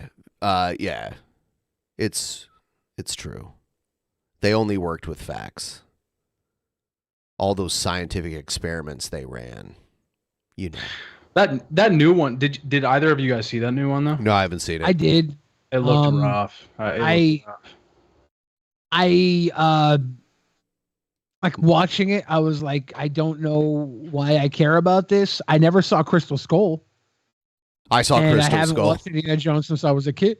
So, and I heard Crystal Skull was cool because they nuked a refrigerator. Crystal Skull Yeah, I was remember that. Crystal Skull was almost like what they did with Force Awakens, where they kind of like brought back they brought back the original love interest from the first movie. You know, they kind of like they tried to pay fan service, but they did the Shia LaBeouf thing, and that kind of fucked it up because a lot of people didn't like. Shia LaBeouf had kind of gotten the reputation of being a douchebag, and there was all those like bar fight videos of him and like how he like got into a fight and fucked up his hand and had like I think he like lost a finger or something or like deformed his hand because of it. Yeah. Yeah, he was doing all kinds of shit. I will say though, Shia LaBeouf, I can't defend him entirely, all right? But I will say Honey Boy, he directed a movie called Honey Boy, he was in it. One of the best. Honey Boy was movies. Great. Around the same year Peanut Butter Falcon came out. Peanut Butter Falcon was great. Those are two movies that you should definitely watch. Yes. Shia LaBeouf, say what you want about him beating women. Say what you want about him sexually assaulting. Say what you want about him being a manipulative sociopath. He was a child star. He could have died. So many child stars died. I mean, you gotta weigh. It's like scales, right? You know. Yeah. But at the end of the day, do you want a dead child star? Do you want a sociopath child star? Not everybody grows up to be Kurt frickin' Russell. That's true. Can we just take a moment to say what a mensch Kurt Russell is? Could you imagine? Also, Even Stevens was good. Hey, Even Stevens, he was the boy was ahead of his time. He was, yeah. Louis Stevens was the man. But you got to look at Kurt Russell. He was a child actor from the very beginning. He's still working in Hollywood today. And what else did he do? He popped one inside Goldie Hawn and made another successful actress. Kate Hudson. He was like, I'm gonna fuck Goldie Hawn and then make a Kate Hudson. I used to watch. Bravo. I used to watch reruns of Rowan and Martin's Laugh-In, and Goldie Hawn was like the hot chick on that show. And I remember being like 10 years old and having a crush on young Goldie Hawn. Not even the Goldie Hawn of like that era, but like Goldie Hawn from the 60s. You know? Yeah. Goldie Hawn. And Kate Hudson looked a lot like young Goldie Hawn when she was first starting out. Hell's Only says Kate Hudson is not his daughter. Shit, you're right. Yeah, you're right. yeah, her last name Hudson. Yeah. Whatever. Okay. New point. We've never heard one creepy stepdad thing about Kurt Russell. Everyone forget that happened. New point. Wow, Honest Red, why didn't you just tell Billy he was right? Honest Red, come on, you're slacking. I've moved the goalpost. I've said we give him his flowers not for producing a Kate Hudson, but for not having a creepy stepdad accusation around Kate Hudson. That's fair. I've heard he's a very good stepfather to her. Is that what you heard? Let's hotbox. Yes, I've actually heard that he was a very good stepfather to Kate But I Hudson. thought you just thought he was his daughter. What do you mean you heard he was like what? I had forgot momentarily that Kate Hudson got her last name from a completely different man. Yeah, her dad's Ernie Hudson, the Black Ghostbuster. You didn't know that? Do we need to go back into couples? And that's not true. Because I can go back. Because Kate Hudson is Welsh and Ernie Hudson is Britain. Hold on. Ernie Hold on, Hudson you is two. British. Like And Kate nothing Hudson matters is Welsh. because the bounds of reality never Hold exist. on, you two. Billy, you talk first. I immediately admitted I was wrong when it was pointed out that I was wrong.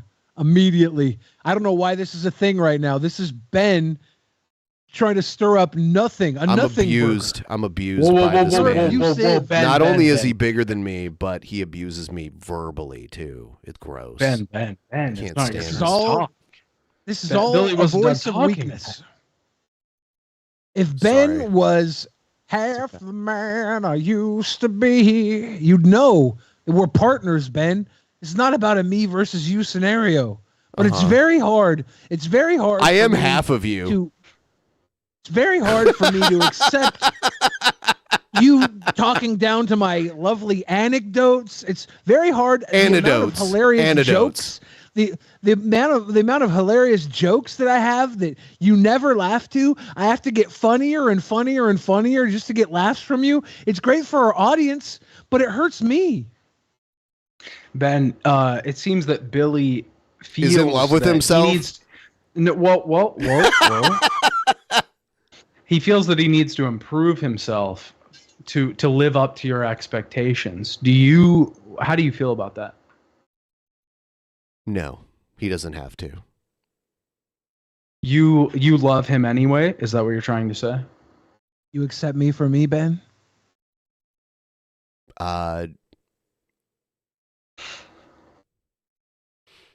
Shut up, you pieces of shit in the chat. I hate you all.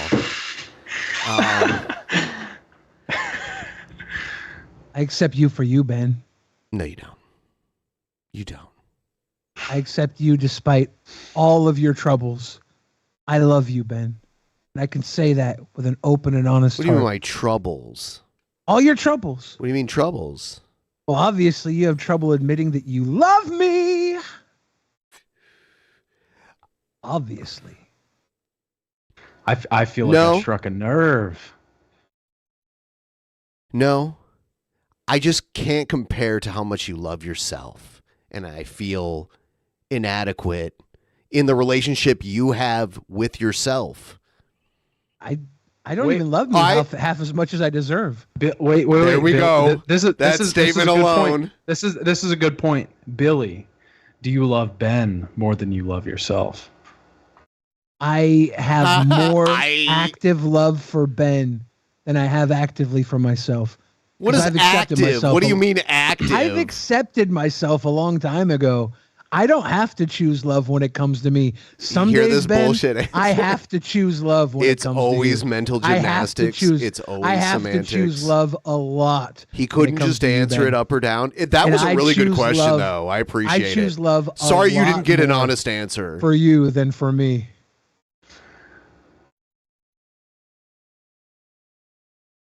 Look at you just thinking. Yeah, crack the code with that one. Interpret what you think he just said. Or do you just take it at face value? Well, I'll say,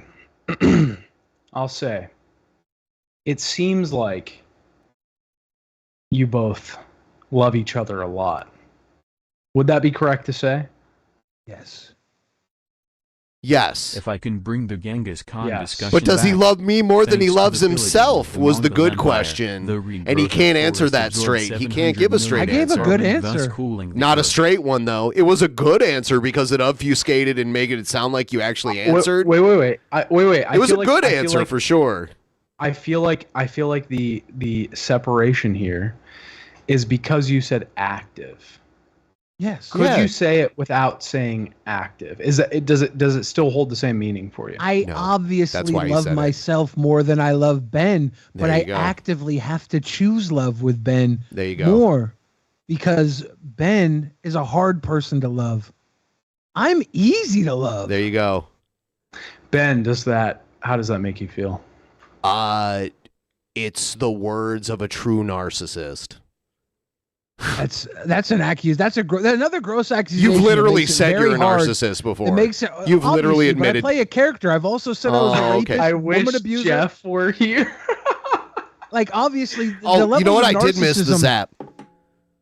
Thank The you. levels of narcissism that go into was the there a drunken shot? peasants list.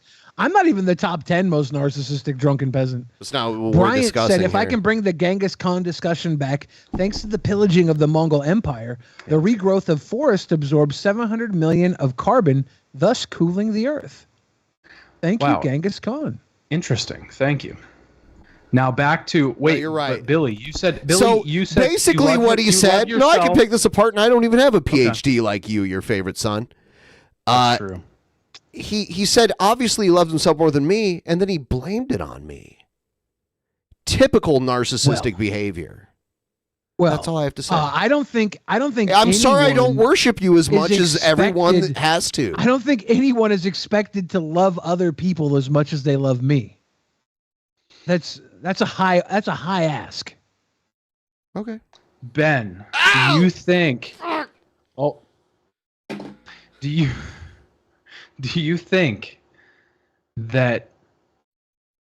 Do you think that Billy should love you more than himself? No, but I didn't ask him the question. I just knew he would give a weird bullshit answer. So you're fine with that? Of course I'm fine with that. Okay. And this is what makes it And so I don't, hard but I think to Billy love loves Ben actively. Billy is the, he has like main character syndrome. I have main character advantage. See? I'll be right back. I'm going to grab a drink. Ah, damn. Okay. Yeah. Think of your questions when I get back. Okay. This is good. I love this. Well, while Ben's gone, it's time for you guys to get the open, honest questions in. Do you have anything open and honestly you would like to talk about? Your favorite son? That I want to talk about open and honestly? Yes. I can't because I'm the neutral party here. I have to be the neutral party. Well, it could that be brings you anything. two It doesn't back have to be. together. It doesn't have to be related to Ben and I. I think I'm just still reeling from the fact that Sean Strickland is middleweight champion of the UFC, and I can't really think about anything else right now. Carla says, if you guys divorce, who will keep the kids? I mean, hopefully me.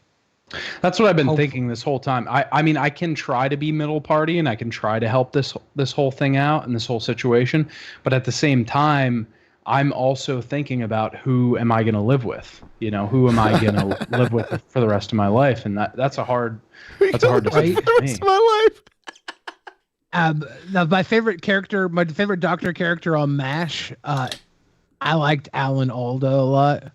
I Was know that it's pretty Hawkeye? Basic. Yeah. Yeah. Yeah, I was a big fan of Alan Alda, but you know, that's just the television series MASH. Maybe you were talking about the film. Who's your favorite? Oh, I thought that was And an Honest Red- I thought that was an unprompted. I thought you just provided that answer unprompted. I didn't know that was a question. I got to talk to our chat. Honest Red says Billy doesn't have main character syndrome. He's got plot armor. Thank you. Very, very simple distinction. This is like I'm going to be the new Dr. K. That's what's happening here. You should just start a new channel where you do this shit. Your favorite son therapy. Yep. Can we book you twice a month? You actually have a degree in therapy, or are you just bullshitting? 2 degrees in therapy. Good, because I'm going to need a double degree answer to these problems. I have been hurting, and I have gas. I can't help you with the gas. Which but- well, problems? What answers to what problems? These are double degree problems. Which problems? I need the answers. To what? Well, Ben, how many degrees do you have? I don't know if you should be asking the questions right now. I don't think these are the type of questions you need a degree to ask. I obviously think diving into my psyche and confronting my human problems should be done by a professional. That's you should probably see a therapist near where you live and not a guy we know on the internet. That's where I differ. Of course. As someone with plot armor. So you don't really someone with you're plot fucking with armor- me though, and you don't really have the degrees or what? Huh? Your favorite son. Are you lying to me? You're not actually qualified? I never went to a day You of fucking piece of college. shit. I went to days of college, but I got like high and drunk every day and dropped out. So I think like you're at least well, what can I say? Well, I knew what was what. But you know what? I have life experience. Yeah, my favorite psychologist. Good enough. I am here committed to this journey to enlightenment. As long as both of you are committed, then I'll be here. Ben, are you committed? We have 50%. Do we have the other 50%? Sure. Let's do it. That sounds like a good thing to me. I trust any man who reminds me of the youth pastor to deal with my marriage. Thank you, your favorite son. That's not the first time I've gotten that. Oh, I know it's not. He's got youth pastor energy. Holy shit. If anybody could fake 2 psychology degrees, it's the guy with the plot armor. The plot armor. What does plot armor even mean? I missed that. It just means I'm protected in this story. I'm not the main character, but I'm protected. Oh, I see. Okay, I get the reference. interesting. Plot armor. The necklace helps. It does help. Yeah. Yeah. I gotta stop wearing this fucking It's like thing a all Hulk the time. Hogan necklace. Hogan used to wear that shit back in the day. I just wear it. It's one of those things where it's just like I just wear it, you know, and it's like Hulk Hogan and Probably should Andre wear the it. Giant were buddies. And when Hogan won the world title, Andre the Giant was there to like pour champagne on him and stuff, and it was cool. And then Andre challenged Hogan for the title, and Hogan was like, "Don't do this, Andre." And Andre like grabbed the cross around Hogan's neck and just like ripped it off of him. And then Hogan was like bleeding everywhere. Something I remember from my childhood. Wait, you guys are big wrestling guys. I picked that up this stream. Yeah, pretty much. Who's your favorite wrestler? Macho Man Randy Savage, the Slim Jim guy from back in the day. Oh, okay. Yeah. That's Billy? where most people know him from. He was in the Spider-Man movie too. I have an unfortunate tie. I don't know if I can choose between the two. Nash is one of them. The tie is Kevin Nash and Mick Foley. They're totally different. Interesting. They're like completely different. Like Kevin Nash is like a 7 foot tall, like totally ripped Chad wrestler that was all like big power moves, didn't normally take a lot of moves. He like gave most of the moves. And then Mick Foley is kind of an overweight, but very charismatic guy, very good on the mic, that mainly made his name by taking punishment and like getting back up from it like it was nothing. They're both Frank Sinatra types. They both like they did it my way. They did it my way song. They both did it their way, and they are not conventional. To copy those two guys, you're never gonna get the genuine success. Did they that ever both have a experienced. match, those two, against each other? Did that ever happen? I think Mick Foley might have been a referee in a match with Nash. I think Triple H versus Nash, Hell in a Cell, had a Mick Foley referee spot. That was when Kevin I Nash think that's came the back closest we got. with his gray hair and everything. Is that it? Yeah, I Oh, think God. so. Yeah. It was a rough run. Damn. But Kevin Nash played the Super Shredder in Teenage Mutant Ninja Turtle movie. Yeah. The CG one? No, like the original one from the 90s. Oh shit. Okay. Anytime they needed like a big ripped guy in the movies, they would get him to do it. it's kind of interesting. In the cinematic universes, he's been in the Ninja Turtle universe. He's been in the Marvel universe. He's been in the John Wick series. For a guy that hasn't done a whole lot of acting, he was in the Magic Mike universe. What the fuck? Yeah, he was like a lot of work. They wanted like an old guy to be like one of the strippers, so they got him because he's old. Like he's probably like 60 years old at this point. He's in the Sandler universe. Wait. What in the Sandler? He was in Grandma's Boy. He's in the official Happy Madison universe. Who does he play in Grandma's Boy? He plays a guy that's kicking out the main character from his house because his roommate spent all the rent at the strip club or the prostitute club. He's a super big guy, like crazy big with long hair. Yeah. Yeah. Yep. He was also in Waterboy, which I don't know if that was Happy Madison. He was in The not Waterboy. Longest Yard too, Yeah, right? Longest Yard. Sorry. Yeah, the he was other in Longest Yard Sandler then, football movie. A lot of I know wrestlers what are in The you're Longest talking about. I Yard. don't know if that counts. I don't know if that counts Happy Madison. I don't know if that was a Happy Madison production or not. I'm pretty sure I don't it think was. it was. Or Yes, maybe It might have been. Okay. a lot of wrestlers I'm were in that. always impartial to the Sandman. Oh That's my my god. favorite. His Yeah, well, Sandman. Stone Cold Steve Austin at least like was inspired by the Sandman character. At least, yeah. And like, they- I mean, that I was his definitely whole was. thing. I went to one ECW show. They came to my hometown. And I'm talking like the original ECW. They came to my hometown when they first started doing TV shows on the I think it was TNN. They did it, and they came, and the Sandman entrance is so amazing. Like they play like the Metallica Enter Sandman, and he would come out and like start drinking beers and like slapping himself in the head with a kendo stick. He was badass. I love that shit. Yeah, he was sick. Because my favorite thing about him was he didn't look like a wrestler at all. I'm pretty sure he said that about himself, that he was like working construction at the time. A lot he was of those just guys, a construction worker. A lot of those ECW guys didn't like Balls Mahoney. It was like and the Dudleys and a lot of those guys. The Dudley boys. Dudley boys are great. But like he was just he just felt like a construction worker that just showed up, and he was just, he had that stick and he was just beating people over the back, and he just drinking beers. They called him Hack when he went to WCW. They called him Hack for some reason. Do you think wrestling would have ever had a resurgence if not for ECW? I think it was so influential on the Attitude Era. I don't know if Vince ever would have gone that way had he not kind of been forced to follow the trend when WCW took over. So I don't think WCW would have maintained on the talent buying operation they were running. So Vince found out that a lot of the good wrestlers that WCW was getting were from ECW.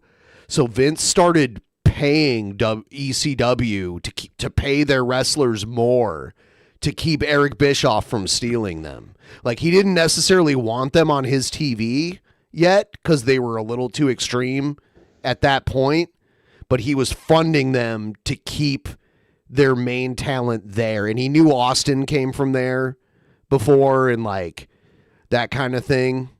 We had ECW versus Jerry Lawler on Raw before Austin came over, right? Wasn't that pre-Austin when they had like Rob Van Dam, Mr. Monday Night? It might have. I thought it was pre. That might have been the first collaboration there. But was it Eastern Championship or was it Extreme at that point? It was Extreme at that point still. Okay. Because they had Rob Van Dam on Monday Night Raw. I think he faced off against Jeff Hardy, who was an enhancement talent at the time. Who was probably like 16. They lied. I think he was 15. Yeah, they lied about how old they were. They were wrestling grown men and they were like teenagers. Yeah, these grown men were making and they were them jobbers. drink alcohol. They were having to live the road life because that's what happened when you were a wrestler. You had to get hazed in, and they made those kids drink. Wow. They made those kids get fucked up. And they were jobbers. Like, they lost every match with like almost zero offense in the match. Like, yeah. Took them a while to get contracts probably. And then when they got contracts, they were the Hardy Boys. Weren't they the Hardy Boys? Yeah. Yeah, with a right Z. off the bat? Yeah, it was almost like they were presenting them as like a boy band almost. And then they became the new Brood, and they got like they were wearing like Jenkos basically when they were wrestling at that point. So crazy. Yeah. Wrestling's always so crazy to me because there's just no regulation on it at all. Because like there used to be. I come from. Did there? Like there was back in the day, you had to be licensed in every state you wrestled in. Every state had its own local boxing and wrestling commission, and you had to take like hepatitis and HIV tests and be licensed in every state. And there's a lot of leaked licenses that are out there now that you can see. And when Vince McMahon wanted to take over the wrestling industry, he pulled the cover off of kayfabe and said, look, we're not real sports. We're sports entertainment. Because he was paying licensing fees. Yeah, he started to pay licensing fees every state he went to. The guys that were local that were working out of one region, they didn't have to travel out of the region, so it was easier for them to get licenses for all their guys in a single region. And Vince was like, if I'm going to take over their regions, I got to lift this fucking this band. And in Washington State, where I'm from, we had a very, very long hold on the licensing in Washington State. They didn't let that go for a very long time. I think there's a few states that still demand it, as far as I know. Wow. But yeah, here's Andre the Giant's state of. You had to get licensed in every state individually, and Vince was reimbursing this shit. So wow. Here's Hulk Hogan in New York. Roddy Piper. Washington State Athletic Commission. He was a Portland guy. That's insane. Yeah, I didn't know that they had like an athletic commission for that stuff. And Andre Here's the Andre's. Giant's baby mama is from Seattle. His daughter's in Seattle. Andre the Giant has ties to Seattle. This was his family ties. Washington license right here. Yeah, he's Yep. going to have a Washington license for sure. He's going to work out here as much as he possibly can because his daughter is from here. Yep. Wow.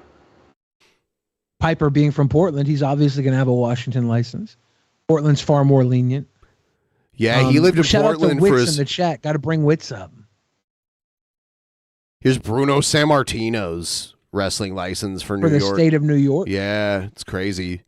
This would have been Before license Hulk expires Hogan. September 30th, 1985. So it expires in 1985. This would be post Hogan expiration, right? Yeah, so this is when he came out of retirement to get his son a job wrestling.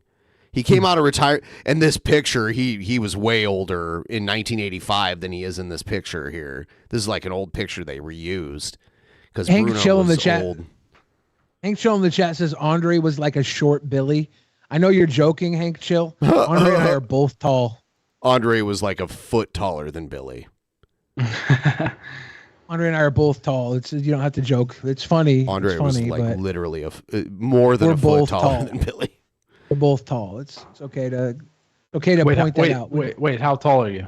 He's probably like 6'2". Yeah, he's probably like 6'2", and Andre was billed at 7'4", but Andre was probably more like 7 even. People say, I don't know. We're like the same height. 6'2", Yeah. 6'1". I've shrunk because of my massive obesity. I have a lot of bad spine days. So many unfortunately. excuses. See, here's another thing. All the excuses. Why can't he just take responsibility, your favorite son? Why do you have to call them excuses? This isn't responsibility. This is existence. You're Take responsibility for shrinking. You're negatizing my existence. Ben. What does your That's how driver's evil license you say, are. Billy the Fridge? What does your driver's license say is your height? What does your driver's license say is your height, Billy the Fridge? Billy, do you? It's do you proof feel that he lies about his height. Does it My upset driver's you? license is 6'2". No, What was that your that's favorite four. son? Does it upset you when he questions you about stuff like this? Not at all. He's misguided. I actually feel bad for him. This is what Jared Genesis says about his detractors, that he feels bad for them. I don't need detractors. I have fans. I feel bad that Ben can't just enjoy the most appealing part of his show, Drunken Peasants, featuring Billy the Fridge. You What's should be that? able to enjoy that. Which part is that? Me, Billy the Fridge. The most enjoyable part of Drunken Peasants podcast. Ben, what do you feel like is the most appealing part of the Drunken Peasants podcast? The overall experience altogether. See, I'm a team player. Billy the Fridge just goes to bat for himself. It's true Never narcissistic been on behavior. my team. He thinks Ben's only ever been on my team when he absolutely knew he needed me. And It's all about unfortunately, he's him. been forgetting that. He's been forgetting how much he needs me. it's all about And himself. that's really the problem. We need a refresher. It's all about I himself. need everybody commenting and responding, saying how important I am to Ben. I'm not denying your Billy's importance. so important, Ben. But you're He's so he just obsessed wants- with yourself. He just wants. It's insane. He just wants a half of the respect that he's owed. Not even all of it, just half. Wait, Billy. Yeah. It seems like Ben really thinks that you are obsessed with yourself. Yeah. How do you? How do you feel about that? Do you feel like you're obsessed with yourself? No, not at all. I'm simply a realist. And there's only so far in life you can go where you have to accept the truth about yourself.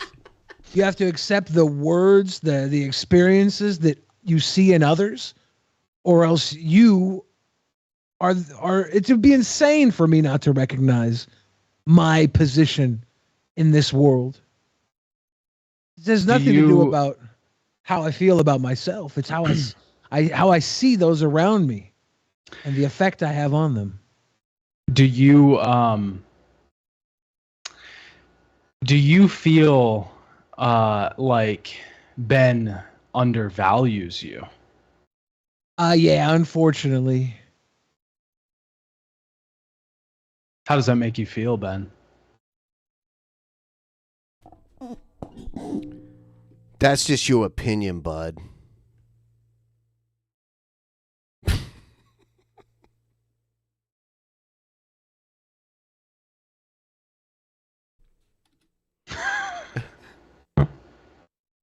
Come on, be the therapist. Keep it flowing. Hold on. I'm letting you guys sit in this moment. Okay. You have to breathe it in. Take it in. Take in what he just said. Really think about it. WCW NWO Revenge 2000 on the Nintendo 64. Great game. Began the span of the best wrestling games of all time. I think. Can I give you guys my opinion?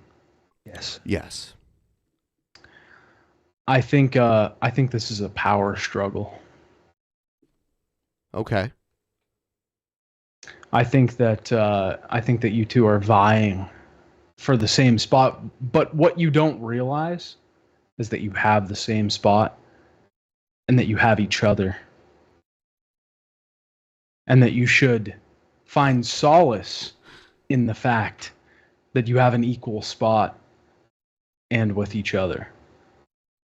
You have an equal footing ground of the same person, and you should take solace in that fact.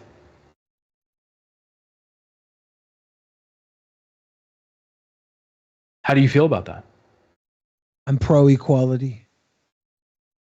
Ben? Billy's I pro don't equality. believe him.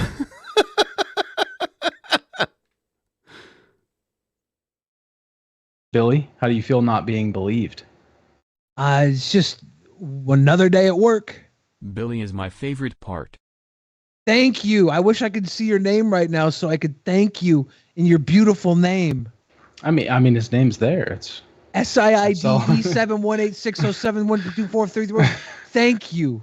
I see you. I feel you.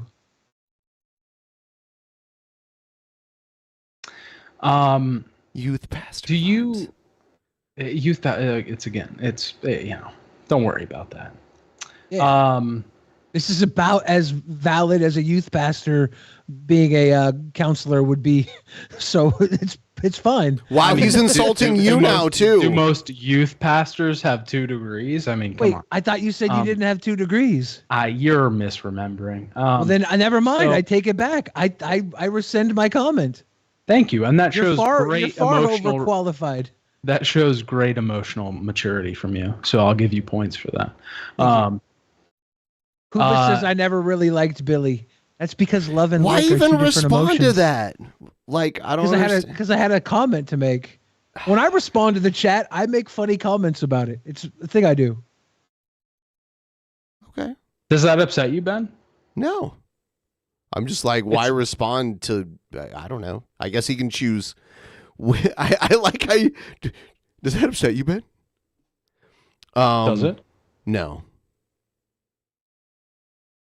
I would just Deepak Oprah. Fuck Deepak Oprah. I want Tupac Chopra. That's what I want. Give me Tupac Chopra. Double penetrative couples therapy. Yes. I mean, that's what we're doing. I've heard about that before.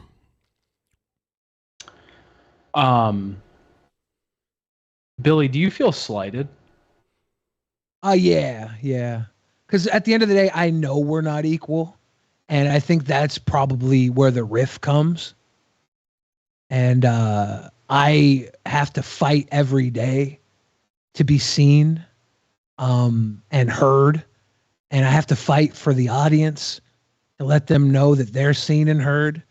And if somebody wants to make a comment in the chat, be it positive or negative, I want to try and make them be a part of the show. Sometimes that's really, really hard. What do you mean not equal? Because inside I'm hurting. What do you mean not equal? I'm hurting inside. Well, this is obviously your show. This isn't my show.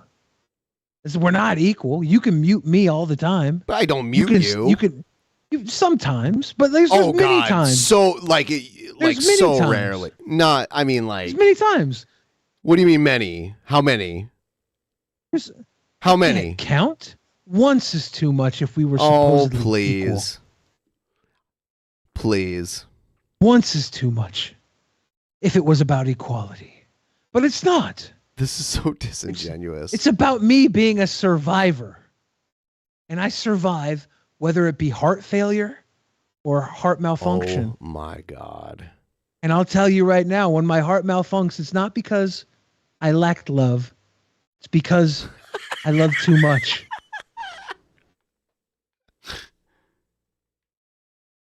When my heart goes, it's because it got too large. Like the and I love Grinch. far too much. I have an enlarged heart. That's my medical condition. My heart's too big. Usually it's Because people who do given- steroids that have that. I've given time and again too much love. And that's okay. Because if I had to do it all over again, too much love is the exact amount of love I always wanted to give. He doesn't have high blood pressure, actually. My blood pressure is remarkably low. I don't have clogged arteries. It's low, right? It's not high. It's like the heart. Your heart. It's average. Oh. Yeah, my blood pressure is fine. Was it? But when you went in, and and compared to what you would think of a fat. Well, oh, okay. That's Because I thought wild. maybe because like it would have been low because your heart wasn't pumping hard enough. They gave me medicine to make it go lower so that my heart wouldn't be as active. Holy shit. I'm on medicine right now to slow my heart down a bit so that I can allow it to heal. Damn. Zap Rosedauer says, on a serious note, Billy, I've been worried about you possibly getting COVID again. If this happened with your recent heart failure, the possible result worries me. Yeah, no, it's definitely something that worries me. I know we just had Bray Wyatt, who's a terribly healthy athlete, got COVID and had heart failure. And How do we there's know? a lot of heart failure. How do we know he didn't have like a drinking problem or something too? Like we don't know. Well, so far, what everybody has said is that sounds like it's heart failure, COVID related. He was an overweight guy, like anyway. I would guess maybe he either because like someone with that much physical activity to still be overweight, he probably either overate or like drank or something like that. I would guess. I'm just going by with what the reports have been. Yeah, I don't know for sure. Wait, he had COVID, and that was why he died. he had heart complications from COVID, from what I heard, and he's like an athletic 30-something-year-old man, right? Third generation too. Like his father and grandfather were both wrestlers, and his uncle Barry Windham's one of the greatest wrestlers ever. So that's wild. Yeah. Oh, so he had a heart issue already, and he was managing, but COVID aggravated it. Yeah, that's rough. Shit. 25 more bucks, by the way, till the next shot. If you guys want to help 25. out. Let's go. Wait, I gotta pee. I want by the time I get back there to be a $25 donation or less, so that I can take a shot. And 2, I want you guys to talk this out amongst yourselves. Thank you, your favorite psychotherapist. You're now welcome. he said $25 or less so he could take this shot. I do believe he meant $25 or more. It's Less okay. would not get us to the $50 level. He's been drinking as much as I have. So Yeah, so long story short, I hope I also don't get COVID as well. I had COVID about a year before I went into the hospital, and there's a lot of heart complication showing up in people who had COVID. It's we got it at the same time. Yeah. Yeah. It's I feel lucky that it is what it is, because if I'm really good about my recovery, I think I can avoid surgery. But it's not a for sure thing. I have to see how I'm going to be during my next ultrasound. I got ultrasounds of my bladder recently. How'd that go?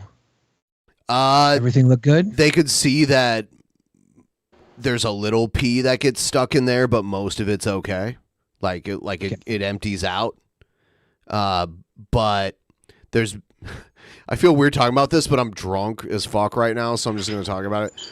I took a pee test and there was blood in my pee, and they're like, "Oh, you got to get another pee test, and if there's still blood in your pee, then we got to do the thing where we stick a scope down your dick hole and look in your bladder, and they stick this metal tube through your dick hole all the way to your bladder, and then they shoot like medium pressure water in there to like inflate everything, and then they like look around to see if there's like anything weird in there, and if there is something weird, they stick like a little clipper tool down through it and take like a biopsy and do that kind of. This is old man talk, by the way. Your favorite son.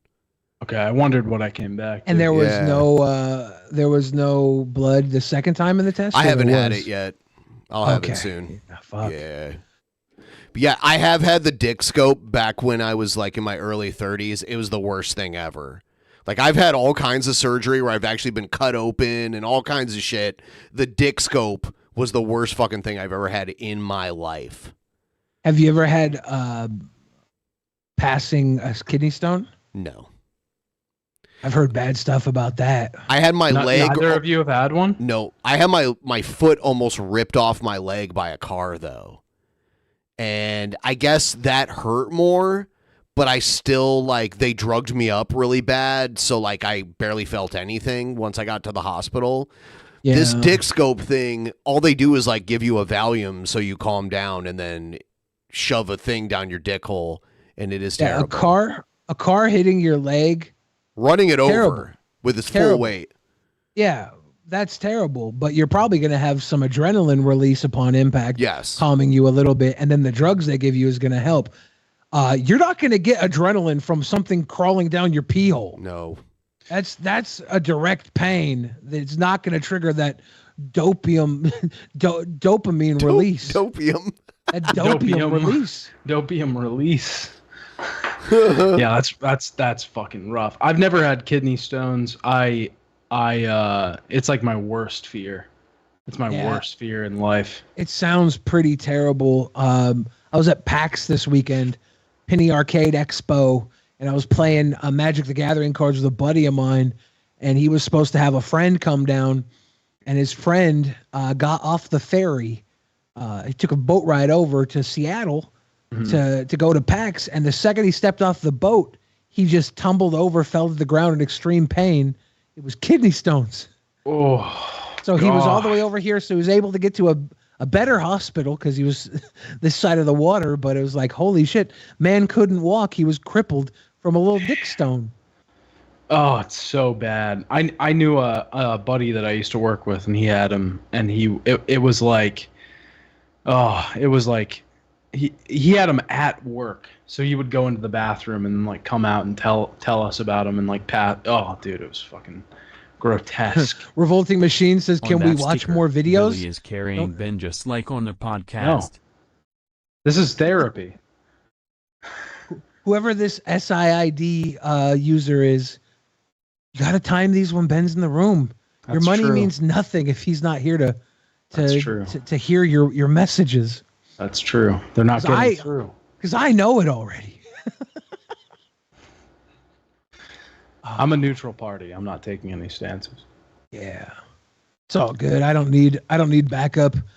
I have the majority of fans behind me.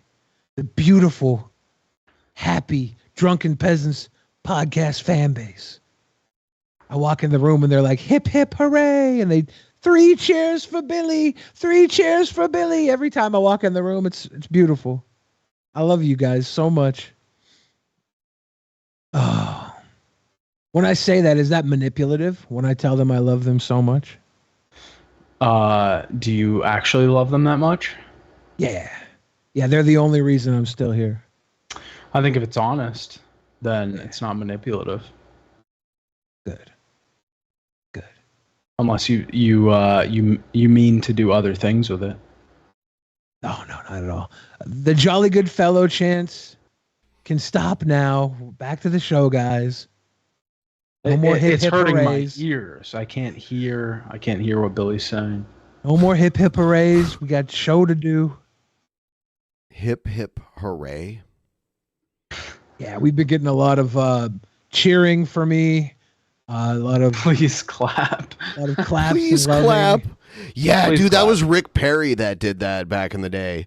Jeb Bush, I think. Jeb Bush. Jeb Bush was like, and then he was like, please clap. Please clap.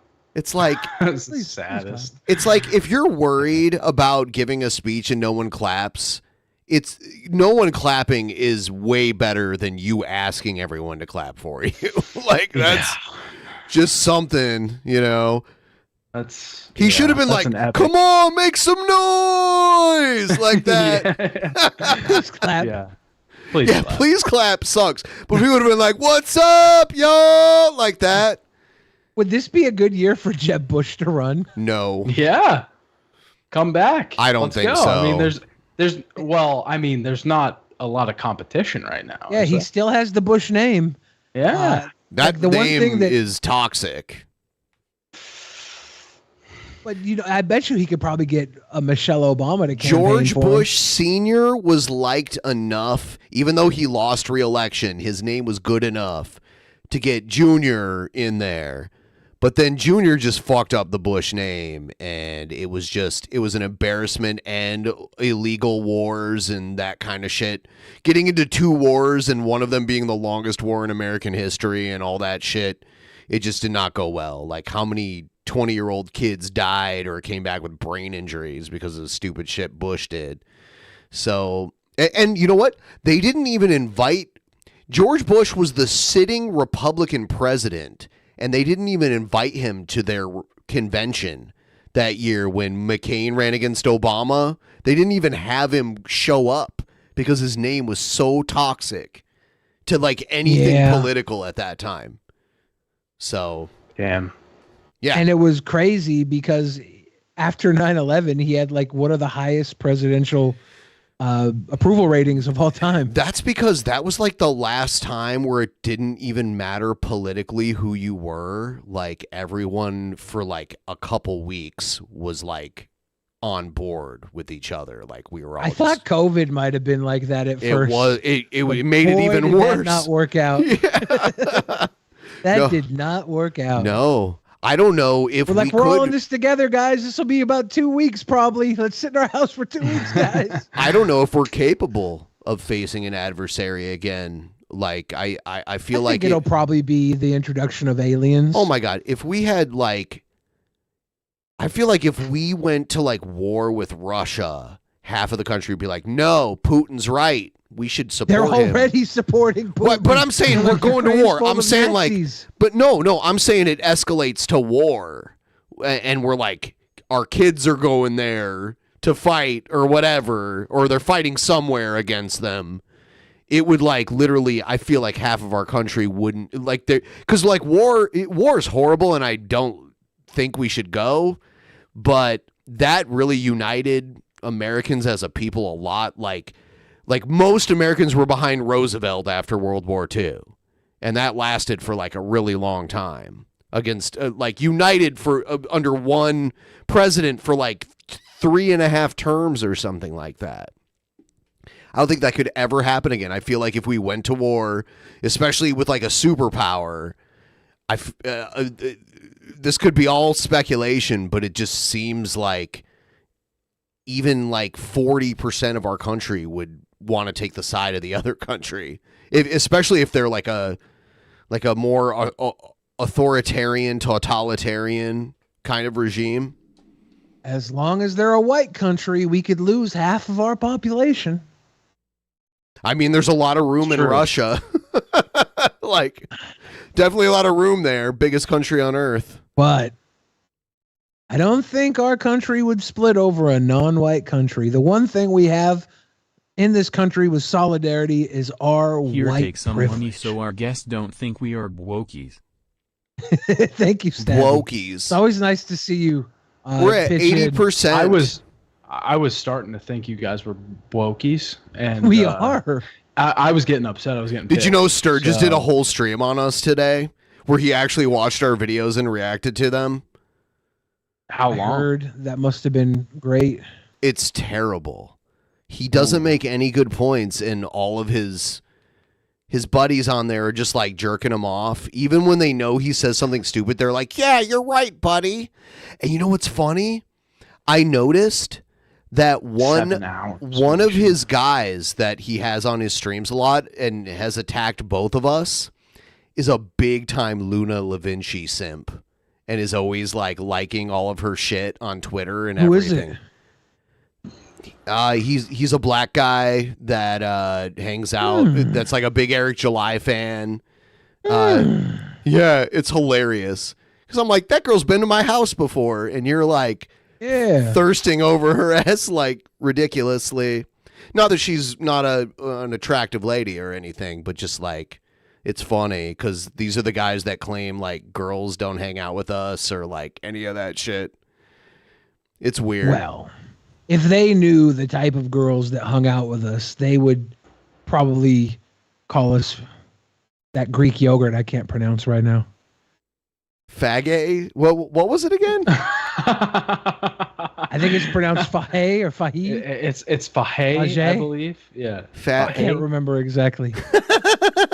It's spelled Fage. The T is silent. That's all I remember. That's Bob Saget. Bob, yeah, dude. My dad hated Bob Saget so much, but he loved him. Okay. So you know cool Bob Saget. You don't know family friendly, like America's Funniest Home Videos Bob Saget. Full House Bob Saget. No, I know Full House, but I also know that he like went on to do a stand-up comedy. I don't blame him. Well, and he was a stand-up before that, and he was and he did like blue material back in the day. Mm-hmm. But he got hired by a major network to be a family-friendly guy, and they gave him like not only Full House, but then like their prime time America's Funniest Home Video show, and he made a lot of like really corny jokes on there that were family-friendly, for like the early 90s. But my dad hated his jokes so much that he would mute Bob Saget whenever he was on and talking, and then he'd like unmute it when like the funny videos would play. Damn, because of the corny jokes? Yes. Hank Cho says it's like forcing Joe to be on TV. Kind of. Joe,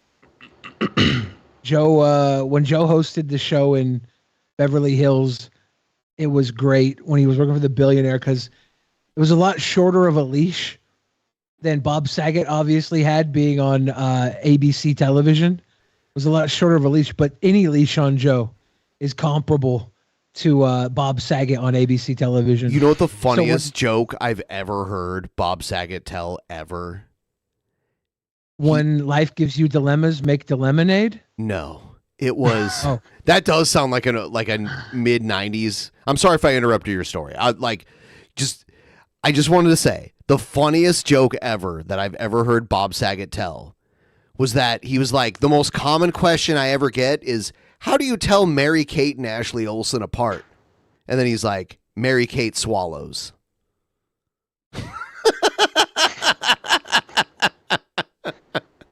Wait, is that real? Yes. In chat that Josh is that Josh is live and playing with a gun? Hold on, let's see. He is. But can we put Josh's live in the fourth screen here? Let me just put it on the big one. It's a prop gun? Oh, he is playing with a gun. Oh, shit. People are saying it's a prop gun. I've seen him play with a shotgun, though, while he's all trashed. It was crazy. Yeah, he did that while we were there, and he was... Yeah, this is literally that 10-year-old kid all grown up. With the patch. Yeah.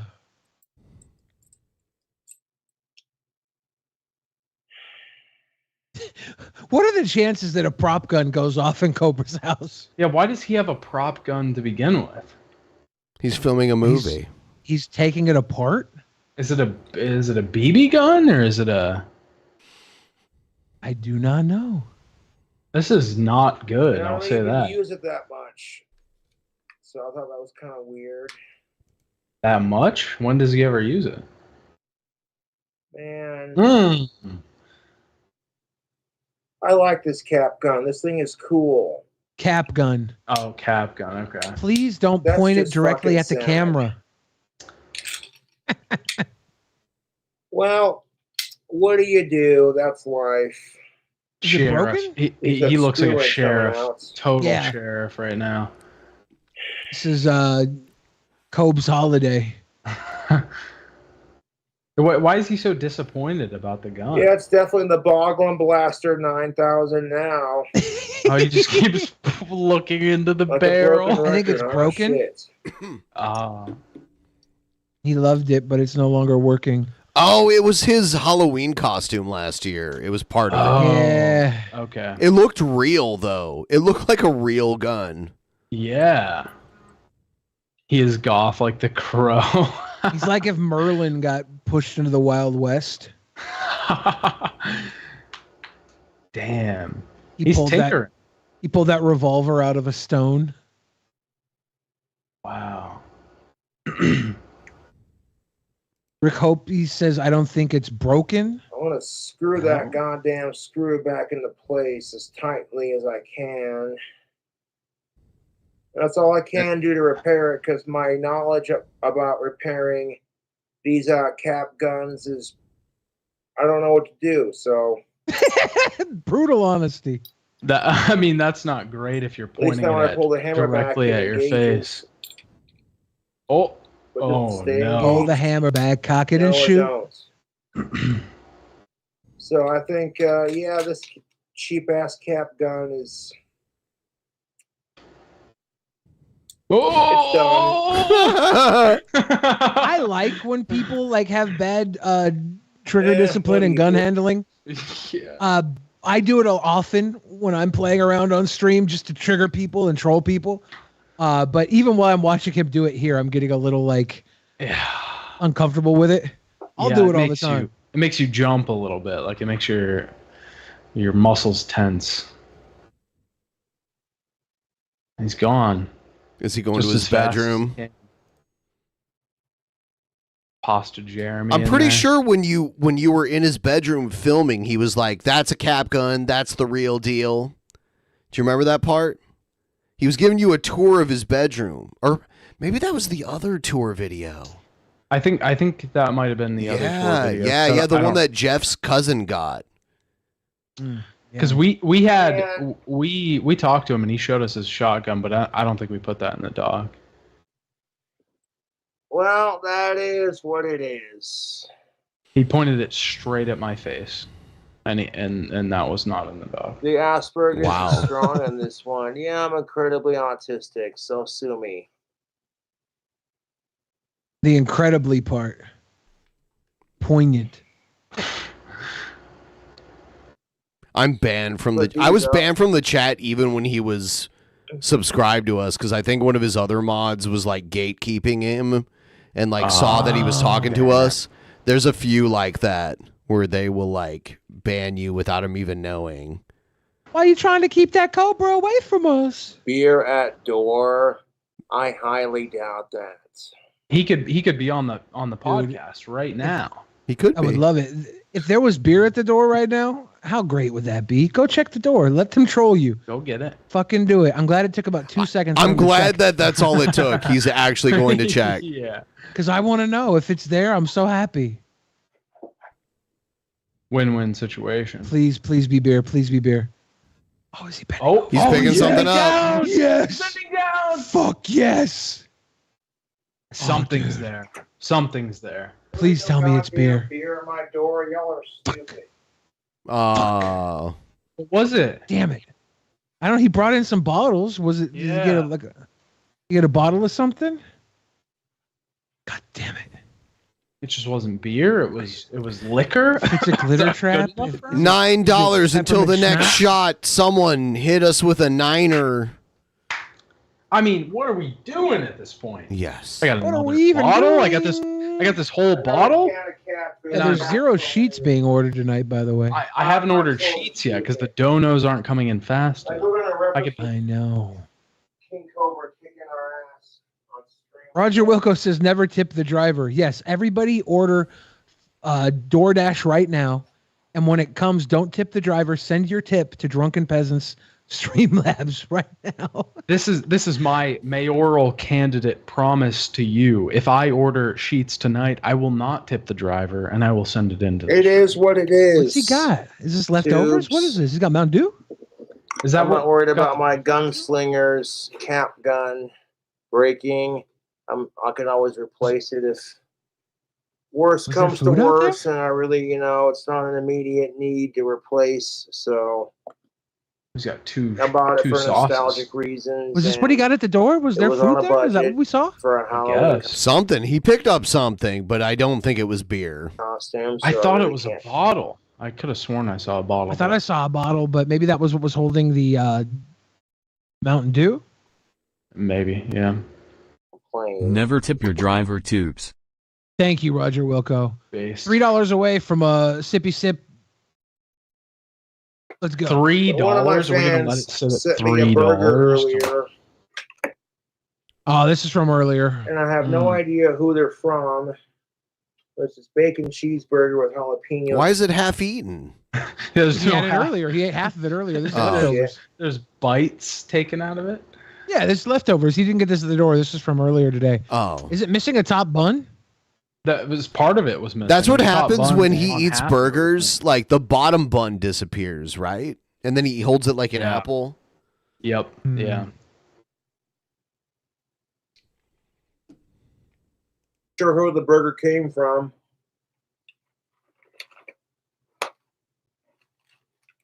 But it came with this cheesy like sauce. It kind of reminds me of right here, this sauce.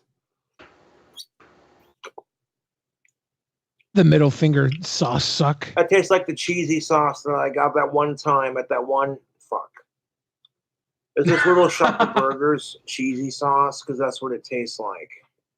Again, I have no idea who this burger came from. Oh, that was a deep. I look out on my DoorDash. Deep suck. Someone DoorDashed me a bacon cheeseburger with jalapenos. I'm like, okay. And it came with fries, so I was like, hey.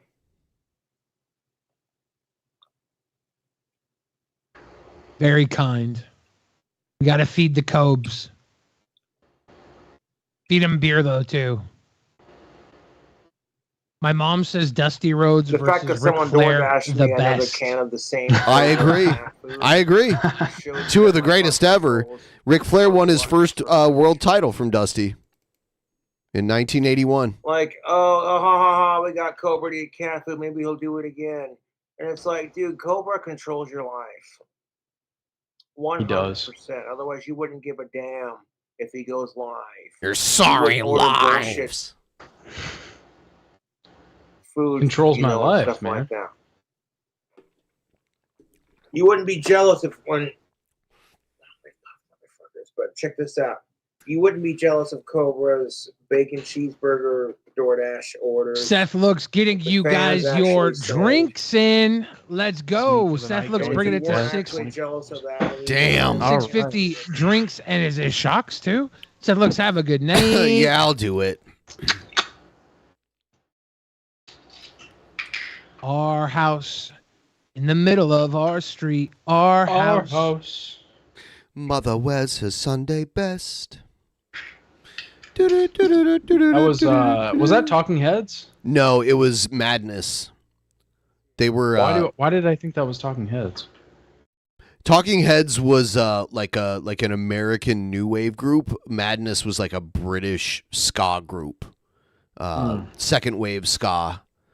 Oh God, that's fucking nasty. I haven't even done it yet because I gotta hold on. I'll do the shot and then I'll do the fucking shot color. Oh fuck, that's fucking gross. I feel it though. We're already approaching sheets time. Maybe one.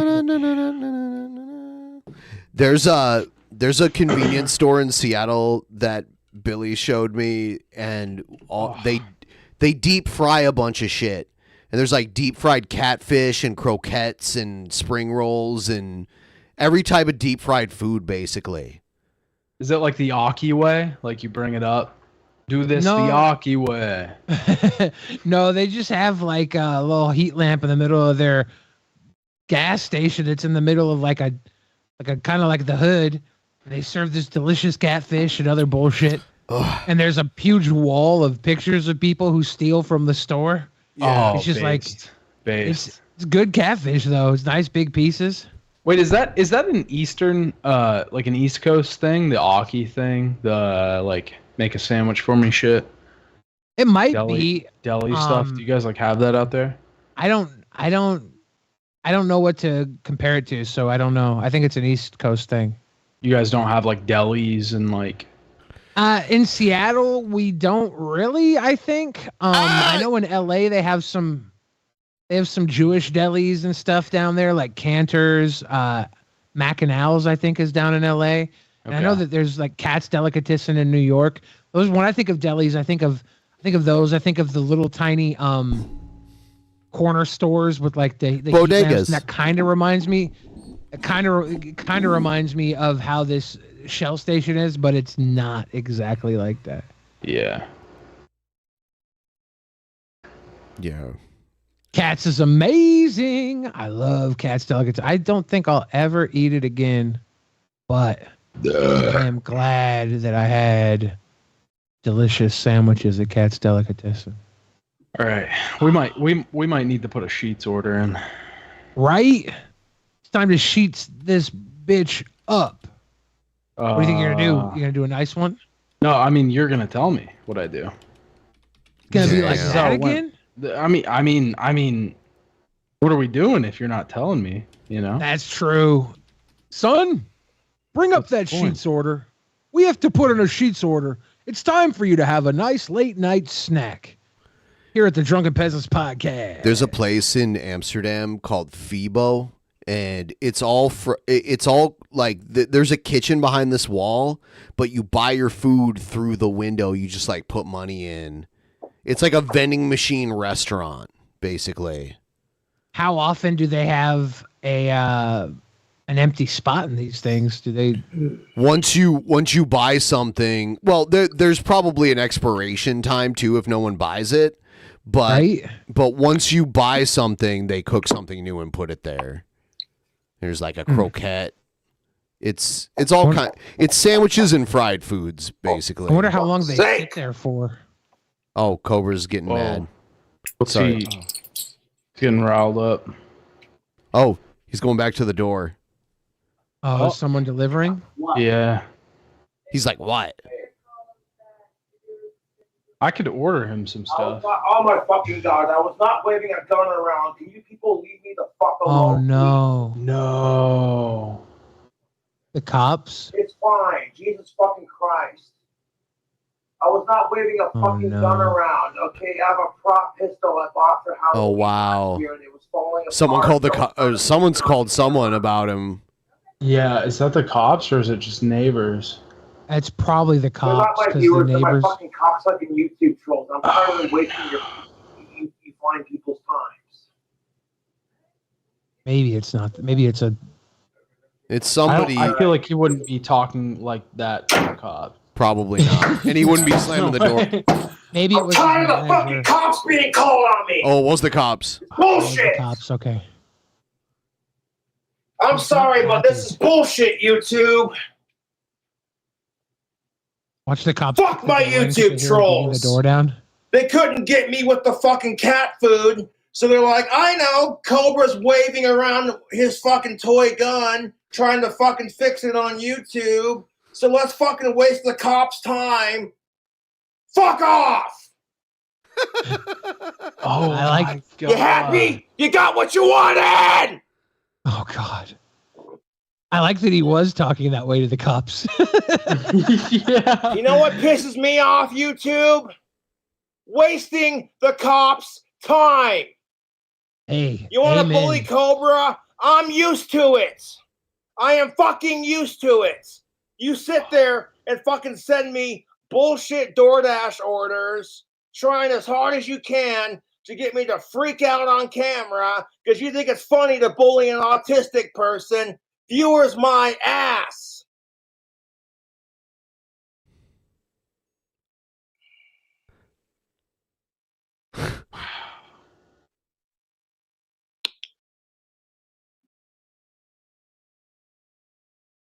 Oh Now he's pouring another drink. I'm sick and tired of the fucking Casper Police Department coming over here because of my fucking cocksucking faggot YouTube trolls. Uh-oh. They're eating I Greek said yogurt now? several times in the video, it's not a real gun. It's fake. It's empty. And you still gotta pull this shit.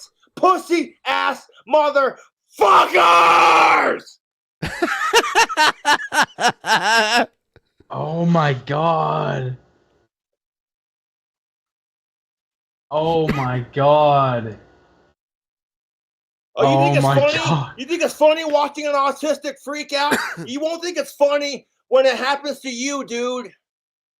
Straight the fuck up. Hello, Casper Police. I was just threatened by an autistic kid. Don't tell me to fucking chill the fuck out when you've been fucking harassed your entire goddamn life and bullied by everyone and rejected by every chick you've liked since the 4th grade. Since the 4th Don't grade. tell me to fucking chill the fuck out, you little pussy ass faggots. Whoa. Again, with the Greek yogurt. I mean, You should try Elenos. He's even more passionate than you. He about the seems to Greek be, yogurt. yeah. He might not be this angry if he had the delicious Oh Elenos my fruit on the fucking bottom. god! I pull up my prop pistol for nostalgic purposes, and I'm already bummed out because I gotta replace it if I want to do that for my costume this year for Halloween. And I'm like, it's no big deal. It is what it is. Oh, but no, we gotta call the cops on Cobra for waving a fake gun around. I'm tired of it. Stop wasting the cops' fucking precious time. They've got better things to do with their fucking life than sit here and fucking harass me and an autistic. Oh my god, dude.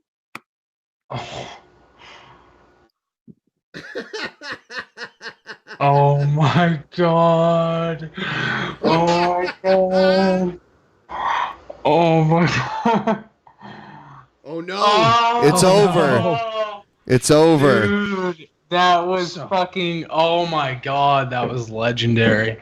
Holy shit. We were not expecting that. We caught Cobra live. We have The video's unavailable now too. Yeah, you have your favorite son here who has been to Cobra's house. Wow. Been following Cobra for a long time. We've been following Cobra for a long time. I don't think anybody was expecting that. The video was removed by the uploader. Wow. I would love if we all took a moment right now to send Cobra beer. Yes, that was just live. We just heard that live. We were looking up the other shit, and then I heard him freaking out because I was showing you the Amsterdam convenience store. Yeah. And then I heard him like go like that, and then he answered the door, and then If that video's gone and nobody's recorded it, that means they're going to have to use our reaction when they go to put this up on the That's clips. true. Which means they're going to have to look at this cool Danish or Amsterdam vending machine food. Dutch. Yeah, this Dutch vending machine food. Yeah. Croquettes. I mean, if you were in here, if you were in the chat for that, like, holy fuck, you gotta dono. You have to. At Cobra's epic. Playhouse. Yeah, that was crazy. I mean, I haven't seen him rage like that in a long time. I know. I understand why though. The cops were sent to his house over a false gun report, and you know how Cobra is when it comes to accusations. But the thing about it is he slammed the door on the cops. So I don't know. Like in this Leave me moment, alone. is he still facing repercussions? Like, I mean, are they still at his door? What can they do, right? Like he told them what happened. They have to report it, or they have to say we have suspicion to go in the house. Can they go in the house without a warrant? A warrant if they have no other tip other than his word versus the anonymous caller? I mean, if he's slamming the door in cops' faces, they might go get a warrant, right? I don't know. Yeah, Am I I think wrong about that? I think they could possibly go get a warrant to check on him, but I also think if there was worthy of checking on him, they would probably just come in and say the guy wasn't acting mentally sound. So we would maybe have reason to get in. I don't know though. Representative Necromancer says you tried to tell him that we were watching, but right when you tried, he started freaking out. I don't think you got to tell Cobra that we're watching. He's doing his own thing. Yeah, he knows. He knows. He's He doing knows his own thing. everyone's watching. Everyone's watching. He goes live. See what they could see. He smelled some of that delicious Greek yogurt, apparently. Wow. Oh my gosh. Wow, that was epic. That was epic. Yeah. Wow. Yeah, poor Cobes. Hopefully he gets some cool down time and then comes back to us ASAP. Yeah, I was so happy about that new mustache that he had. You know, It's a good looking stash. It's a great stash. I think he's making some good choices in life right now. And he's just there wow. giving it his all, tinkering with his revolver, trying to get his revolver back up to snuff. And they call him in and they send the fuzz to his house. They send the cavalry. Yeah. Investigate. And he's, oh man, wow. Shit ain't right. Damn. Hey, Pauline Perkins is here. Who's hey, that? Pauline Perkins. Pauline Perkins. It is Pauline Perkins. Who's here. Pauline Perkins? It's Pauline Perkins here. I have no idea who Pauline Perkins is. Oh, you were saying it like you knew who she was, and I was like, who is that? But she's saying it like we should know who she is. Oh. Yeah, I was going along with the flow. You're saying it's friend It's of Janie me. Bell? It's me. Pauline Perkins, friend of Janie Bell? Really? Is that true? I don't know. I think Hank Chill Pauline- said friend of Janie Bell. Someone send Cobra beer and yogurt. If you could tell me how to send Cobra beer right now, I would send him $500 in beer. I'm drunk enough. Holy shit. Yeah. 500's in beer. I will do it. If you can tell me how to do it, I'll send him $500 of alcohol. If you tell me how to do it, I'll do it. Like, I don't give a shit. But like, you have to tell me how to do it. And like, yeah, I'm upset. I don't think it's possible, as drunk as you are, to get this to happen. Wait. Okay, well, we have to send the sheets order, but is that paramount right now, or are we still reeling from this? I mean, there's not much to say about the Cobra thing. We saw it all live. Yeah. We all agree that that was fucked. Mm-hmm. We might not all agree that that was funny, but It was funny, It but I was- don't think you should be calling the cops on him. yeah. I think it was. I think whether or not you laugh at that, it was a crazy thing to see live in the moment. I understand how you might react with laughter or sadness to that. I do hope young King Cobra is back at his best very soon. A good King Cobra is the best King Cobra. I'm not laughing at that. I'm laughing at the get this pastor drunk chat. That's I mean, like, Yeah. when you send the cops to someone's house with the expectation that the person that they're going to encounter has a gun, you're putting them in danger. Yeah. Because the cops could, like, be paranoid and shoot first, and it's not a good idea. So I don't agree with that at all. Yeah, somebody said, was that swatting light? Yeah. That's Light. like, yeah, it's swatting light. Yeah. I think they know the address, and they're like, "Oh, we're here all the time, so now we just have to like knock on the door." And because the way you talk to them, I would not talk to the cops if they like, if the cops knocked on my door and I opened it, if I actually opened it, I would not be like, "Get the fuck out of here and leave me alone." The way he was. Yeah, he was screaming at them, and he slammed the door in their faces. Like I just assumed that wasn't the cops. I was like, there's no way that's the cops, because he slammed the door in their faces. See, I think that speaks to the baseness of Josh, because Right? that's fucking epic. I thought it was the cops until you told me that he wouldn't act this way to the cops. I'm like, that's a good point, because this is a crazy way to talk to the cops. I didn't think when so. When they think you have a gun. But then I was like, wait a second, who else would be here? Like a concerned neighbor, the manager or something? Yeah. And then when he says, you guys call the cops to my house, I'm like, yeah, that's just Cobes. Cobes be Cobesing. And the idea that you send someone to this house to have a gun, I would say that's definitely as close to a SWAT as it gets. Pretty close.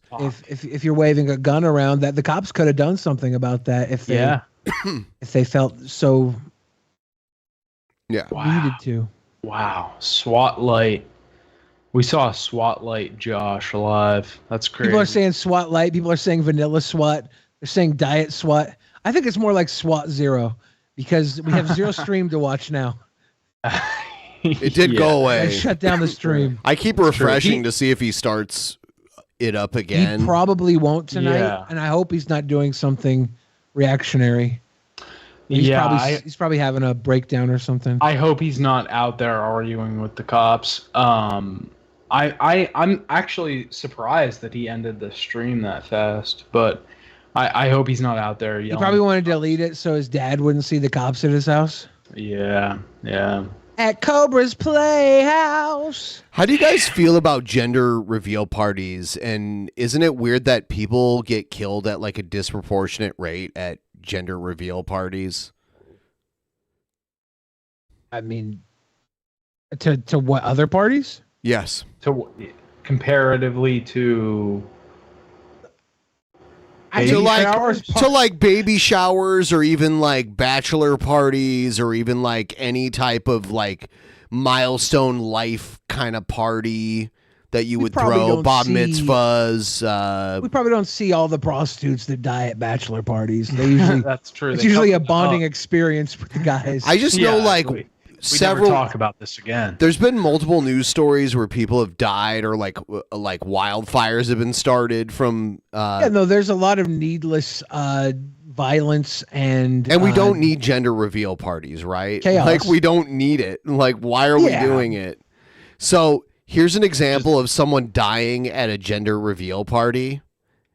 And usually it's because of the grandiose display of like the reveal of the gender of the baby.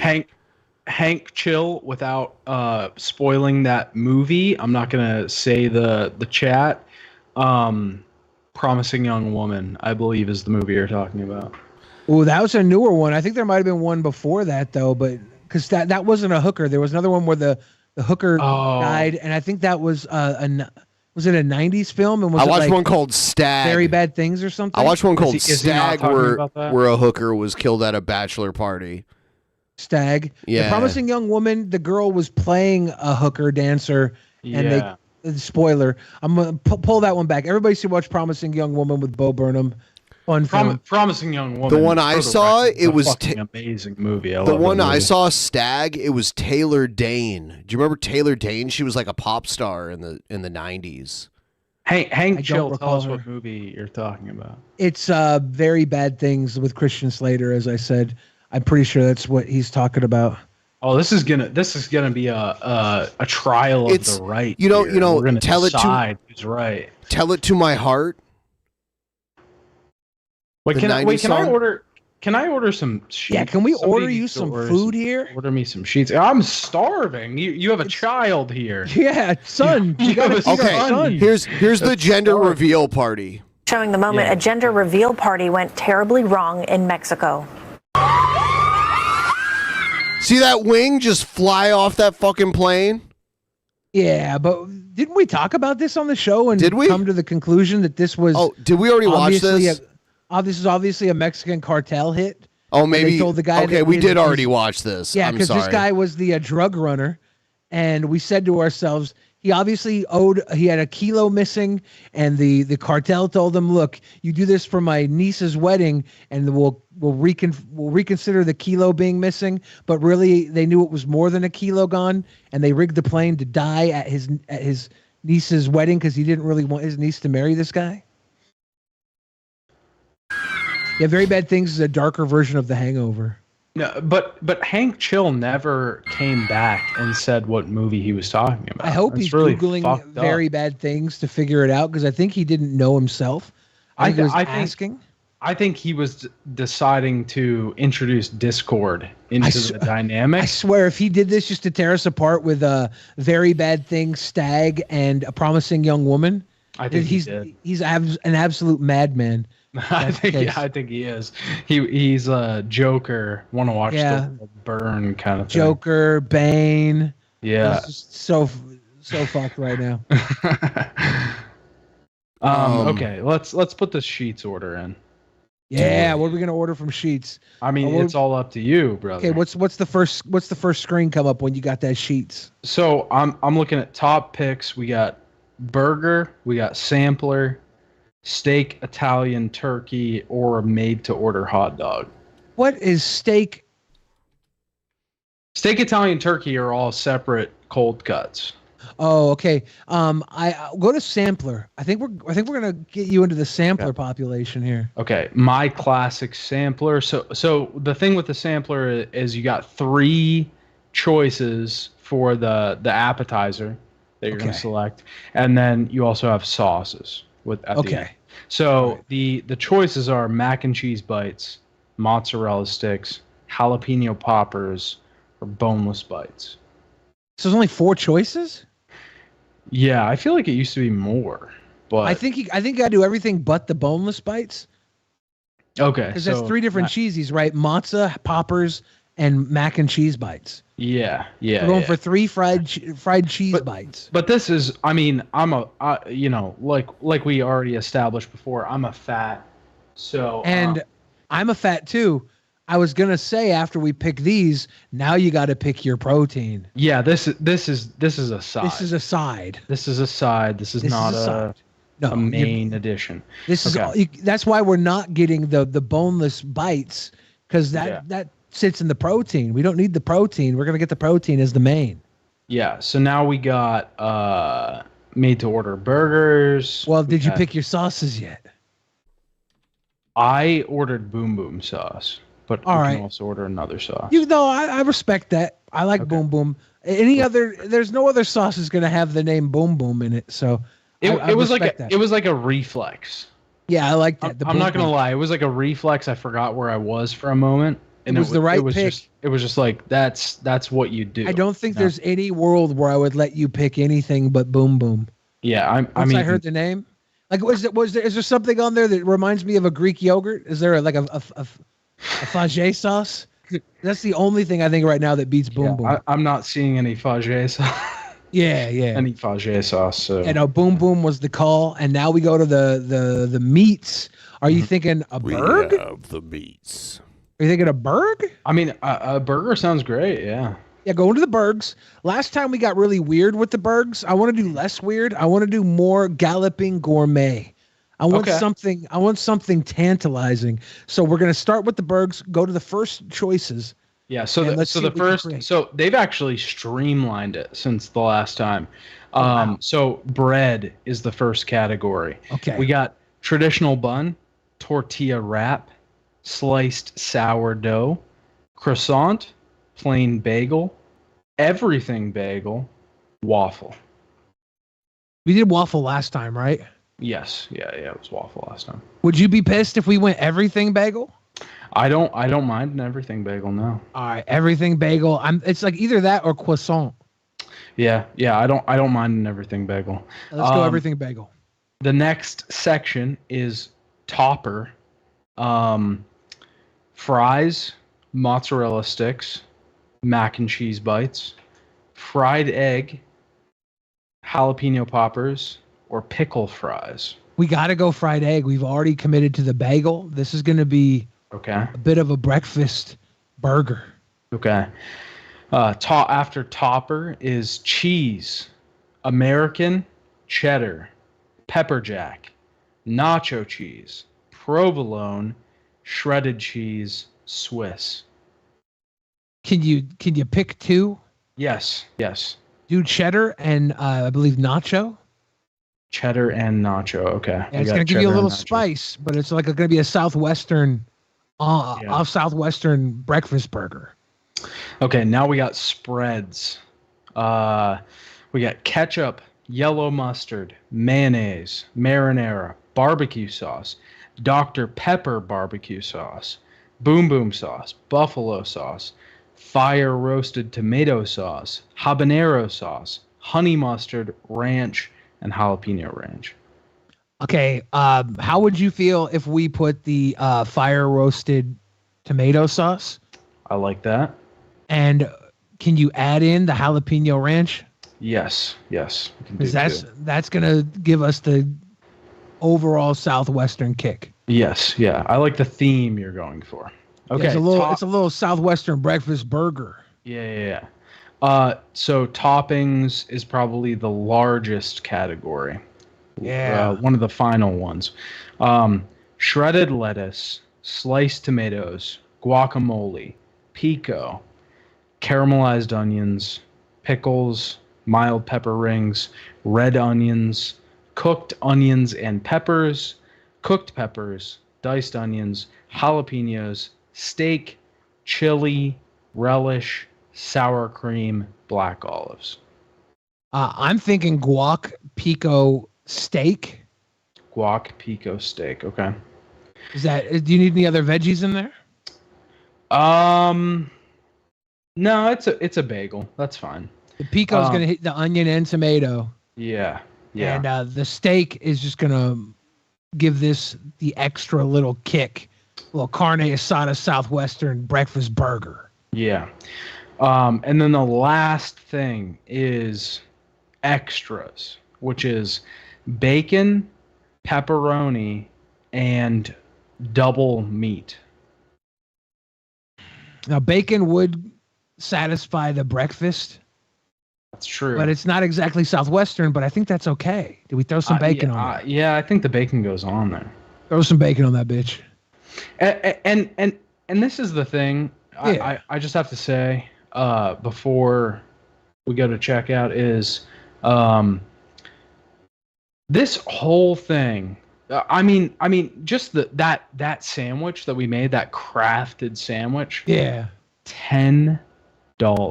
That's all? Compare that to the price we found for the McFlurry earlier. Yeah. Which was like $12. Oh yeah. That $15 after sandwich. tax. Yeah. That's that $10. whole sandwich. $10. And the sampler itself is $6. So that's a $16 order without tax and delivery. Oh my God. That's insane. wild. That's wild. Like that burger we put together is basically a burger and a breakfast plate. Yeah, it's another one. meal. Yeah, It's like two meals. Yeah. Oh man. All right. I'm pretty excited for this. Ladies and gentlemen, if you're watching, Ben has fallen asleep. It's now just your favorite son and I. Did he fall asleep? I'm sure he didn't, but okay. I hope he didn't. He probably is getting some pooping? food. Oh, he's not pooping. Probably drunk and hungry. Well, you can't always just order from Sheets, you know. Hey, I can't order from Sheets at all. That's true. It's not nearby. I just want to circle back to the Josh stream. I mean, that was. Yeah. I mean, that was epic. That was epic. There's really no other way to say it. That was epic. And we happened to stumble upon one of the live moments that will probably be looked at for the next 5 years. Yeah, very This heavily. is similar to the cigarette breaking itself. Yeah. I would say that's we are at a large touchstone in history for Josh. The bog historians will go down using only the Drunken Peasants stream as access to the live moment that was immediately removed. I'm sure tons of other people have the video. Oh yeah. Yeah, there were probably people there recording. Yeah. But I mean, we're by bog historians. Yeah. I think we might be the first people to comment on that moment. For sure. 100%. We are the Walter Cronkite of YouTube wallery. So this is the Kennedy Breaking assassination. Yes. Yeah. I mean, I would put it on par with that. Would you not? Ladies and gentlemen, at 2:45 Casper, Wyoming time, the police failed to enter King Cobra's house on a call-in. I don't know, start probably at 2:45, whatever time it was, and whatever it was. They didn't get Cobes. Cobes shut the stream down. 11. You can only assume he's alive. We're waiting desperately for an update on his critical situation. His moist critical situation. How do you feel about moist critical? I think he speaks to the audience that he has cultivated very well. I think there are a lot of he's very up to date on the shit that happens, and he has a very low energy opinion on it. And I think that in a sea full of people who are over energized in the way they speak to their audiences, it's probably a nice break. People who are tired of being overstimulated by every single YouTuber. Billy, I think you could be a very successful politician. I get that all the time. Usually during a rape. Politicians are good at that. I think you are very good at sandwiching. What does that mean? Just kind of like taking my opinion, right? If this is my opinion, and just saying this thing first, which is kind of nice, kind of packages it, then saying my opinion, and then saying this thing very fast, right? I have. You barely notice. It's like a magic trick. It's like you know how sometimes you have to sneak the medicine into a piece of cheese to get your dog to eat it? Vienna sausage, but yes. Yeah, I'm really good at sliding medicine into Vienna sausages. Yeah. You're very good at it. You're very good at just sort of doing that little magic trick. It's great. I respect it. It's very good.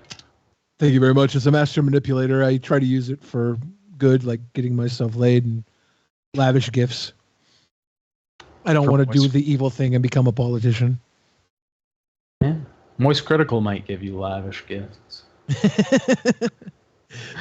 He started a wrestling promotion, right? Moist Critical? I had no idea. Pretty sure he did. I think he either started it or bought one and is the main investor. I'm waiting to see stuff come out for that. Wow, I didn't know that. Yeah, I didn't know that either. All right, guys, it's time to start another tip train to get us to 700 even. It's only $50. You know, 10 of you give $5. That's easy. Someone get it rolling. Someone be the first to get the tip train rolling. Cause I need another shot. Like, I'm sure you can tell I need another one. What do I have to offer on my body?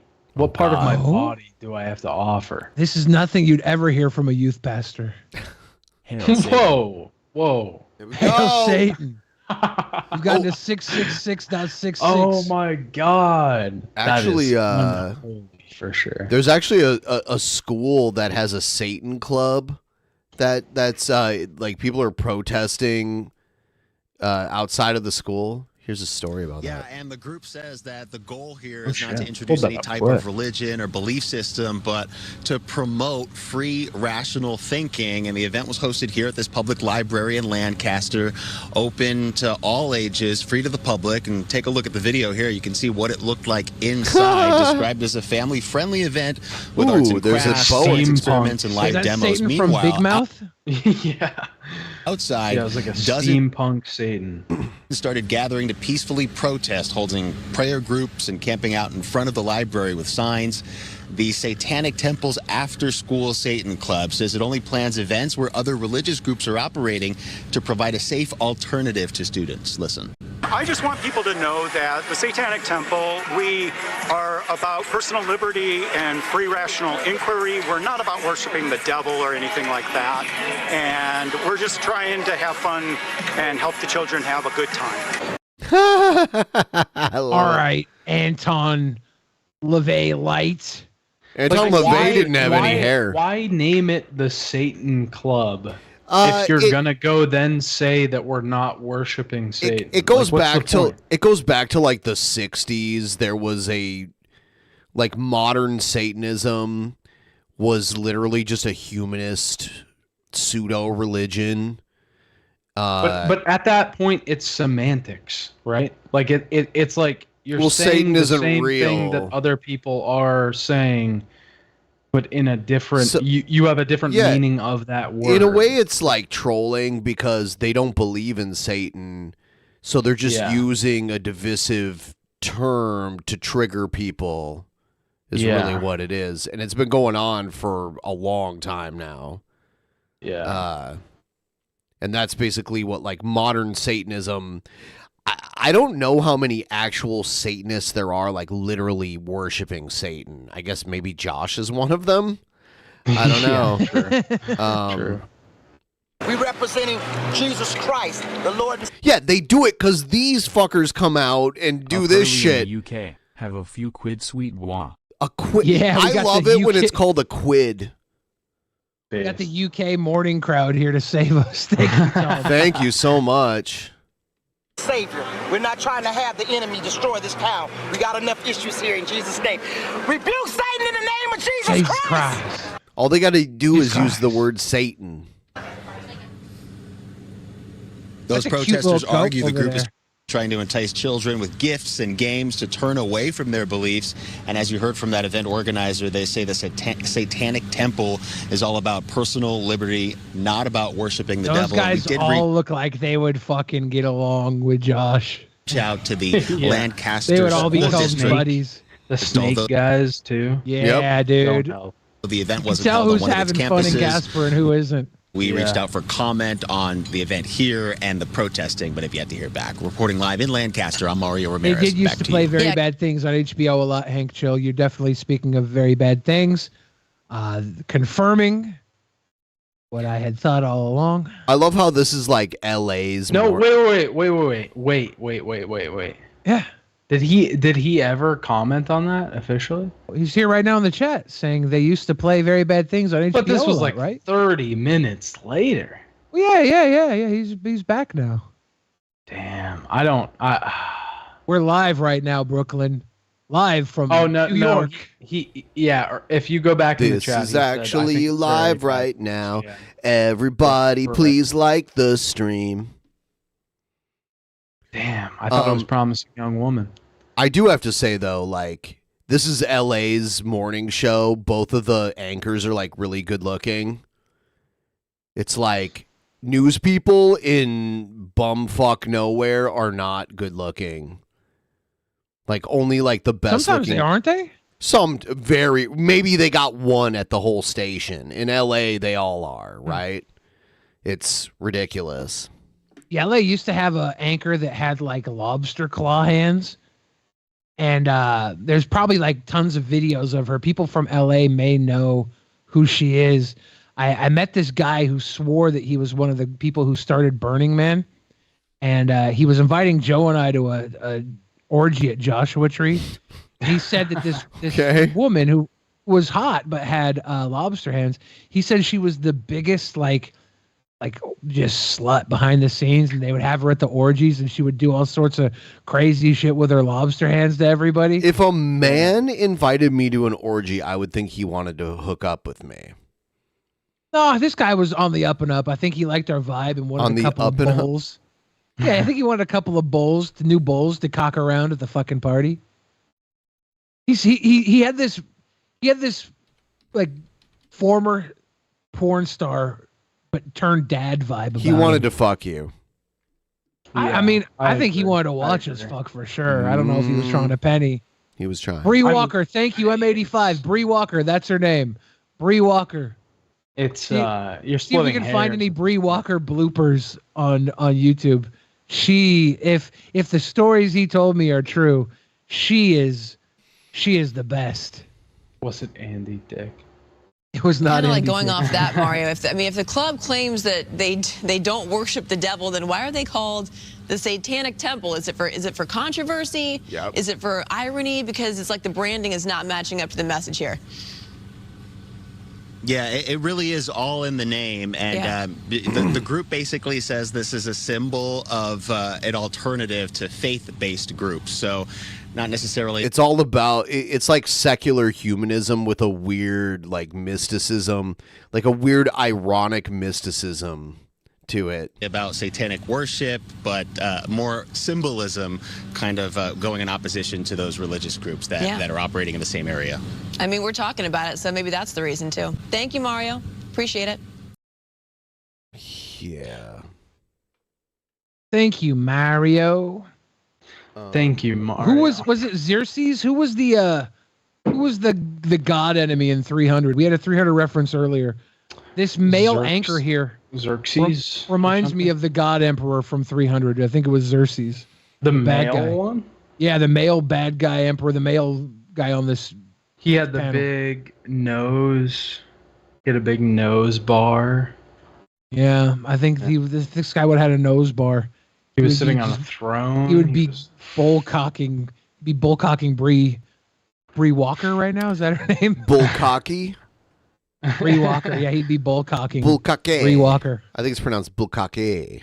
I believe. Xerxes. Somebody. That's such a great name, Xerxes. I love it. It's a great name. It's fantastic. Yes. Yeah, that male anchor was giving me Xerxes vibes. Let's hear about. There's like a new Gale series coming up. All right, let's try it again. Yeah, I tried making a video earlier, but my GovC view froze on me, and I'm going to start all over. Basically, I wanted to explain that how I'm creating the Gale series. I have outlined. Basically, I finished the first book, and I have outlined the whole thing. I'm planning on writing a total of 17 books, and I'm doing them according to the Save the Cat. Xerxes is sex rex backwards. Sex rex obviously translating to sex king. Yeah. Which is exactly what I thought of when I thought of that male anchor and him bullcocking Bree Walker. Save the Cat is, I'm finding very useful. I have found that when I get stuck or when I get writer's block on a story, it usually means that I'm using the wrong theme. And let me see if I can get my Save the Cat book so I can kind of explain them to you. She's just walking off. Yep. Save the Cat, The rest of this. Save the Cat. It's great. Here it is. Okay. I wish you would live stream. I should probably tell Jesus that Gail should be live streaming. I also have a book called Save the Cat Writes, Gail talks to Jesus. a novel, which I have on my Kindle. But yeah, I'm finding this very useful. Like, I was writing my novel Silver Skies in the 1990s, and I thought I was writing a love story. Yeah. And there is a love story in there, but it's not what you call. There's different categories in Save the Cat. There's like Monster in the House, Golden Fleece, and it's kind of complicated. There's Out of the Bottle. Buddy Love is. My Silver Skies was what you call Save the Cat institutionalized. Institutionalized is basically a story about groups, okay? Like group And, therapy. Smell of DP in the morning. Greetings from Europe, boys. Good morning. Is this one of our Welsh viewers? The Welsh. I don't think in the we chat. really have a lot of Welsh viewers either way. They're all Welsh. You know what's weird? Like most people in Wales can't speak Welsh either. Like English, kind of like in Ireland. Like most people in Ireland can't speak like traditional Irish language too. English is kind of like a killer of languages. Where like Yeah, there's a lot of dead languages. Latin is technically a dead language, but it's still taught, right? it's taught a lot of, yes, and that's because in science we still use Latin to like categorize plants and animals and other things. And then in the Catholic Church, they still use Latin a lot. Like a lot of the earlier like Catholic writings were written in Latin. And up until the Second Vatican Council, like when my mom was a kid, they used to do like the entire Catholic Mass in Latin still. Like no matter what country you were in. So Spanish viewers, there we go. Xeroxes. He's a carbon copy of Xerxes. It's when somebody feels like they're stuck following the rules of a group, and Latin is not a universal language now. Hardly anybody speaks it. There's a lot of languages that are derived from Latin that we still speak normally. But I think a lot of the different languages study Latin. Is that what it means by being a universal language? It's used universally in their scientific communities. There are plenty of languages that are derived from Latin that are like some of the most widely spoken languages on Earth. I wonder if more people speak Gaelic or Yiddish. Probably Yiddish. It depends on what kind of Gaelic you're talking about too. But yeah, there's like the Jewish population of the world, like the two countries that have the highest Jewish population are the U.S. and Israel, and a lot of people from those two populations speak Yiddish. And Gaelic, do you mean like Irish, like traditional Irish? Because like you could even call like traditional Scottish language also Gaelic. But like even regardless, those countries like don't teach or barely teach Gaelic. Yeah, Pig Latin is still popular.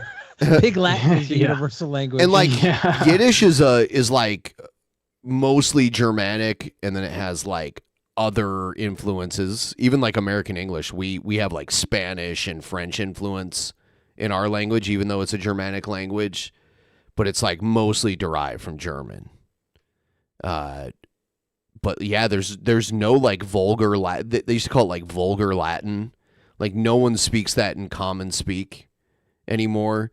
And that's because like when the Roman Empire grew to a certain amount, all these like little niche areas of it just turned Latin into their own language. And that's why we have Spanish and Portuguese and French and Romanian and Italian and anything like that under that umbrella. And now there won't eventually accents will get eliminated because we have mass communication now.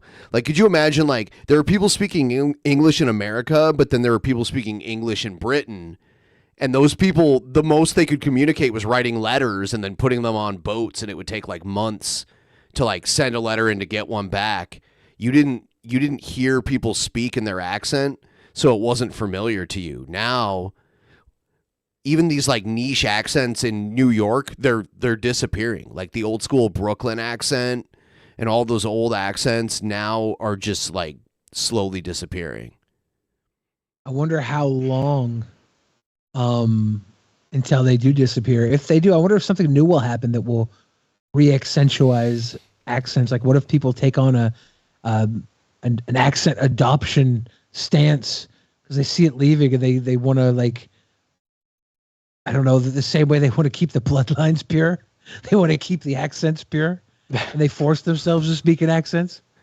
I mean, they could try. I heard Arnold. I don't even know if that's true, but I heard Arnold Schwarzenegger like took classes to keep his accent because he wanted to keep it at some point. Yeah, I don't know if that's true. I don't know if that's true. That could just be a dumb rumor.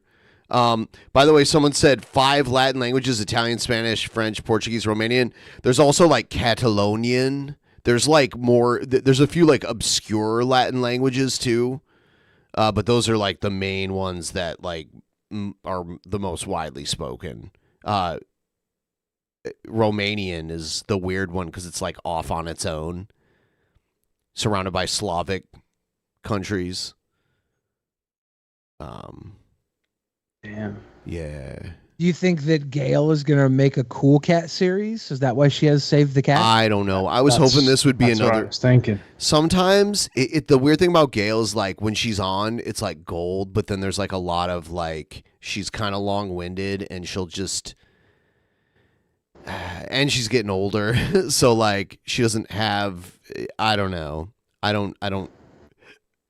care to watch this too much. Gray mare, she ain't what she used to be. Ain't what she used to be. She doesn't have the zest behind her. She doesn't have the passion. Yeah, Mark Hamill told Schwarzenegger to lose the accent or he would never make it in Hollywood. Mark Hamill? Is that why he did it? Is that why he did that? He's like, no way, Luke Skywalker. I'm going to become the Terminator and prove you wrong. Prove you wrong. They're gonna dub your voice. They're gonna cut your lines. They did do that. I could, Hercules. I could still say I'll be back. Make you AI. Damn. And now what happened? Mark Hamill, who ditched the accent, is being taken in by an AI that can copy his voice perfectly because he didn't make a distinctive voice that AI couldn't copy. You know what AI can't copy? Schwarzenegger's voice. You know how I know? Because he took down the AI in every Terminator movie. That's true. Meta. Very meta. Fact. Also, his face. Mark Hamill's face was taken down in AI. How many people watching right now think you could have beaten up Luke Perry in the last year of his life? Mark Hamill's face was rearranged in a motorcycle accident in between filming A New Hope and Empire Strikes Back. And that's why his face looks so different. I wonder who had a more traumatizing facial change, him or Mickey Rourke, because they were both very handsome. Mickey Rourke was like botched surgery though, and the other one was like a car accident where like his face was crushed, like his nose and like part of his cheek. That's why he has like a scar, and that's why they had him he got attacked by that like big Yeti monster. What's it called? A wampa? A wampa? A wampa. On a Hoth. Yeah, that's where he like and his face got attacked. That's how they kind of explain away how his face changed so much. Yeah, but I think with that discussion, you don't have the wrestler. Mickey Rourke has the wrestler. That's such a great movie. And I think that beats everything. So, you know what would have beaten the wrestler? Film. If they had done the original Vision, which would have been the wrestler and Black Swan as one movie. And Mickey Rourke and Natalie Portman are like this couple. That was the original idea? Yes. I think that was a plan. Yeah, originally. Shit. I didn't know that. Yep. It's supposed to show these people what they put their body through for entertainment type thing. But I think that the story plays really well when it becomes him and the stripper. Sure. I think it plays on a whole different level at that point. And it really kind of is a connected film to Black Swan. They both very much are high risk, high intensity character studies of people who put all their all into entertainment, dangerously so. Yeah, that's actually Black Swan is the only Aronofsky movie I haven't seen. I actually haven't seen it either.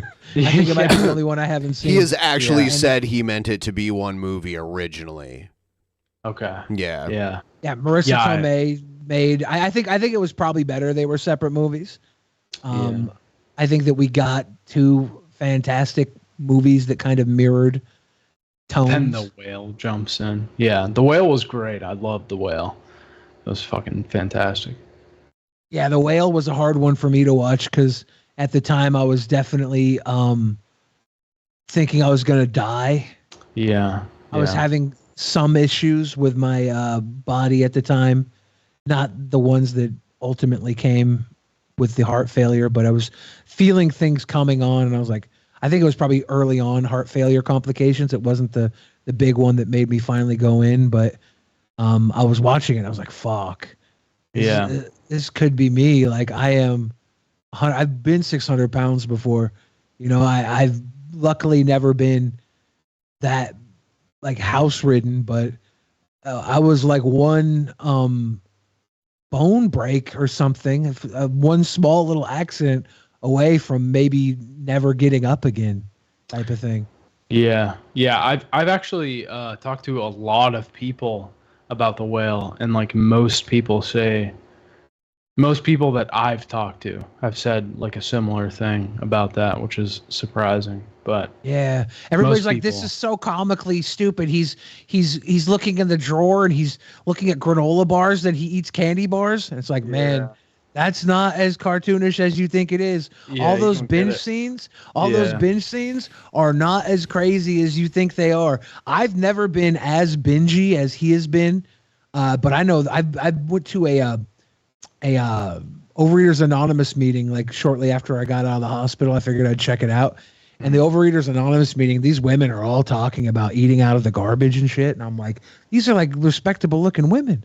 Yeah. Good regular looking women. They're not even like morbidly fat like I am. And they're having darker stories than I've ever had. And that's how I know I was a fun pig. I was a fun pig. The term "fun pig." That was a fun pig. I didn't get as dark. I've been dark. Don't get me wrong. But I'm the man who, I just dabbled in competitive eating for a while. I would do these terribly fat things just because I thought I fit the bill. I'm a fat. Let's go. Let's be fat. I used to crave eating contests. Most people crave like a burger or something. I craved a fucking 10 patty stack burger that you eat in 30 minutes free. I would just go do that shit. Hell yeah. Yeah, that movie was like a really weird distillation of that kind of like emotional mindset that doesn't exist. And I don't know. It was just like nobody's doing that. Nobody has done Young Bill that. is the life of the party. Please get this goal moving. Yeah. Thank you again, anonymous fan. That's lover. the third one. Yeah. This is like some sort of weird vigilante, you know? Some people put their money where their mouth is. Vigilante. And when it Wearing comes a to mask? when it comes to Young Bill Fridge, we get a lot of money where my mouth is. I appreciate that. It's like Batman. We don't know who they are. We don't know why they do what they do. Ear Joe says, learn to crave hummus and cucumbers. I can't even have hummus now, dude. It's way too high. I could probably home make my hummus with no preservatives, but the hummus I buy at the store is way too high. Yeah, I need to start making my own hummus salsa. isn't great for you. It's easy to make. Yeah. I need to make my own salsa because the salsa at the store is pretty high, but I got these 0 sodium blue corn chips. Got like 2 or 3 bags of them from the store. They were on sale at Grocery Outlet for $2, and they don't taste good without something to dip them in. So I gotta make a dip. I can't just dry fire these chips. They're gonna get old if I don't eat them. I love plain corn chip. Yeah, Especially there blue were corn, no black. salt. There were no salt, so like they're Yeah, that's kind of yeah, hard. because I can't have salt. So I got all these blue corn chips that are 0 salt, and they're edible without dip. But I figure I can make a nice little fucking like I don't know, tomato, onion, pepper. Yeah. It's easy. Speaking on that note, to make you incredibly jealous, my sheets order is on its way. Yes. You said jealous. I'm excited. Yeah. I'm gonna make him jealous. I'm gonna relish in how jealous I am. It's the verb Jealous. form of jealous. Relish in the I'm not- jealous. He's gonna I'm not gonna jealous. be. I'm not gonna be full on jealous. It's just gonna be a little jealous. Just a little jealous. Are you I'll jealous? be happy. I'll be happy that you're eating your delicious meal that we concocted together. I'm excited to see how this turns out. I'm excited to see how the burger turns out because you crafted a Southwest theme. Southwestern breakfast burger. Yeah, theme for this burger. I'll have a junior Western bacon cheese. This is a Southwestern breakfast bagel burger. Yeah, everything. Oh, I forgot about the everything bagel part of it. Yeah, I don't think that will destroy it. It's going to have more flavor than a regular bagel, but as we got through everything, I'm thinking we probably could have gone with the regular bagel for everything else on here. Yeah. I have a little bit of a predisposition to an everything bagel, but You're not a fan? It's not that I'm not a fan. I do like everything seasoning as I've gotten older. But when I was a kid, I had a weird experience with an everything seasoning, and it set me off. The poppy seeds. I had never experienced the poppy seeds before. Yeah. And it took me off guard. Was it an opium trip? Yeah, did you test positive for heroin after you ate it? Yeah, and then I got fired from elementary school. Right. That's what we would always tell the elementary school drug test. We're like, we had a poppy seed bagel. I don't know what to say. Check out this crazy shit right here. This is like just... It's his doorbell camera that captured this. Watch this video closely. A man who says he's a maintenance worker waits for a tenant to answer the door. A man who looks like a gang member says he's a maintenance worker waiting for you to answer the door. Can I help you? He's literally wearing his gang colors. Oh yes, they came to check your air filters. I'm not sure. This is 38277. Okay. He does like up until he started talking, I was like, sometimes the maintenance guys don't get all dressed up. Sometimes they just come wearing their regular gang attire. colors. Yeah, sometimes, So as a maintenance guy, you want to have the bandana to catch your sweat when you're working. But when he started talking, this was 100% the worst acting I've ever. This is definitely gangster acting. His doorbell camera, the young man inside, Ethan Rodriguez, tells the supposed worker to leave, says nobody's home, even though he is. You'll have to wait till another day. Oh, much appreciated. The guy leaves, and when he comes back, he's got a gun in his hand. Got the pistol out? Yeah. Brings a gun and a friend. Now wait a second. Blue and red? What's going on here? This long is mixed signals. Two guys to learn. Ethan Rodriguez was home after all. I was hoping I got him.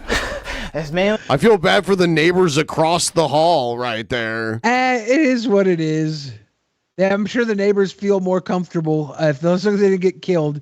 More comfortable knowing these guys are going to be scared shitless to come back. Well, hopefully the bullets didn't make it inside of their apartment. Everything. I mean, hopefully, yeah. It went into their wall right next to their door. So it's like... When I got him. Rodriguez told me Monday. Look at those bullets. Those are the bullets he shot through his door.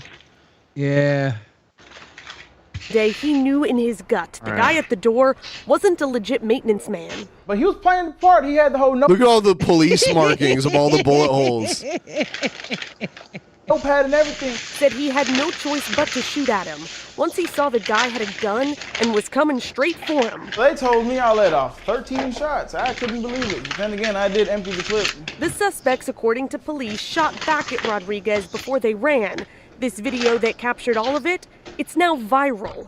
Rodriguez told me he's got no idea who these guys are or what they wanted from him, but said if they're watching... You're dumb as for not wearing a mask, because I even got your name. Ever since the video's been public, I got a name and everything. I'm just waiting on the detective to call me. To be clear, Dallas police officers haven't yet identified any suspects or made any arrests. Rodriguez is hopeful that will soon change. I'm wondering why the hell he's trying to get in my house. In Dallas, I'm Sydney Persing. Got lit up.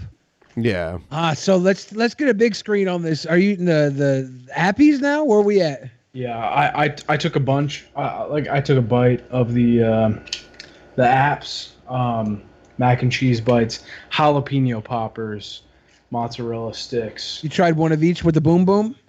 I tried the mac and cheese bites. I'm very familiar with the apps. Okay, good. Okay. So how we get, because this burger is where it's at. This burger is the question. The burger is the question. I'm not gonna lie. This thing looks fucked up. Really? Can I see it? Oh, it's got guac like a in the middle. bagel. You see the green? You see the green in the middle? The guac? Yeah, that's that guac. Is there steak on it? Can you see the steak and bacon and egg? There's like steak. You see the steak. How good of a bite can you get? Or you can take your first bite?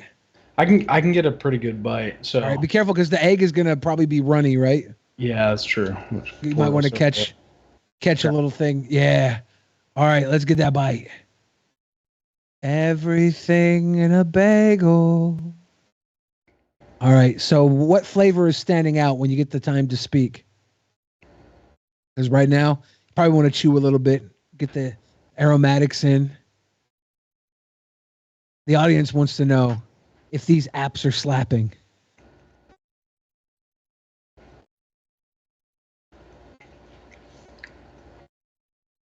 Got a good chew? The bagel makes it harder to chew, I'll tell you that much. Good chew. Mostly steak. Surprisingly, mostly steak.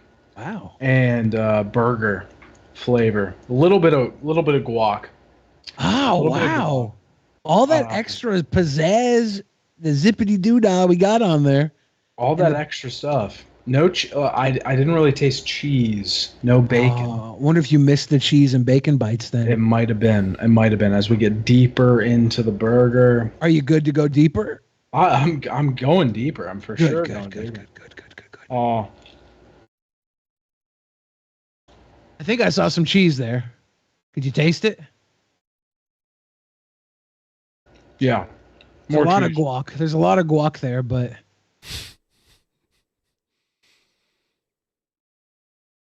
I'm chewing. This is all Sheets. This is all the Sheets burger we put together. Are you regretting the everything bagel over a plain bagel as you eat it, or is it not too bad? No. It does add a little bit. It adds a little bit. It adds a little bit of flavor. It's not overpowering. Yeah. There's some cheese there. As I got the second bite, there's Air some cheese Joe, there. Air Joe asks opinions on pizza bagels. We actually could have made a pizza bagel burger, huh? You mean They like had bagel pepperoni, provolone, bites? marinara. That's true. Yeah, they had marinara. They had pepperoni. Could have made a pizza bagel burger. Yeah, But mozzarella. So far, right now, is this comparable to the monstrosity we made last time, or does this have better or worse flavor? Well, if I'm honest about the monstrosity we made last time, I was blacked out, so I don't remember that very well. Because it was a muck. That one wasn't. I feel like I remember that one not being that bad. I remember making it. I don't remember eating it. Yeah. But it was like waffle. And like It got weird. I don't remember it being super weird though. This is like guac, everything bagel, cheese, steak, burger, egg. This is pretty adventurous. Okay. A pig's brain bug burger, though. So this is probably Josh better than made. that. He ate pickled pig's brain. It was like fermented in milk or something weird like that. It was pig brain and milk gravy, I think is what it was called. Yep. Yeah, that's a little deeper than I'm willing to go. Well, it's not deeper than I'm willing to go, but it's the fact that the employees at Sheets don't have the capabilities. Yeah, they can't. Including pig brain on their menu. Unfortunately, there's 0 pig brain and 0 milk gravy at Sheets. Damn it. Yeah. Not quite yet. We're working towards a better tomorrow. It's not bad. I'll say this. It's not bad. It's not bad. Get a little cross section there. Yeah. Is that 2 patties or is that steak and burger? It's one patty, one burger patty, and then steak on top of it. So it is I'll be a lot real of with meat. you right now. I would eat the fuck out of that. It's pretty good. I'm not gonna lie. It's not bad. It's great, and I feel like the guac adds a texture element to it. Okay, good. I was worried the guac might ruin it. What are you eating now? The jalapeno popper or the mac and cheese bite? Mac and cheese bite. I'm always gonna go for a mac and cheese bite first with the boom boom sauce because it's Sheets. It's got to be the boom. What's boom boom taste like? I'm not sure what to compare it to. I don't know if we have it out here. It's like a little spicy. It's a little bit spicy. It's like a Thousand Island, but a little spicy. Okay. You taste the egg at all? We're not hearing about the egg. You know what? You reminded me of the egg. I completely forgot about the egg. That's how little presence it has on this dish. Yeah. It's there That though. was it. You can see it. That was this.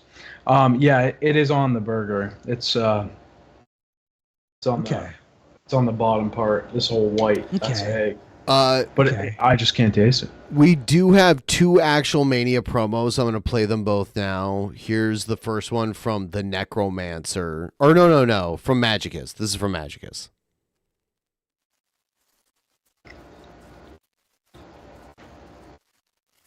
Do we want to do the full screen for that? Oh shit, I fucked up. My bad. Hold on. Here.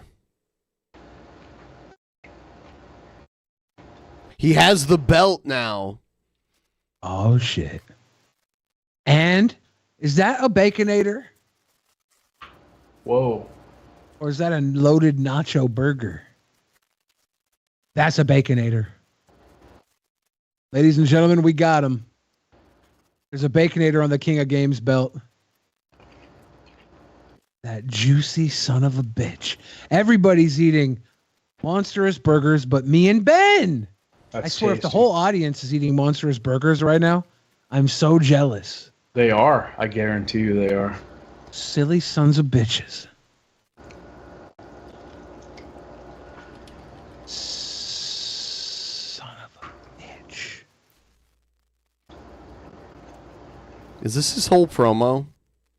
He's just going to sit and eat a motherfucking Baconator for the kids? Yeah, Jeff Holiday cannot handle the price of this burger right now. There's no way he's getting this burger out to the woods, I'll tell you that much.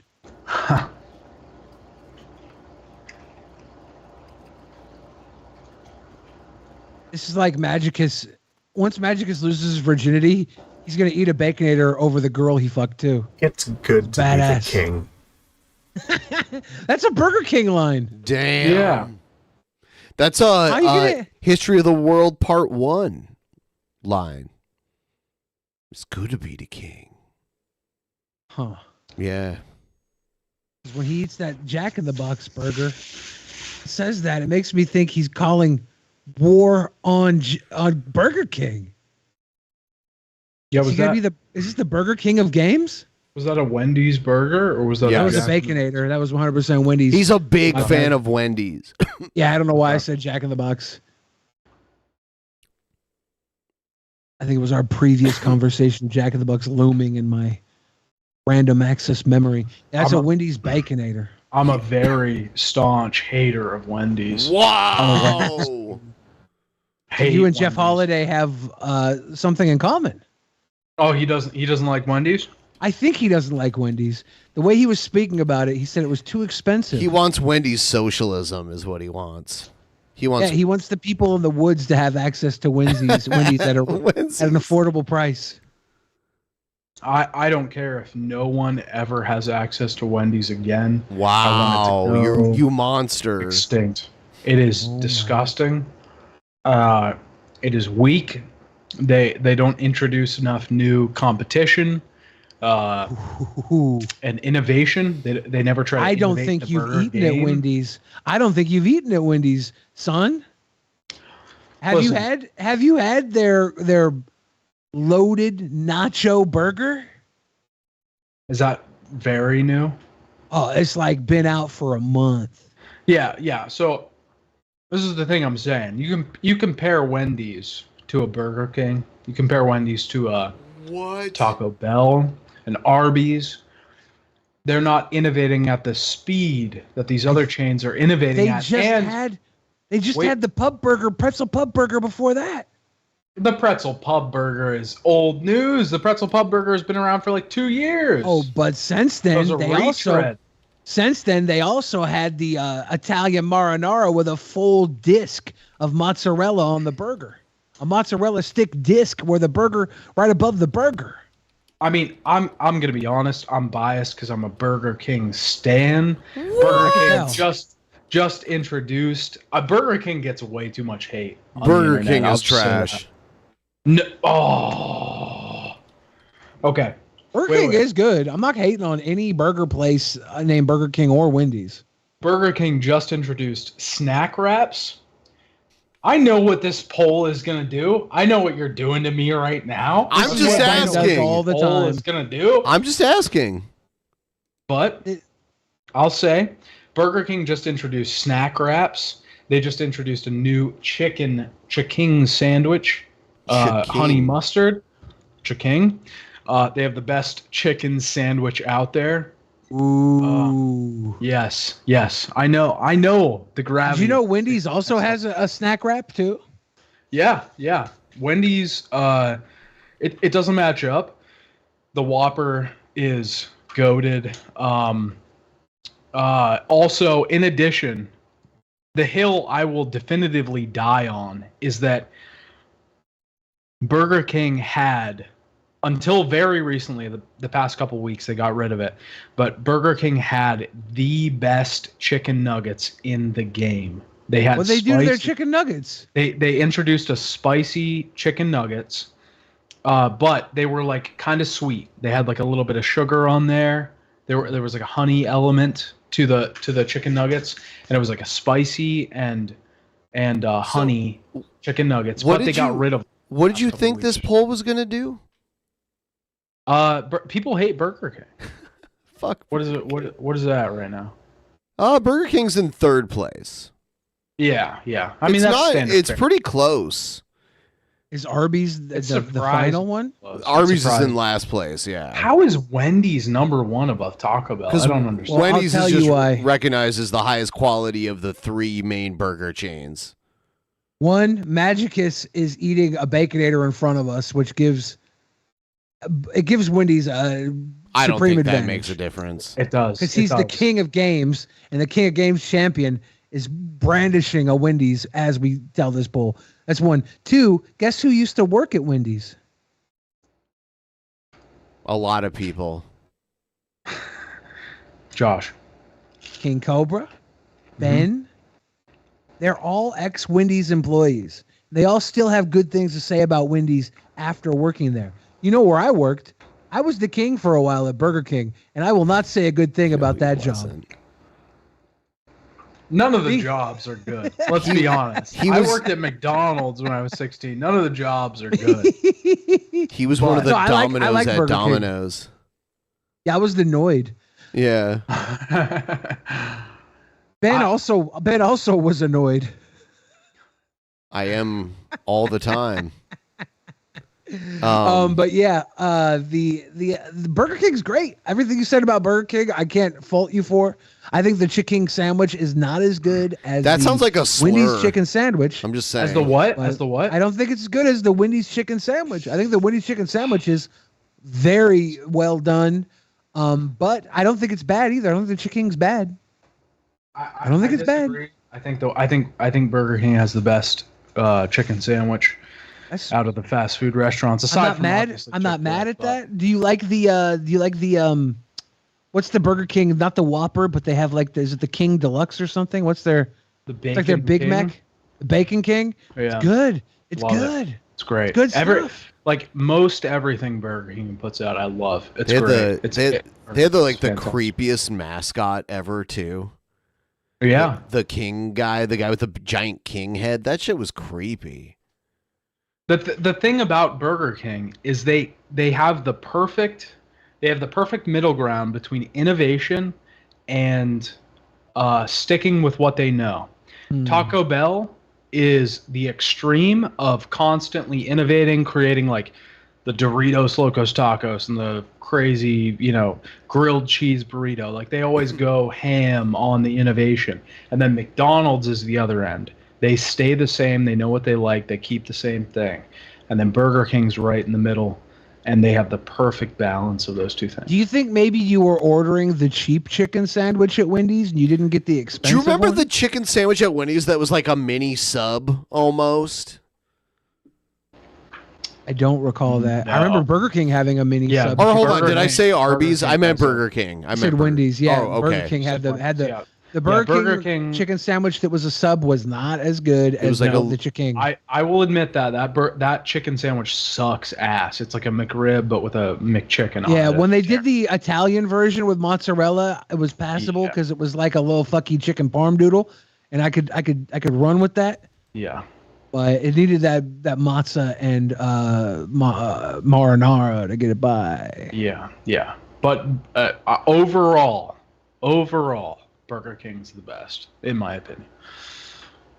It's not debatable. It actually is very debatable. It's not debatable for your favorite son. That's his favorite fast food restaurant. Mm-hmm. Do you think that you were a kid and the Burger King Kids Club when you were a kid had the best toy like one week and you just have been aligned to it ever since because you toy bonded? Because I toy bonded with McDonald's at an early age. McDonald's was my shit for a long time because I toy bonded because I went and got the Muppet Babies Happy Meal and I had Gonzo on a tricycle. I had all of those toys. I toy bonded. I don't think so because I think undisputably McDonald's always had the best toys. I had the Spy Kids toy, the Inspector Gadget toys. But you might have hit Burger King on one of the good weeks and it just resonated with you, right? Because sometimes Burger Kings would have cool fucking toys. But it's possible. It's possible I have a repressed memory, but like they just groomed you, right? Burger King, the King groomed me. Yeah, 'cause I was never a big Pizza Hut fan, but Pizza Hut had these Land Before Time puppets. Pizza Hut had. I remember those pizza videos, and for me, that shit made me aligned to Pizza Hut as a kid that it never deserved because we would never order Pizza Hut. We would order Godfathers and we would order Domino's sometimes. We would go to Little Caesars and pick up there. We would never be Pizza Hut, but I always had this love for Pizza Hut because of their toys. Now, Joe says the Batman Forever mugs are made of crystal. Yeah, the McDonald's mugs, the Flintstones mugs, the Batman Forever mugs, they're brilliant. The Burger King had the Lord of the Rings mugs, and I had 4 full collections of the light up Lord of the Rings mugs. And when I moved out of my house, the fucking church, the church came to clear out my grandma's garage, and they took my Lord of the Ring box of collector cups. I was so pissed. But somebody says facts for $1, the rodeo burger. The rodeo burger. I think that's the linchpin in this whole thing is that you can get a burger for $1 with an onion ring on the top. You can't anymore, can you? Or, it's probably like $1.50, like every. Yeah, other I remember when it was $1. I remember when the fucking Whopper itself was 99 cents. Because I'm old. I used to walk to the fucking Burger King from high school because it was closer than the McDonald's was. You know, and I would walk it might have been just equally as far, but I chose Burger King because the 99-cent Whopper was smoking a fucking McChicken or a Big and Tasty. Couldn't fuck with that. Big and Tasty. Burger King had a they were actually glasses. They had 4 collector's glasses for each of the 3 original Star Wars movies. Oh, yeah, I remember those. Yeah, we had a couple of my in our our cupboard. Yeah, right here. Oh wow! Yeah. Wait, no, I had the Star Trek ones, not the Star Wars ones. Yeah, I was thinking Star Trek. Yeah, Star Trek is based. I like Star Trek more than Star Wars. I do too, actually. But when I was a kid, I liked Star Wars better than Star Trek, and when I got older, I switched to Star Trek. Like as far as which one I like better, I like them both for what they are. They're very different in many ways. Taco Bell had the Star Trek cup. Son of a bitch. Oh, really? Taco Bell had the Star Wars? Looks like Taco Bell won the poll, by the way. The poll, Taco Bell won. It did. Then Really? Wendy's, then Burger. Yeah, I don't get it at all because I would put Taco Bell at the bottom of all of those. It's easy, though, because Burger King and Wendy's split the vote between burger places, and Arby's was never going to hang because it's so obscure. I like Arby's better than Taco Bell. The outliers pick Taco Bell. I like real Mexican food. Like Taco Bell is just trash. I like Taco Bell, but Arby's is underrated. Arby's definitely should not be getting 8%. That's crazy. Yeah, I would put Taco Bell at the bottom. Wagyu. Has anybody here had the Wagyu burger? No, not from Arby's. That shit's fucking goated. It's insane. It's so Sounds good. All right, guys. It was yeah. It's been a little while. We need to do another shot. We need to do 3 more shots. We're going. We're in it like at the 7-hour mark. Remember when all those people were talking shit about Sturgis doing a 7-hour stream today? Yeah. But he was doing it. But he was doing it just saying the same shit over and over and over again. Yes, now I have to say the same shit over and over and over again. Ooh, Baja Blast is the only reason I voted for Taco Bell. Taco Bell is not bad. Taco Bell is. You voted for it for a drink? Come on. They have Baja Blast is a Taco Bell original. Yeah. But yeah, Taco Bell is a good vote. The big red cups from Pizza Hut. I do not remember them because I never actually went to Pizza Hut. I just adored their toys. Every once in a while, I get my dad to take us to Pizza Hut for a fucking Land Before Time toy or a Ninja Turtle video, and that was it. Did you ever do the Book It Club shit where you got a free pizza if you at least pretended to read a book?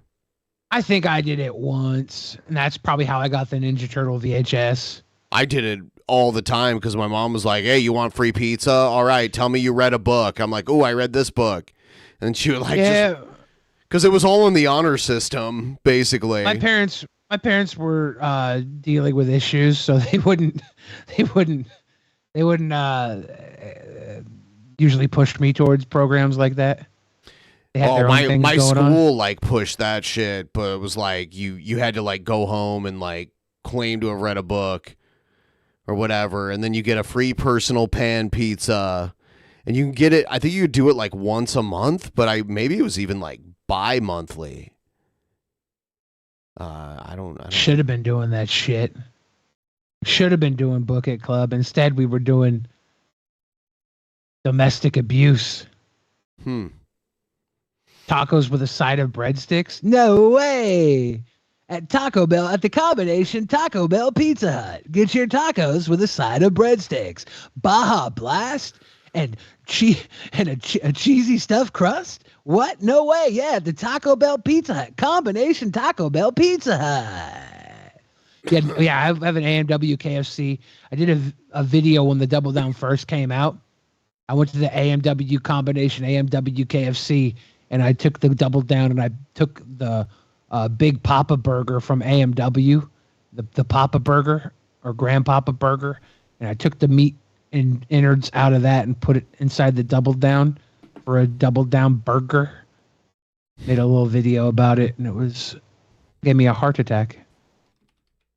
Years later. Cheese curds sounded gross, but are amazing. Oh, dude, the fried cheese curds, whomping. If you actually go to AMW in Canada, they have the cheese curds on the poutine there, and their AMW poutine in Canada is so good. I don't understand it sounds gross based on the name. I've never understood that way of thinking. Like, I understand it looks gross or it smells gross, but a lot of times you get past that and you realize it's good, regardless of how it looks or smells. But, like, just the name of something, it's like the name could have come from some other language, and you're just not, like, familiar with that word. They're saying it's because curds sounds like turds. That's weird. Curds and turds. I mean... Definitely rhyme. Did we lose your favorite son? Maybe. He's been frozen for a while. Uh-oh. No, Uber Ponage said turd nuggets. I think he's trying to spell Ted Nugent, but misspelled it. Ah. La la la la la la la la. I've heard they started putting Christmas stuff in the shopping centers, so you guys can go out and get your Christmas decor. It's that season. We haven't played Necromancer's shit yet, so we'll play that. Is this the end of Magicus? Oh, the following message has been approved for DP's audience by the Necromancer and his thrall. Yeah, I don't know what happened to your favorite son. Usually, I would think he would say goodbye if he had to go, so maybe he just, like, lost connection or something. Think he passed out? The insidious inerrancy of lumbering barbarians is blatantly obvious to the section of humanity that treasures intelligence over the seemingly ceaseless blatherings of incessant ignoramuses. Ooh. The Star-Spangled Luchador is singularly and aforesaid ignoramus, domineeringly and heedlessly stomping through actual mania like an unhinged, unrelenting pressure upon the posterior proximity of the competitors. Heretofore, us congregants of actual mania will be required to release ourselves from our bondage of stupefying, simple-minded charlatans such as these. Straight into standing position, my brethren, and become without fear. We will topple the giants of actual mania and become whole and complete. There we go. There goes forego the bondage. Yeah, a week from today, we're going to have our fatal four-way match for the Big Kahuna title, and that person's going to take on another champion at the end of this month in the title unification matches that we're having. So that should be interesting. And we will announce who the opponents will be after we have that match and everything's said and done. I downloaded Starfield, and I'll play it eventually. Yeah, not without adding a pronoun in, you won't. Yeah, I don't care either way. I'll just choose Joe says Art Van Gogh told him that roll call was cringe. Yeah. Damn. Joe also said, growing up, we had a fast food joint near our house called Hot and Now. They had the worst burgers I ever tasted. Yep. Ate there every day because they were 67 cents. Yeah. We had a Hot and Now in Toledo. It was right next to Taco Bell. It was like across the street from Taco Bell. It was terrible. Were the burgers 67 cents a piece? Something like that? Yeah. It was terrible. We ate there every day. Oh, I was dying. When I read that. Right here. Let me see. Yeah, they had like the Thunderbolt as their fucking symbol. Here's the new Bolt Jr. from Hot and Now. It costs 69 cents. There you go, 69 cents. Same size burger from a major burger chain. It costs 99 cents. The Hot and Now Bolt Jr. has a big juicy beef patty, lettuce, tomato, pickles, and onion on a sesame seed bun. So does this, but it's 30 cents more. I'd call the Bolt Jr. a better value. I'd call this they one make that way too fucking expensive. Bolt Jr. look pretty good. Bad burger. The new 69-cent Bolt Jr. from Hot and Now. A value like this is hard to beat. You had to switch burgers. They couldn't cut the one motion to bite because the show burger was not edible. Exactly. Hot and Now. It came off of the grill with a bold new taste. Lots of cheese all over the place. 2 slices, hot now. Great big cheese. It's a quarter pound of beef, 2 slices of cheese. So juicy and tasty, it'll bring it to your knees. Big cheese, hot now. Great big cheese. It's a tastier, beefier, cheesier burger. When you say big cheese, $1.29? $1.29 for a quarter pounder? McDonald's used to have pretty good quarter pounder deals, but I don't know if they were $1.29. They were like 2 for $3 is when they would have the deals. Yeah, that's crazy. Yeah, Hot Now stool farts. Hot Now was owned by Taco Bell. It was Taco Bell's burger restaurant back in the day. Wow. Yeah. That makes sense for it being so dirt cheap. Yes. That's funny. They probably used the Taco Bell meat before they like turned it into the weird like Mexican flavored meat. Oh man. The McDouble costs $5 now. Probably at the airport. Right now, if we're getting McDoubles, their dollar menu is if you buy a $3.40 McDouble, you can get a second McDouble for $1. Like, look, if you pay almost $4 for for this McDouble, we'll sell you a second one for $1. That's the dollar menu. No, that's extortion. Have you ever seen the McDLT commercial with George Costanza from Seinfeld? I think so. Did we watch it a couple weeks ago when the show went late? I don't remember. They do like. You say you're getting tired of lettuce and tomato hamburgers in this town that don't quite make Yeah, it? duh. Yeah! You say that just once you'd like your hamburger hot and your lettuce and tomato cool He's so and crisp small. all at the Yep. same time? He still had hair Well, here. I say, you got it. I'm talking McDonald's new lettuce and tomato hamburger, the McDLT. Yeah, they kept all the cold ingredients on one side and the hot ingredients on the other side. Brilliant. I'm talking quarter pound of beef on the hot side. And the hot stays hot. The new McDLT. Hot. Crisp lettuce and tomato on the cool side. And the cool stays cool. The new McDLT. Cool, Don't you crisp. want the cheese to melt on the burger? Cool stays crisp. Put it together, you can't resist. The hottest taste, the coolest dish. Keep it hot. Keep it cool. McDLT. Hot beefy McD. Cool crisp LT. McDLT. It's a good Do time. people not want the cheese to melt on the burger? I thought that was a benefit of a burger. McDonald's could be the best tasting lettuce and tomato hamburger ever. McDLT. I thought the cheese melting on the burger was the way to do it. A lot of times it is. Right there, they're like the cool side. They don't want the cheese to melt. They didn't want the lettuce to melt. The lettuce doesn't have to melt. The cheese should melt on the burger. I have noticed that on McDonald's burgers, the cheese isn't normally melted. Like, it might be a little warm, but it's not melted. I think it depends on how quickly you eat it from when you open it. Because I've had a few drive homes eating it like quickly, and the cheese hadn't melted. But if I get all the way home, it'll be melted by then.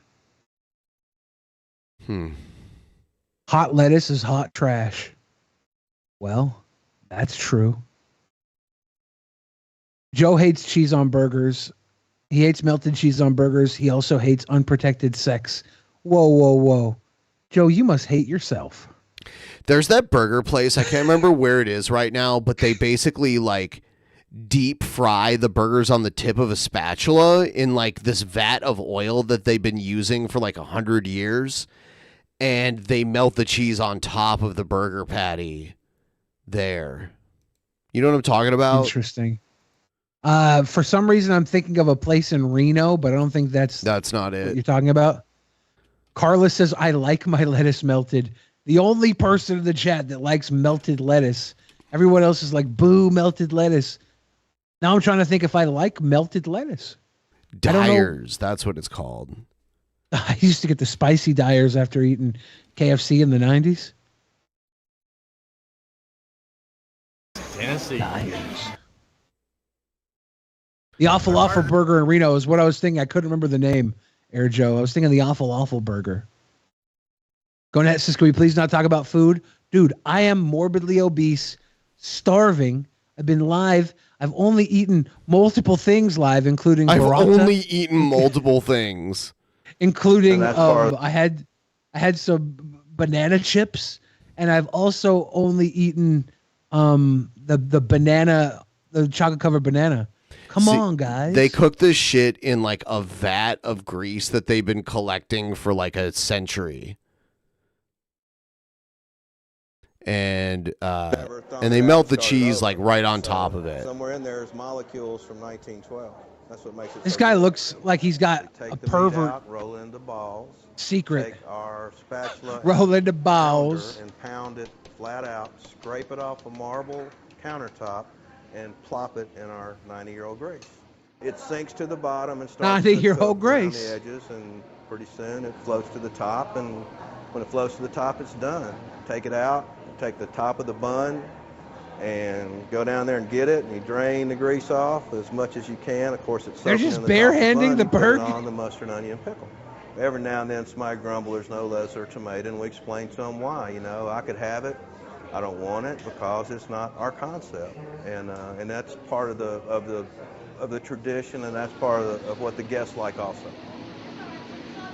An average day at Dyer's on Bill, we probably prepare, oh gosh, 300, 400, 500 hamburgers because we Is this sell the a guy lot that of the ended up double, starring in that triple. Netflix series, Making a Murderer? Yes. Holy shit. I will not disclose our secret process for seasoning the grease because unless your grease is 91 years old, it's not going to help you anyway. That's You the know, pervert our in him, dude. t-shirts- He jerks into the grease. I knew it. Not judging him either. I think it's probably a great burger, and it would definitely not be as good without him jerking into it. The ritual is part of the protein process. You don't have 91-year-old grease, you shouldn't be jerking off into your grease. It's in People gotta Memphis, get that Tennessee. funny taste. Gotta get that funny taste. They're gonna say, "What's that funny taste?" You don't want to tell them it's cummies. The You wanna fries tell them look it's good 91-year-old too. grease. Is that the burger on that thing, or is that a No, chicken that's sandwich? a chicken sandwich. Okay. You got to look up the awful in Reno. They fry it in like a big vat of grease. Yeah, we just saw that video. No, I'm where saying guy the said he probably jerked in awful. it. Yeah, I Oh, they do? know. You found a way to talk about jerking off. Congratulations. I'm trying to keep everything you do this entertaining. This It's guy 7 looks hours, like a over 7 Oh no, hours. you've never done the this guy looks like a pervert thing before. That's totally original.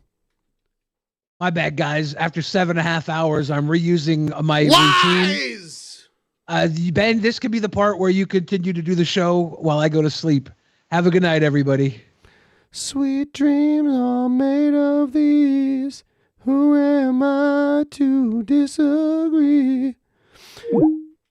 Travel the world. He should go to sleep anyway, though. He's very tired.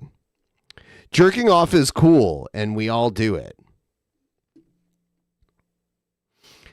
We are going to get into some other stuff. Everyone, please like the stream. And we also have the goal posted right there. We'll keep going until we reach it. We're not too far away from it. We're like less than $200 away.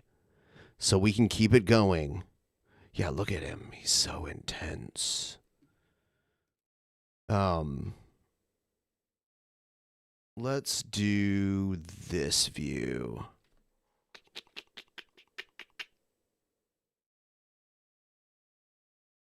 Where is it? There it is. Kabam. I don't even know what happened to your favorite son. Maybe he just passed out, or maybe he had to puke. Some of us have to puke sometimes.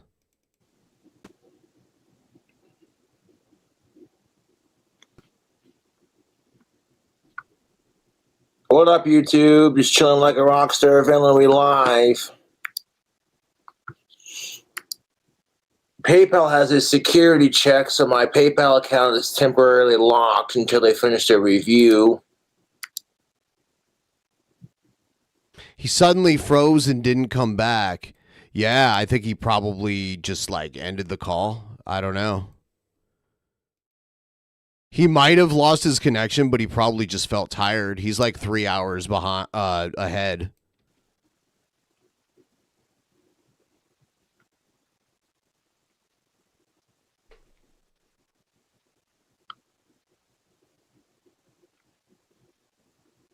But thank you, Nathan, for your 1 penny. Thank you to all the fans for buying t-shirts. Gabrielle, I got your message.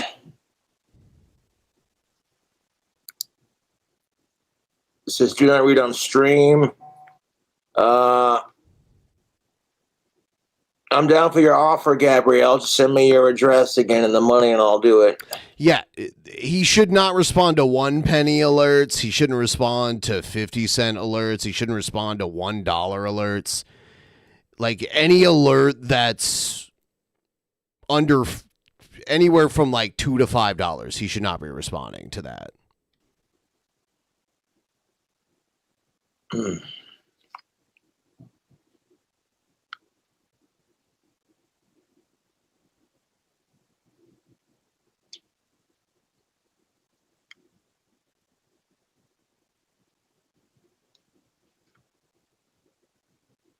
But thank you, Sarah, for your $5 to PayPal. I appreciate it.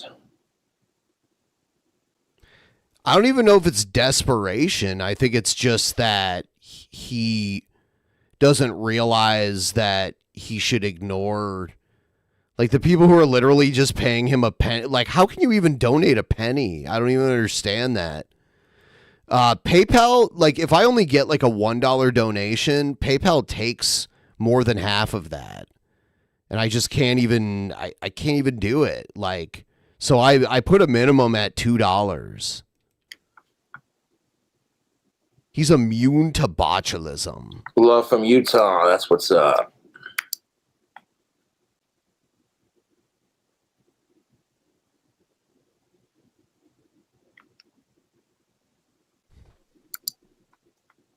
I don't think he can get botulism because he doesn't let it ferment or like start to ferment long enough. Garrett, thank you for your $1 holiday cash app.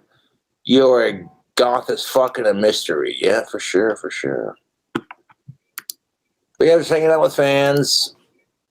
How y'all doing? Any drink combos? No. Rent comes first.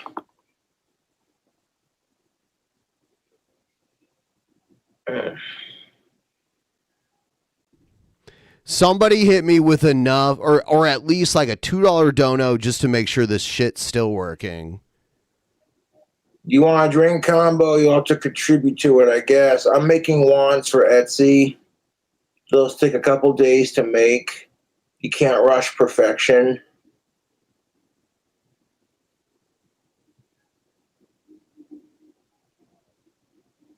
Making 2 more wands for Etsy. A marble handle and a shotgun shell handle.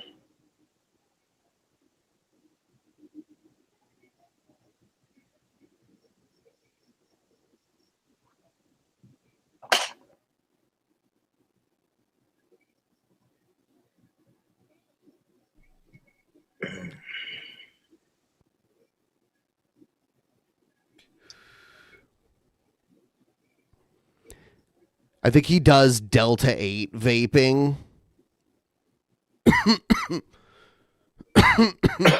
He looks very out of it. Tip train. There we go. I already had dinner. I had a burger for dinner. Zero time for a shot. Now we're $100 away.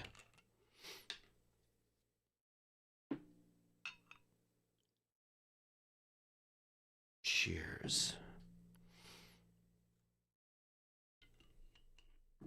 Cheers and cheers and cheers to all of you. And if you have a drink, please come along and share with me and take a drink. Raise your shot glasses high. For me, it's 1:30 a.m. For a lot of you. Holy shit. What time is it? Everyone in the chat, let me know what time it is where you are right now.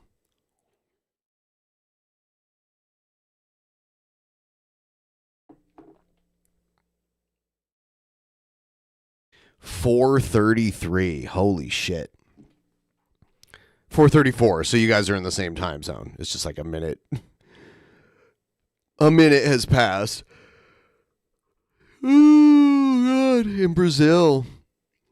Eu fumo maconha.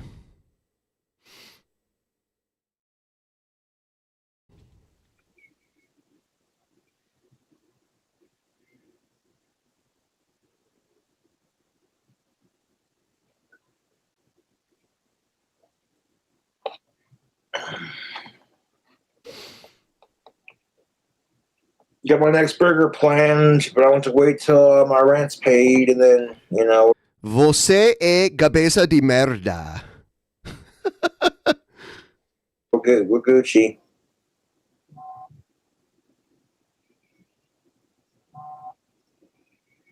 I went to a Catholic high school and we had a lot of Brazilian exchange students and I used to play soccer. So I only know like bad things to say in Portuguese. Yeah, I know what I just said. I said, you're a shithead, basically. You have a head of shit is like in like the proper syntax.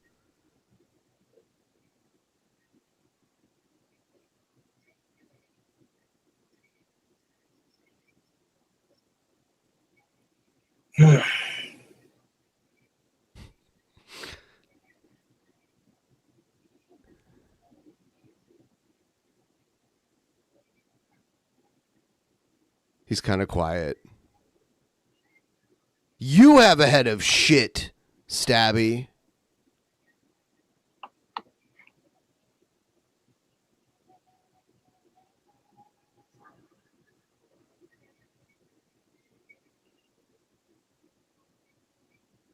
What has his... I'm worried about this is how I look right now. I do have...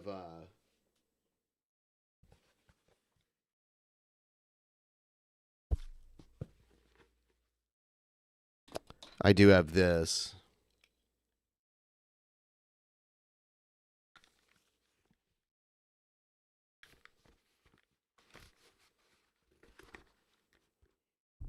All right.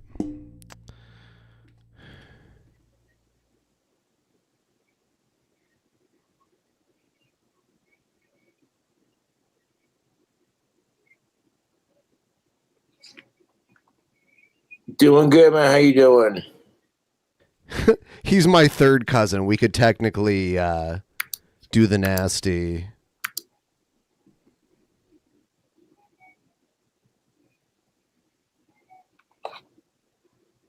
Doing good.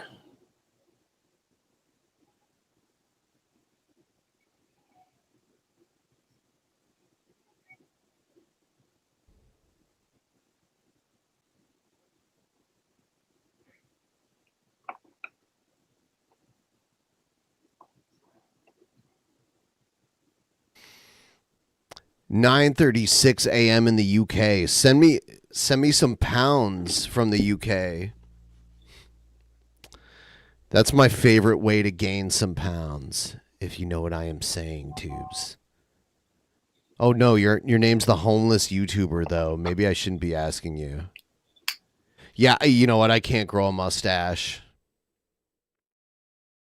And I got a way bigger nose than him. I have a really big nose. Those are my initials, JFS. There's like shit on the side of this fucker. It's schmutz. What is going on with this video? He's being so quiet. Oh, there's Puff.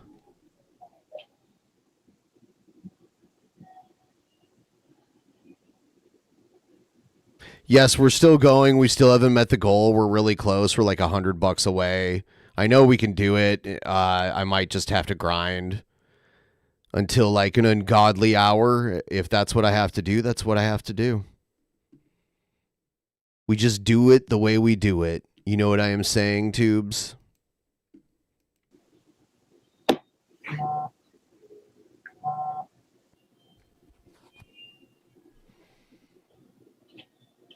That's my puff. That's his puffers.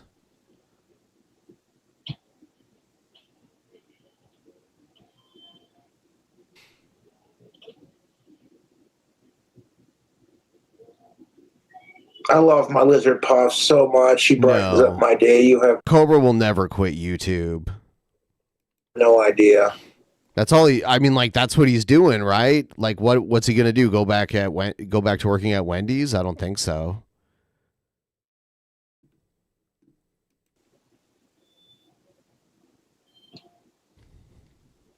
That's my favorite lizard.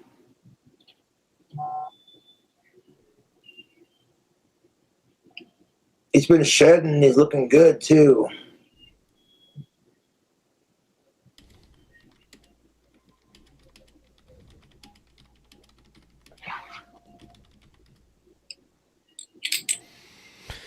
Oh, your favorite son said his power went out. He sent me a DM over on Twitter telling me that his power cut out. Oh, Puff, I'll never hurt you. oh, You're good, Puff. You're good. It's a cute little lizard. There's my favorite bearded dragon. Who's that, Puff? Is that you?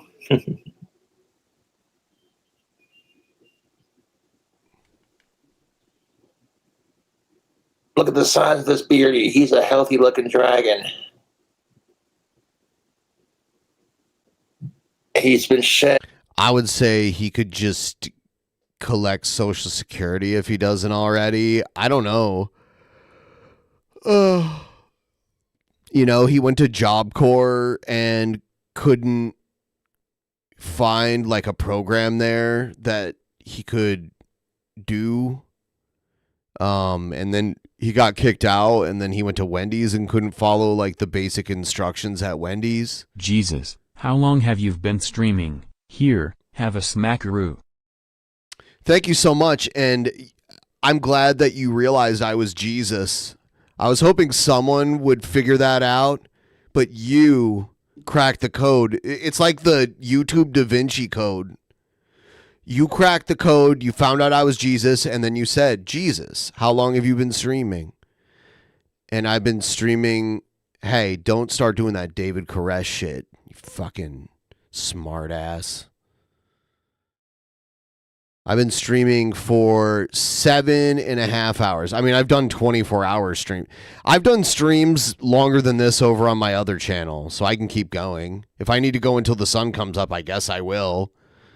I'll probably eventually kind of like start to check out, but I mean, we're $80 away. All it takes is a couple people here and there to throw a $5 in, and then we'll get to it.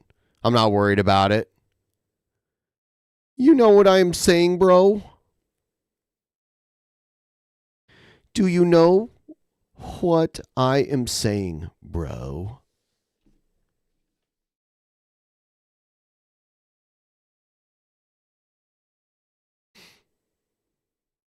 But yeah, I can't grow a mustache, so what I should get is like a fake. I grow a mustache, but it's like I'm a teenager. And you'd think by now at my age I would be able to grow one. I just can't. I need to get like one of those costume mustaches and like glue it to my upper lip.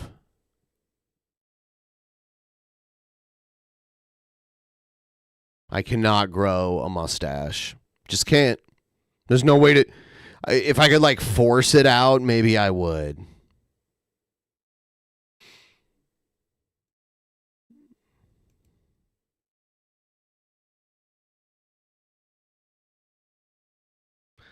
Let's see what we got here.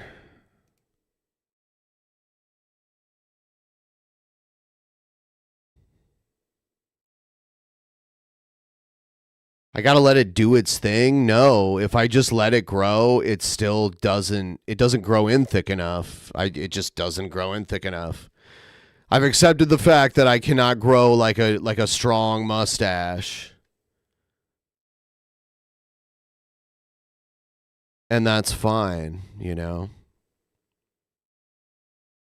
Yeah, I get it like here, but I won't get it like here very much. I'm going to take this getup off because it's weird. Because the way the headphones are.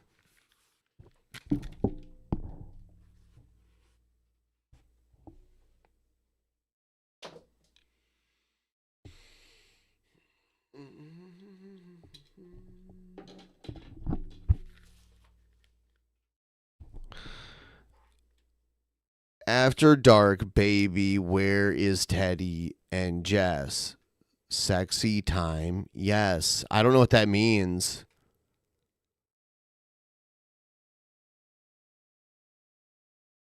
I mean, my beard grows. I just don't have a mustache, and I'm not putting that weird, like, baldness medication on my face. No, it's not worth it. Like, I don't need a mustache. It's fine. I don't need it. My life is complete without a mustache.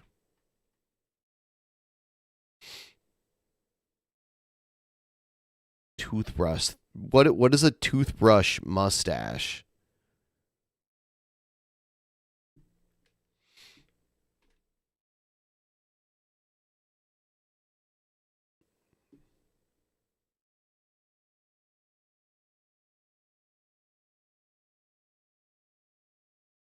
You put Nair on your face? Someone said Nair makes my face red.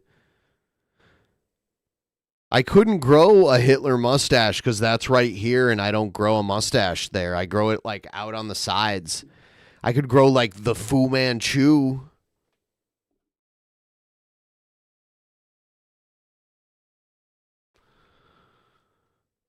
Did we cover the recent Maddox Justin Wang BS video? Yes, we did. It's like 4 videos ago.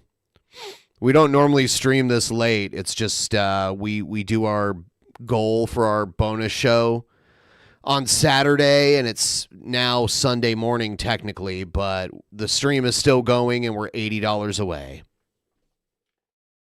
Just need a couple people here.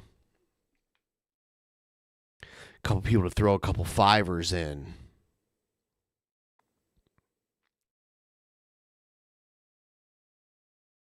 Yeah, a Fu Manchu. It's a Fu Manchu mustache.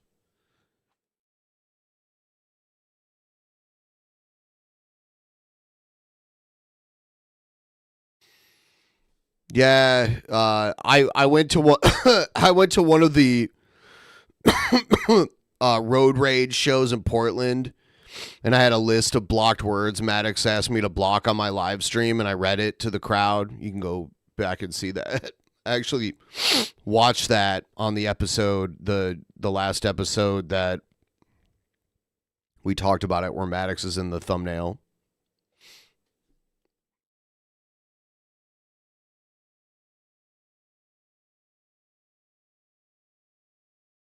Yeah, I forgot I said the N-word in that. Like, now I wouldn't say the N-word, but that was like a while ago. And I said it like I was it was in the list of words. So I said it while I was reading the list of words. Now I would just skip over that. I did. I pulled a Joe Rogan where I like read something in context, but now you can't even do that.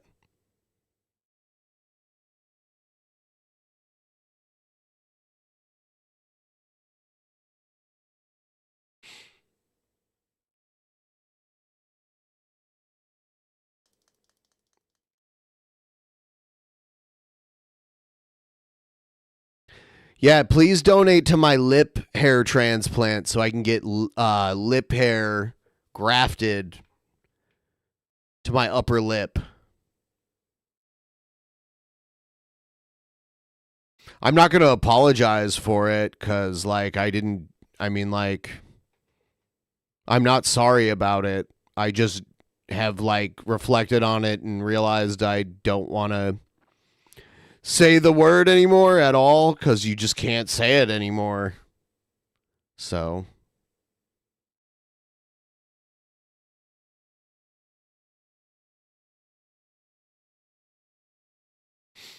take my hair from my toes for the Cobra look.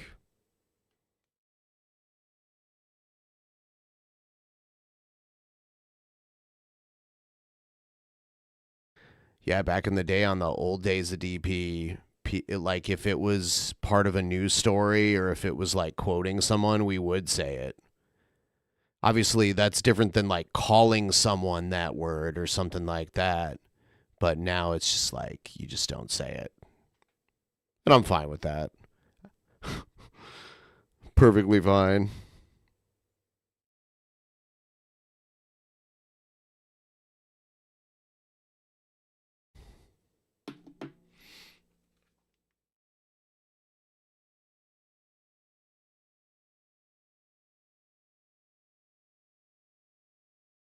Jesus Christ. Fu Manchu hairstyle is a banger. Is that like the old school, like top knot braid hairstyle? Is that what that is? So it's like the long mustache on each side and I think a beard and then like the top knot.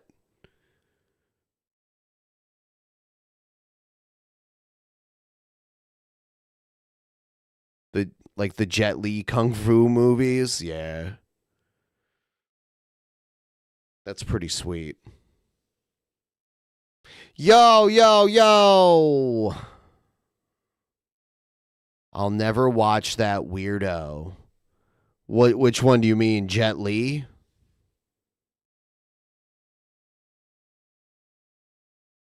Or do you mean King Cobra? I don't think you mean me because you're watching me right now and you just said you'll never watch that weirdo.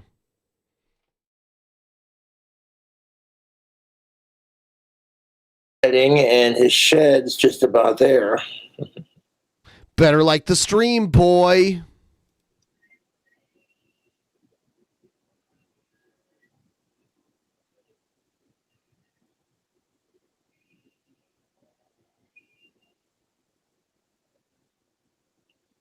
Better. I love you, Puffers. Aww.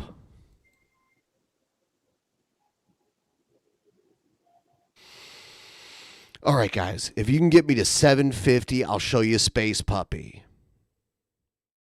And she just got a new haircut recently. She looks adorable. So, 750, I bring down the Space Puppy. It's funny everyone calls her Space Puppy because that's where I was just like, hey, this is my Space Puppy.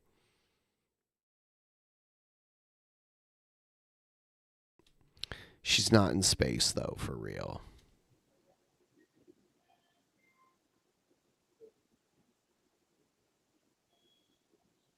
Ain't nothing to puff with.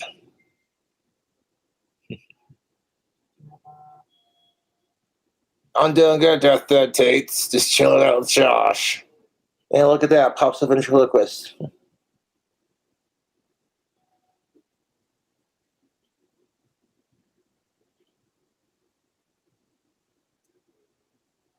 I would never. Oh, dude, my lip hair is in the chat. Hi, lip hair. Hi, my lip hair. Never hurt Puff. Please grow on my upper lip. That's I my need favorite more. lizard.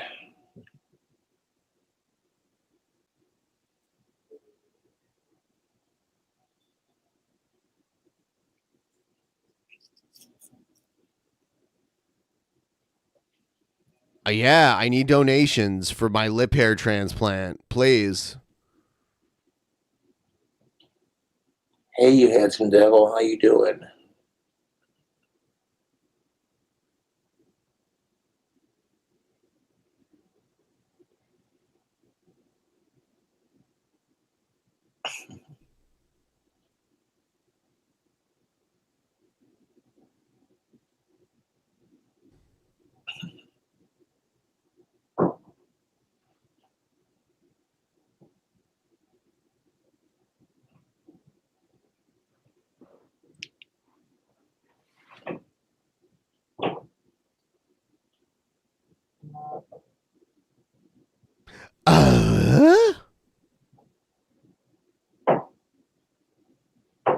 I love you, Puff. I love it when people spell please, PLZ. Oh, he gave me a little kiss.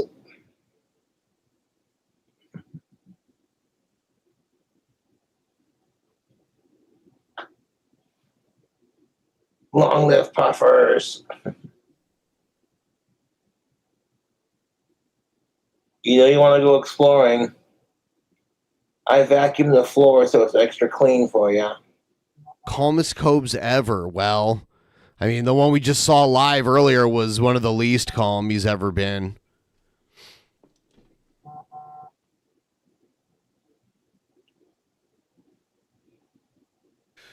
I've been streaming for almost 8 hours. I'm trying to meet this goal. If you have a $5 to throw my way, it would be amazing. Almost 8 hours. 7 hours and 40 minutes or so. Yeah.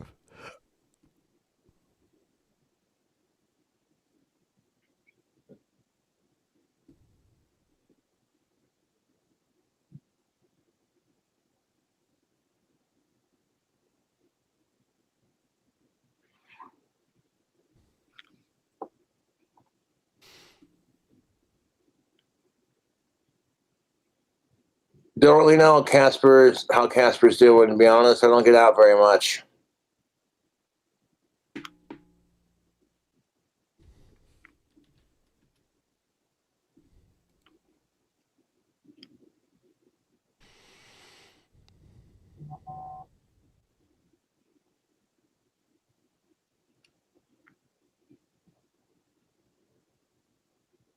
Not sipping on anything tonight, no.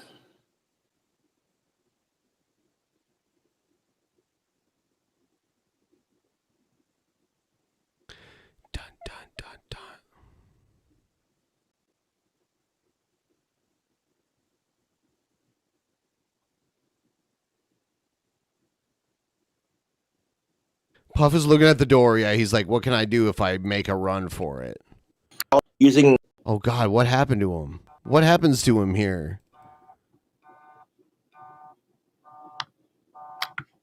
Where does he go? Does he just fall?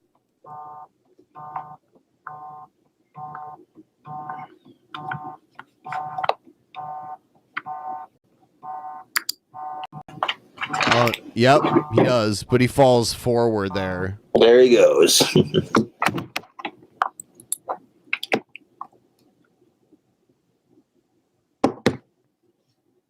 There he goes.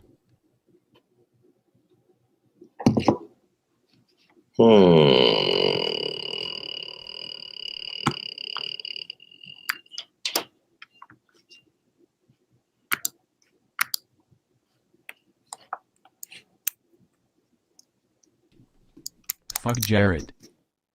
Thank you, and fuck Jared, and I appreciate that. We're getting even more closer. I mean, it's at the tips of our fingers here. I need my lip hair to make a contribution because, like, you've slacked off throughout my entire life, and then this last instance here, I would hope that my lip hair would come through since you've been lacking my whole life to please, do the lip hair.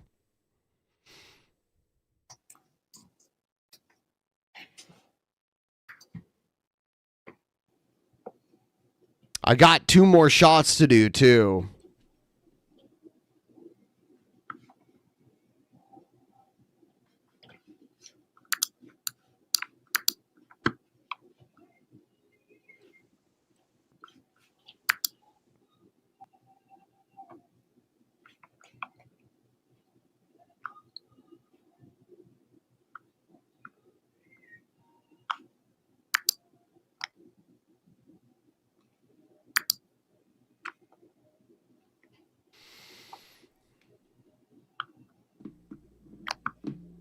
I'll be back to sober before I do another shot? I don't think so. I've done quite a few.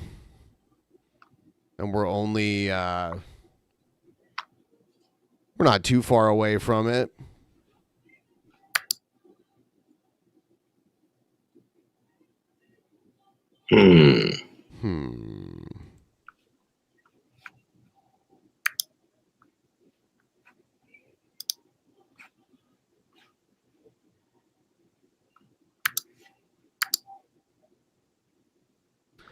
Get out of there, Puff. Run for your fucking life. One second, YouTube. This is such a weird stream. I don't even know what he's doing. He's so quiet. I've never heard him so quiet during a stream.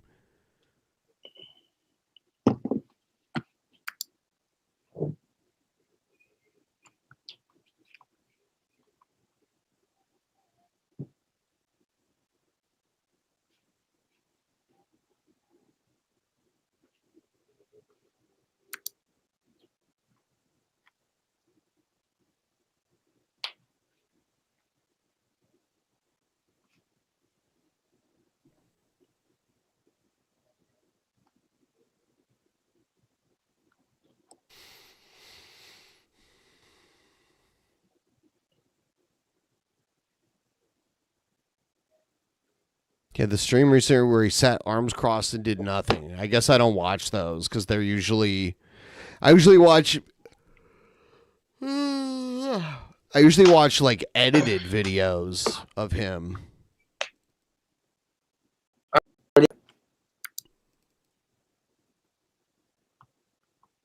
Dad, please put me down. You reek of tactical soap and tobacco and jankum, whatever the fuck that means. Jankum. No, I will not. Thank you very kindly. I will not put him down. In fact, I love Puff, to be honest with you. He's really good for me. He's a therapy lizard. Therapy My lizard. trolls can't stand it that I have Puff.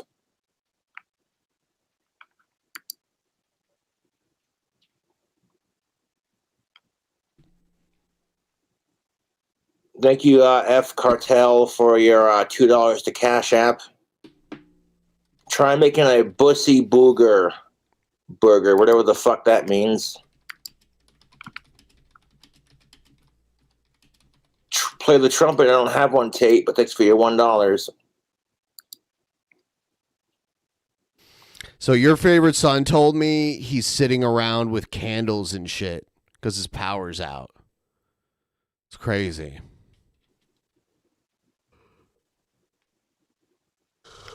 $3 from Joe for Subway condiment One day sandwich. I will be on DP talking about how our house burnt down and how we rebuild it. Just need to rebuild it. Did your house really burn down? You should check out Uncle Rural Gourmet Darkest Hot Pot. He makes a broth out of cow shit. Oh. No. I like hot pot, but not with cow shit. Oh, you're hilarious. But I have drank the poop coffee, but that's kind of different. Because the little animals eat the coffee beans and then they shit them out, but then they wash them off and roast them after that. So it's not like you're eating fecal matter. But the thing you're drinking coffee from did like get partially digested.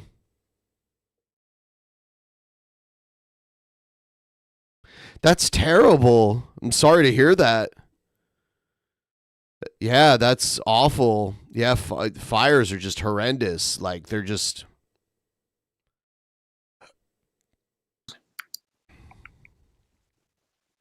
Thanks, Donnie, for your $10 for Puffers. Aw, I love Puff.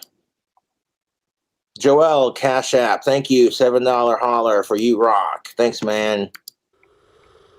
Sammy, thank you for your... Damn it, I got like the yawn spells your right $5 to Cash App. She writes for fuck the trolls. Fuck. I agree. They're the miserable, trolls. Sammy. 100%.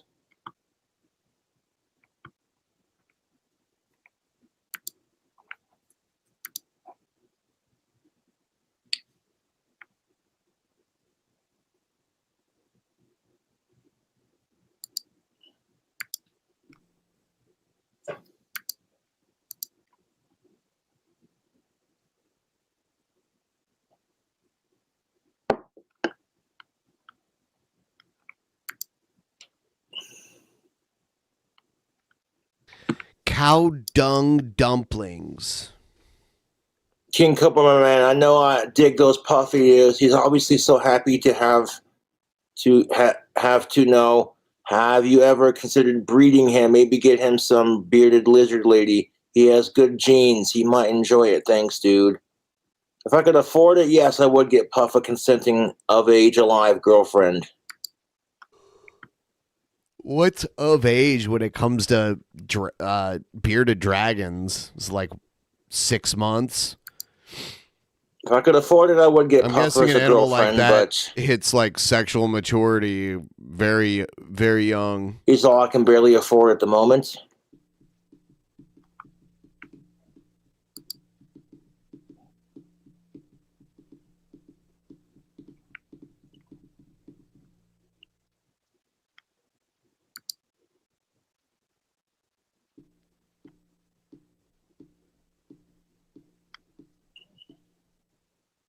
Thanks, Slade, for your $10.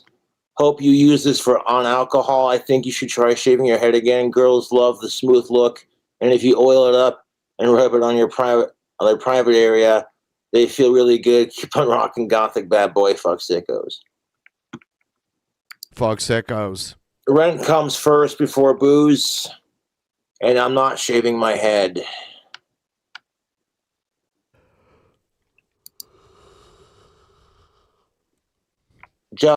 Yeah, it would probably look good if he shaved his head. It's just a lot of upkeep. Austin, thank you for your $2.38 to PayPal.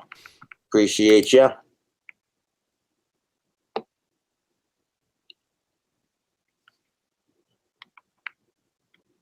Best part about having Puff is knowing how much it pisses off my YouTube trolls that he makes me happy. Get some sleep. Oh! Thank you so Shout out incredibly to the much. horses, Speckle. Well, now I feel like I can't like instantly go to sleep. I really appreciate it, and you've rescued me, but we're gonna go a little bit longer for you, the people here. All of you that are still watching, which is crazy because we don't normally stream this late. I appreciate each and every one of you. You're all beautiful, wonderful people. Amazing people, sweet people. The best people. Oh yeah, and I have to do a shot. I already made I told a story about how our buddy from the server Hawkeye, like, he got high and shared with me this weird theory that he had about Kendall and like Kendall's dad being only like 10, 11 years older than him. And I told it earlier, and I was kind of goofing around, and he got mad and left, and I feel bad because I wasn't trying to be mean. I was just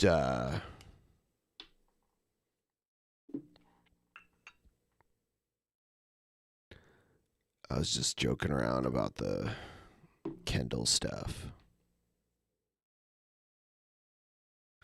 I was like, when he told me that, I'm thinking, like, does he understand what this means? That a 10-year-old's like, a 10-year-old's like impregnating people? That's crazy.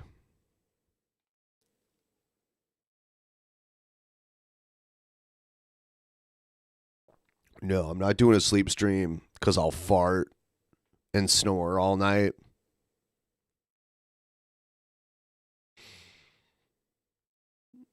Making work fly by. How many people are at work right now?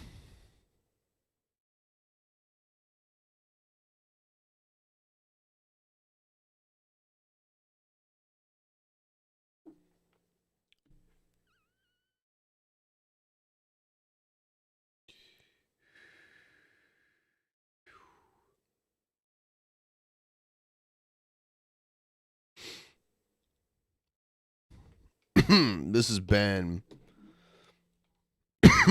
a most amazing Saturday bonus show stream. People keep sending me bats on the Brave browser too. That's pretty cool. I keep getting notifications. Damn it, now I have a cough. I took too big of a hit.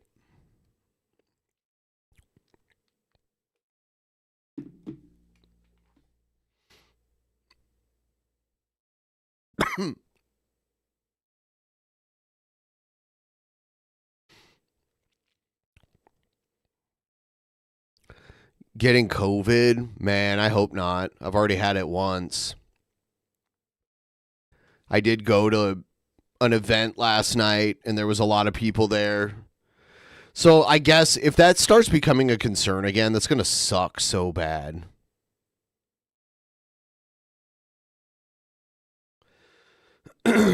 Now that we know, like, the economic effects of, like, everything shutting down for 2 years, I don't even care about the you can't go anywhere or do anything. I'll deal with that. I've got, like, now we have so much technology. You can keep yourself entertained from home, and you can communicate with all your people from home. So I could deal with that. But we've seen the way, like, economically everything just went to shit. Like, everything costs, like, drastically more now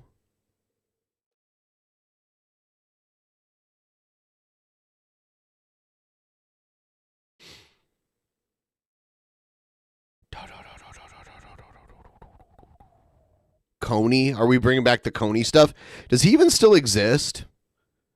I haven't looked to, like, a guy like that normally gets killed at some point.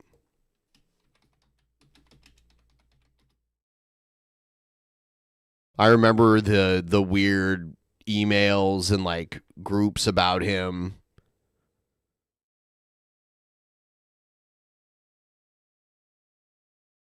Wow, Coney has 42 children. That's insane.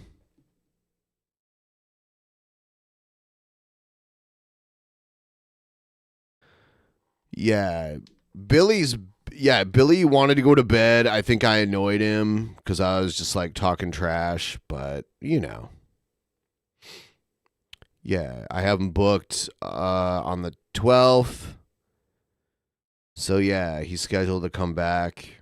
We have some guests coming up pretty soon here.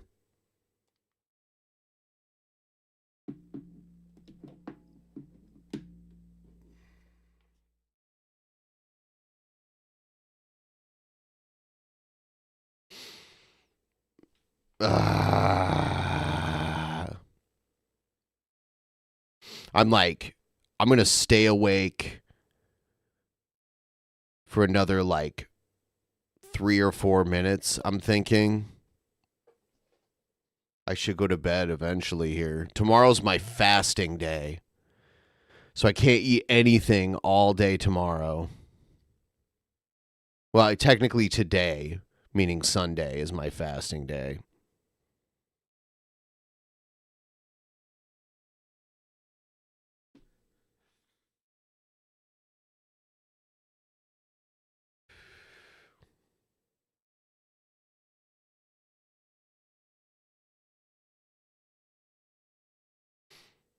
Do it for Coney. Do it for America. Is Coney part of America? Did I miss something?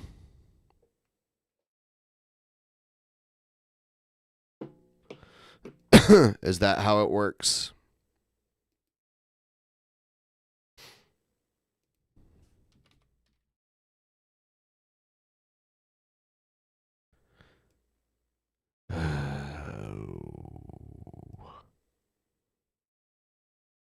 Yes.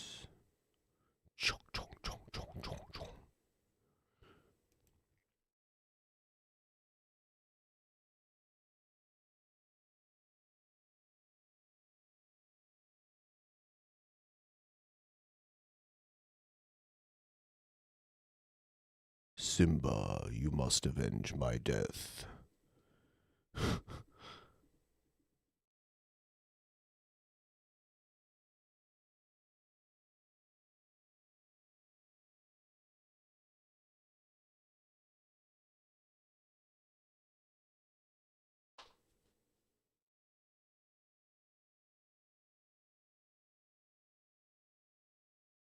We're gonna do Spin Till You Spew again coming up pretty soon.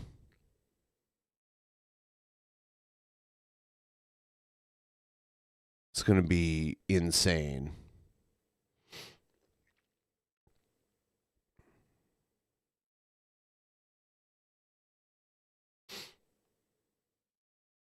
I feel like the whole Coney campaign was just a scam, right?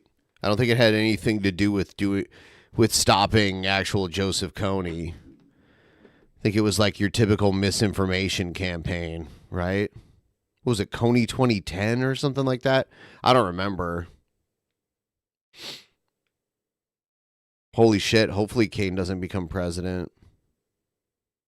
2012, all right, Coney 2012. 2012 was also the year like everyone thought the world was going to end too, and it's like, no, it's not. No, it's not. I remember Y2K, everyone thought the world was going to end then too. That has happened so many times throughout my life. It's crazy how many people get convinced.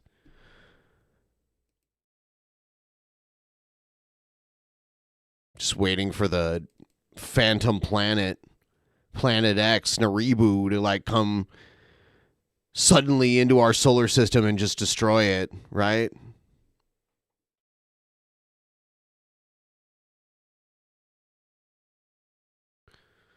Yeah, the guy who did the Coney thing, wasn't he like naked and jerking off in public or something? I think so. Yeah, he went crazy.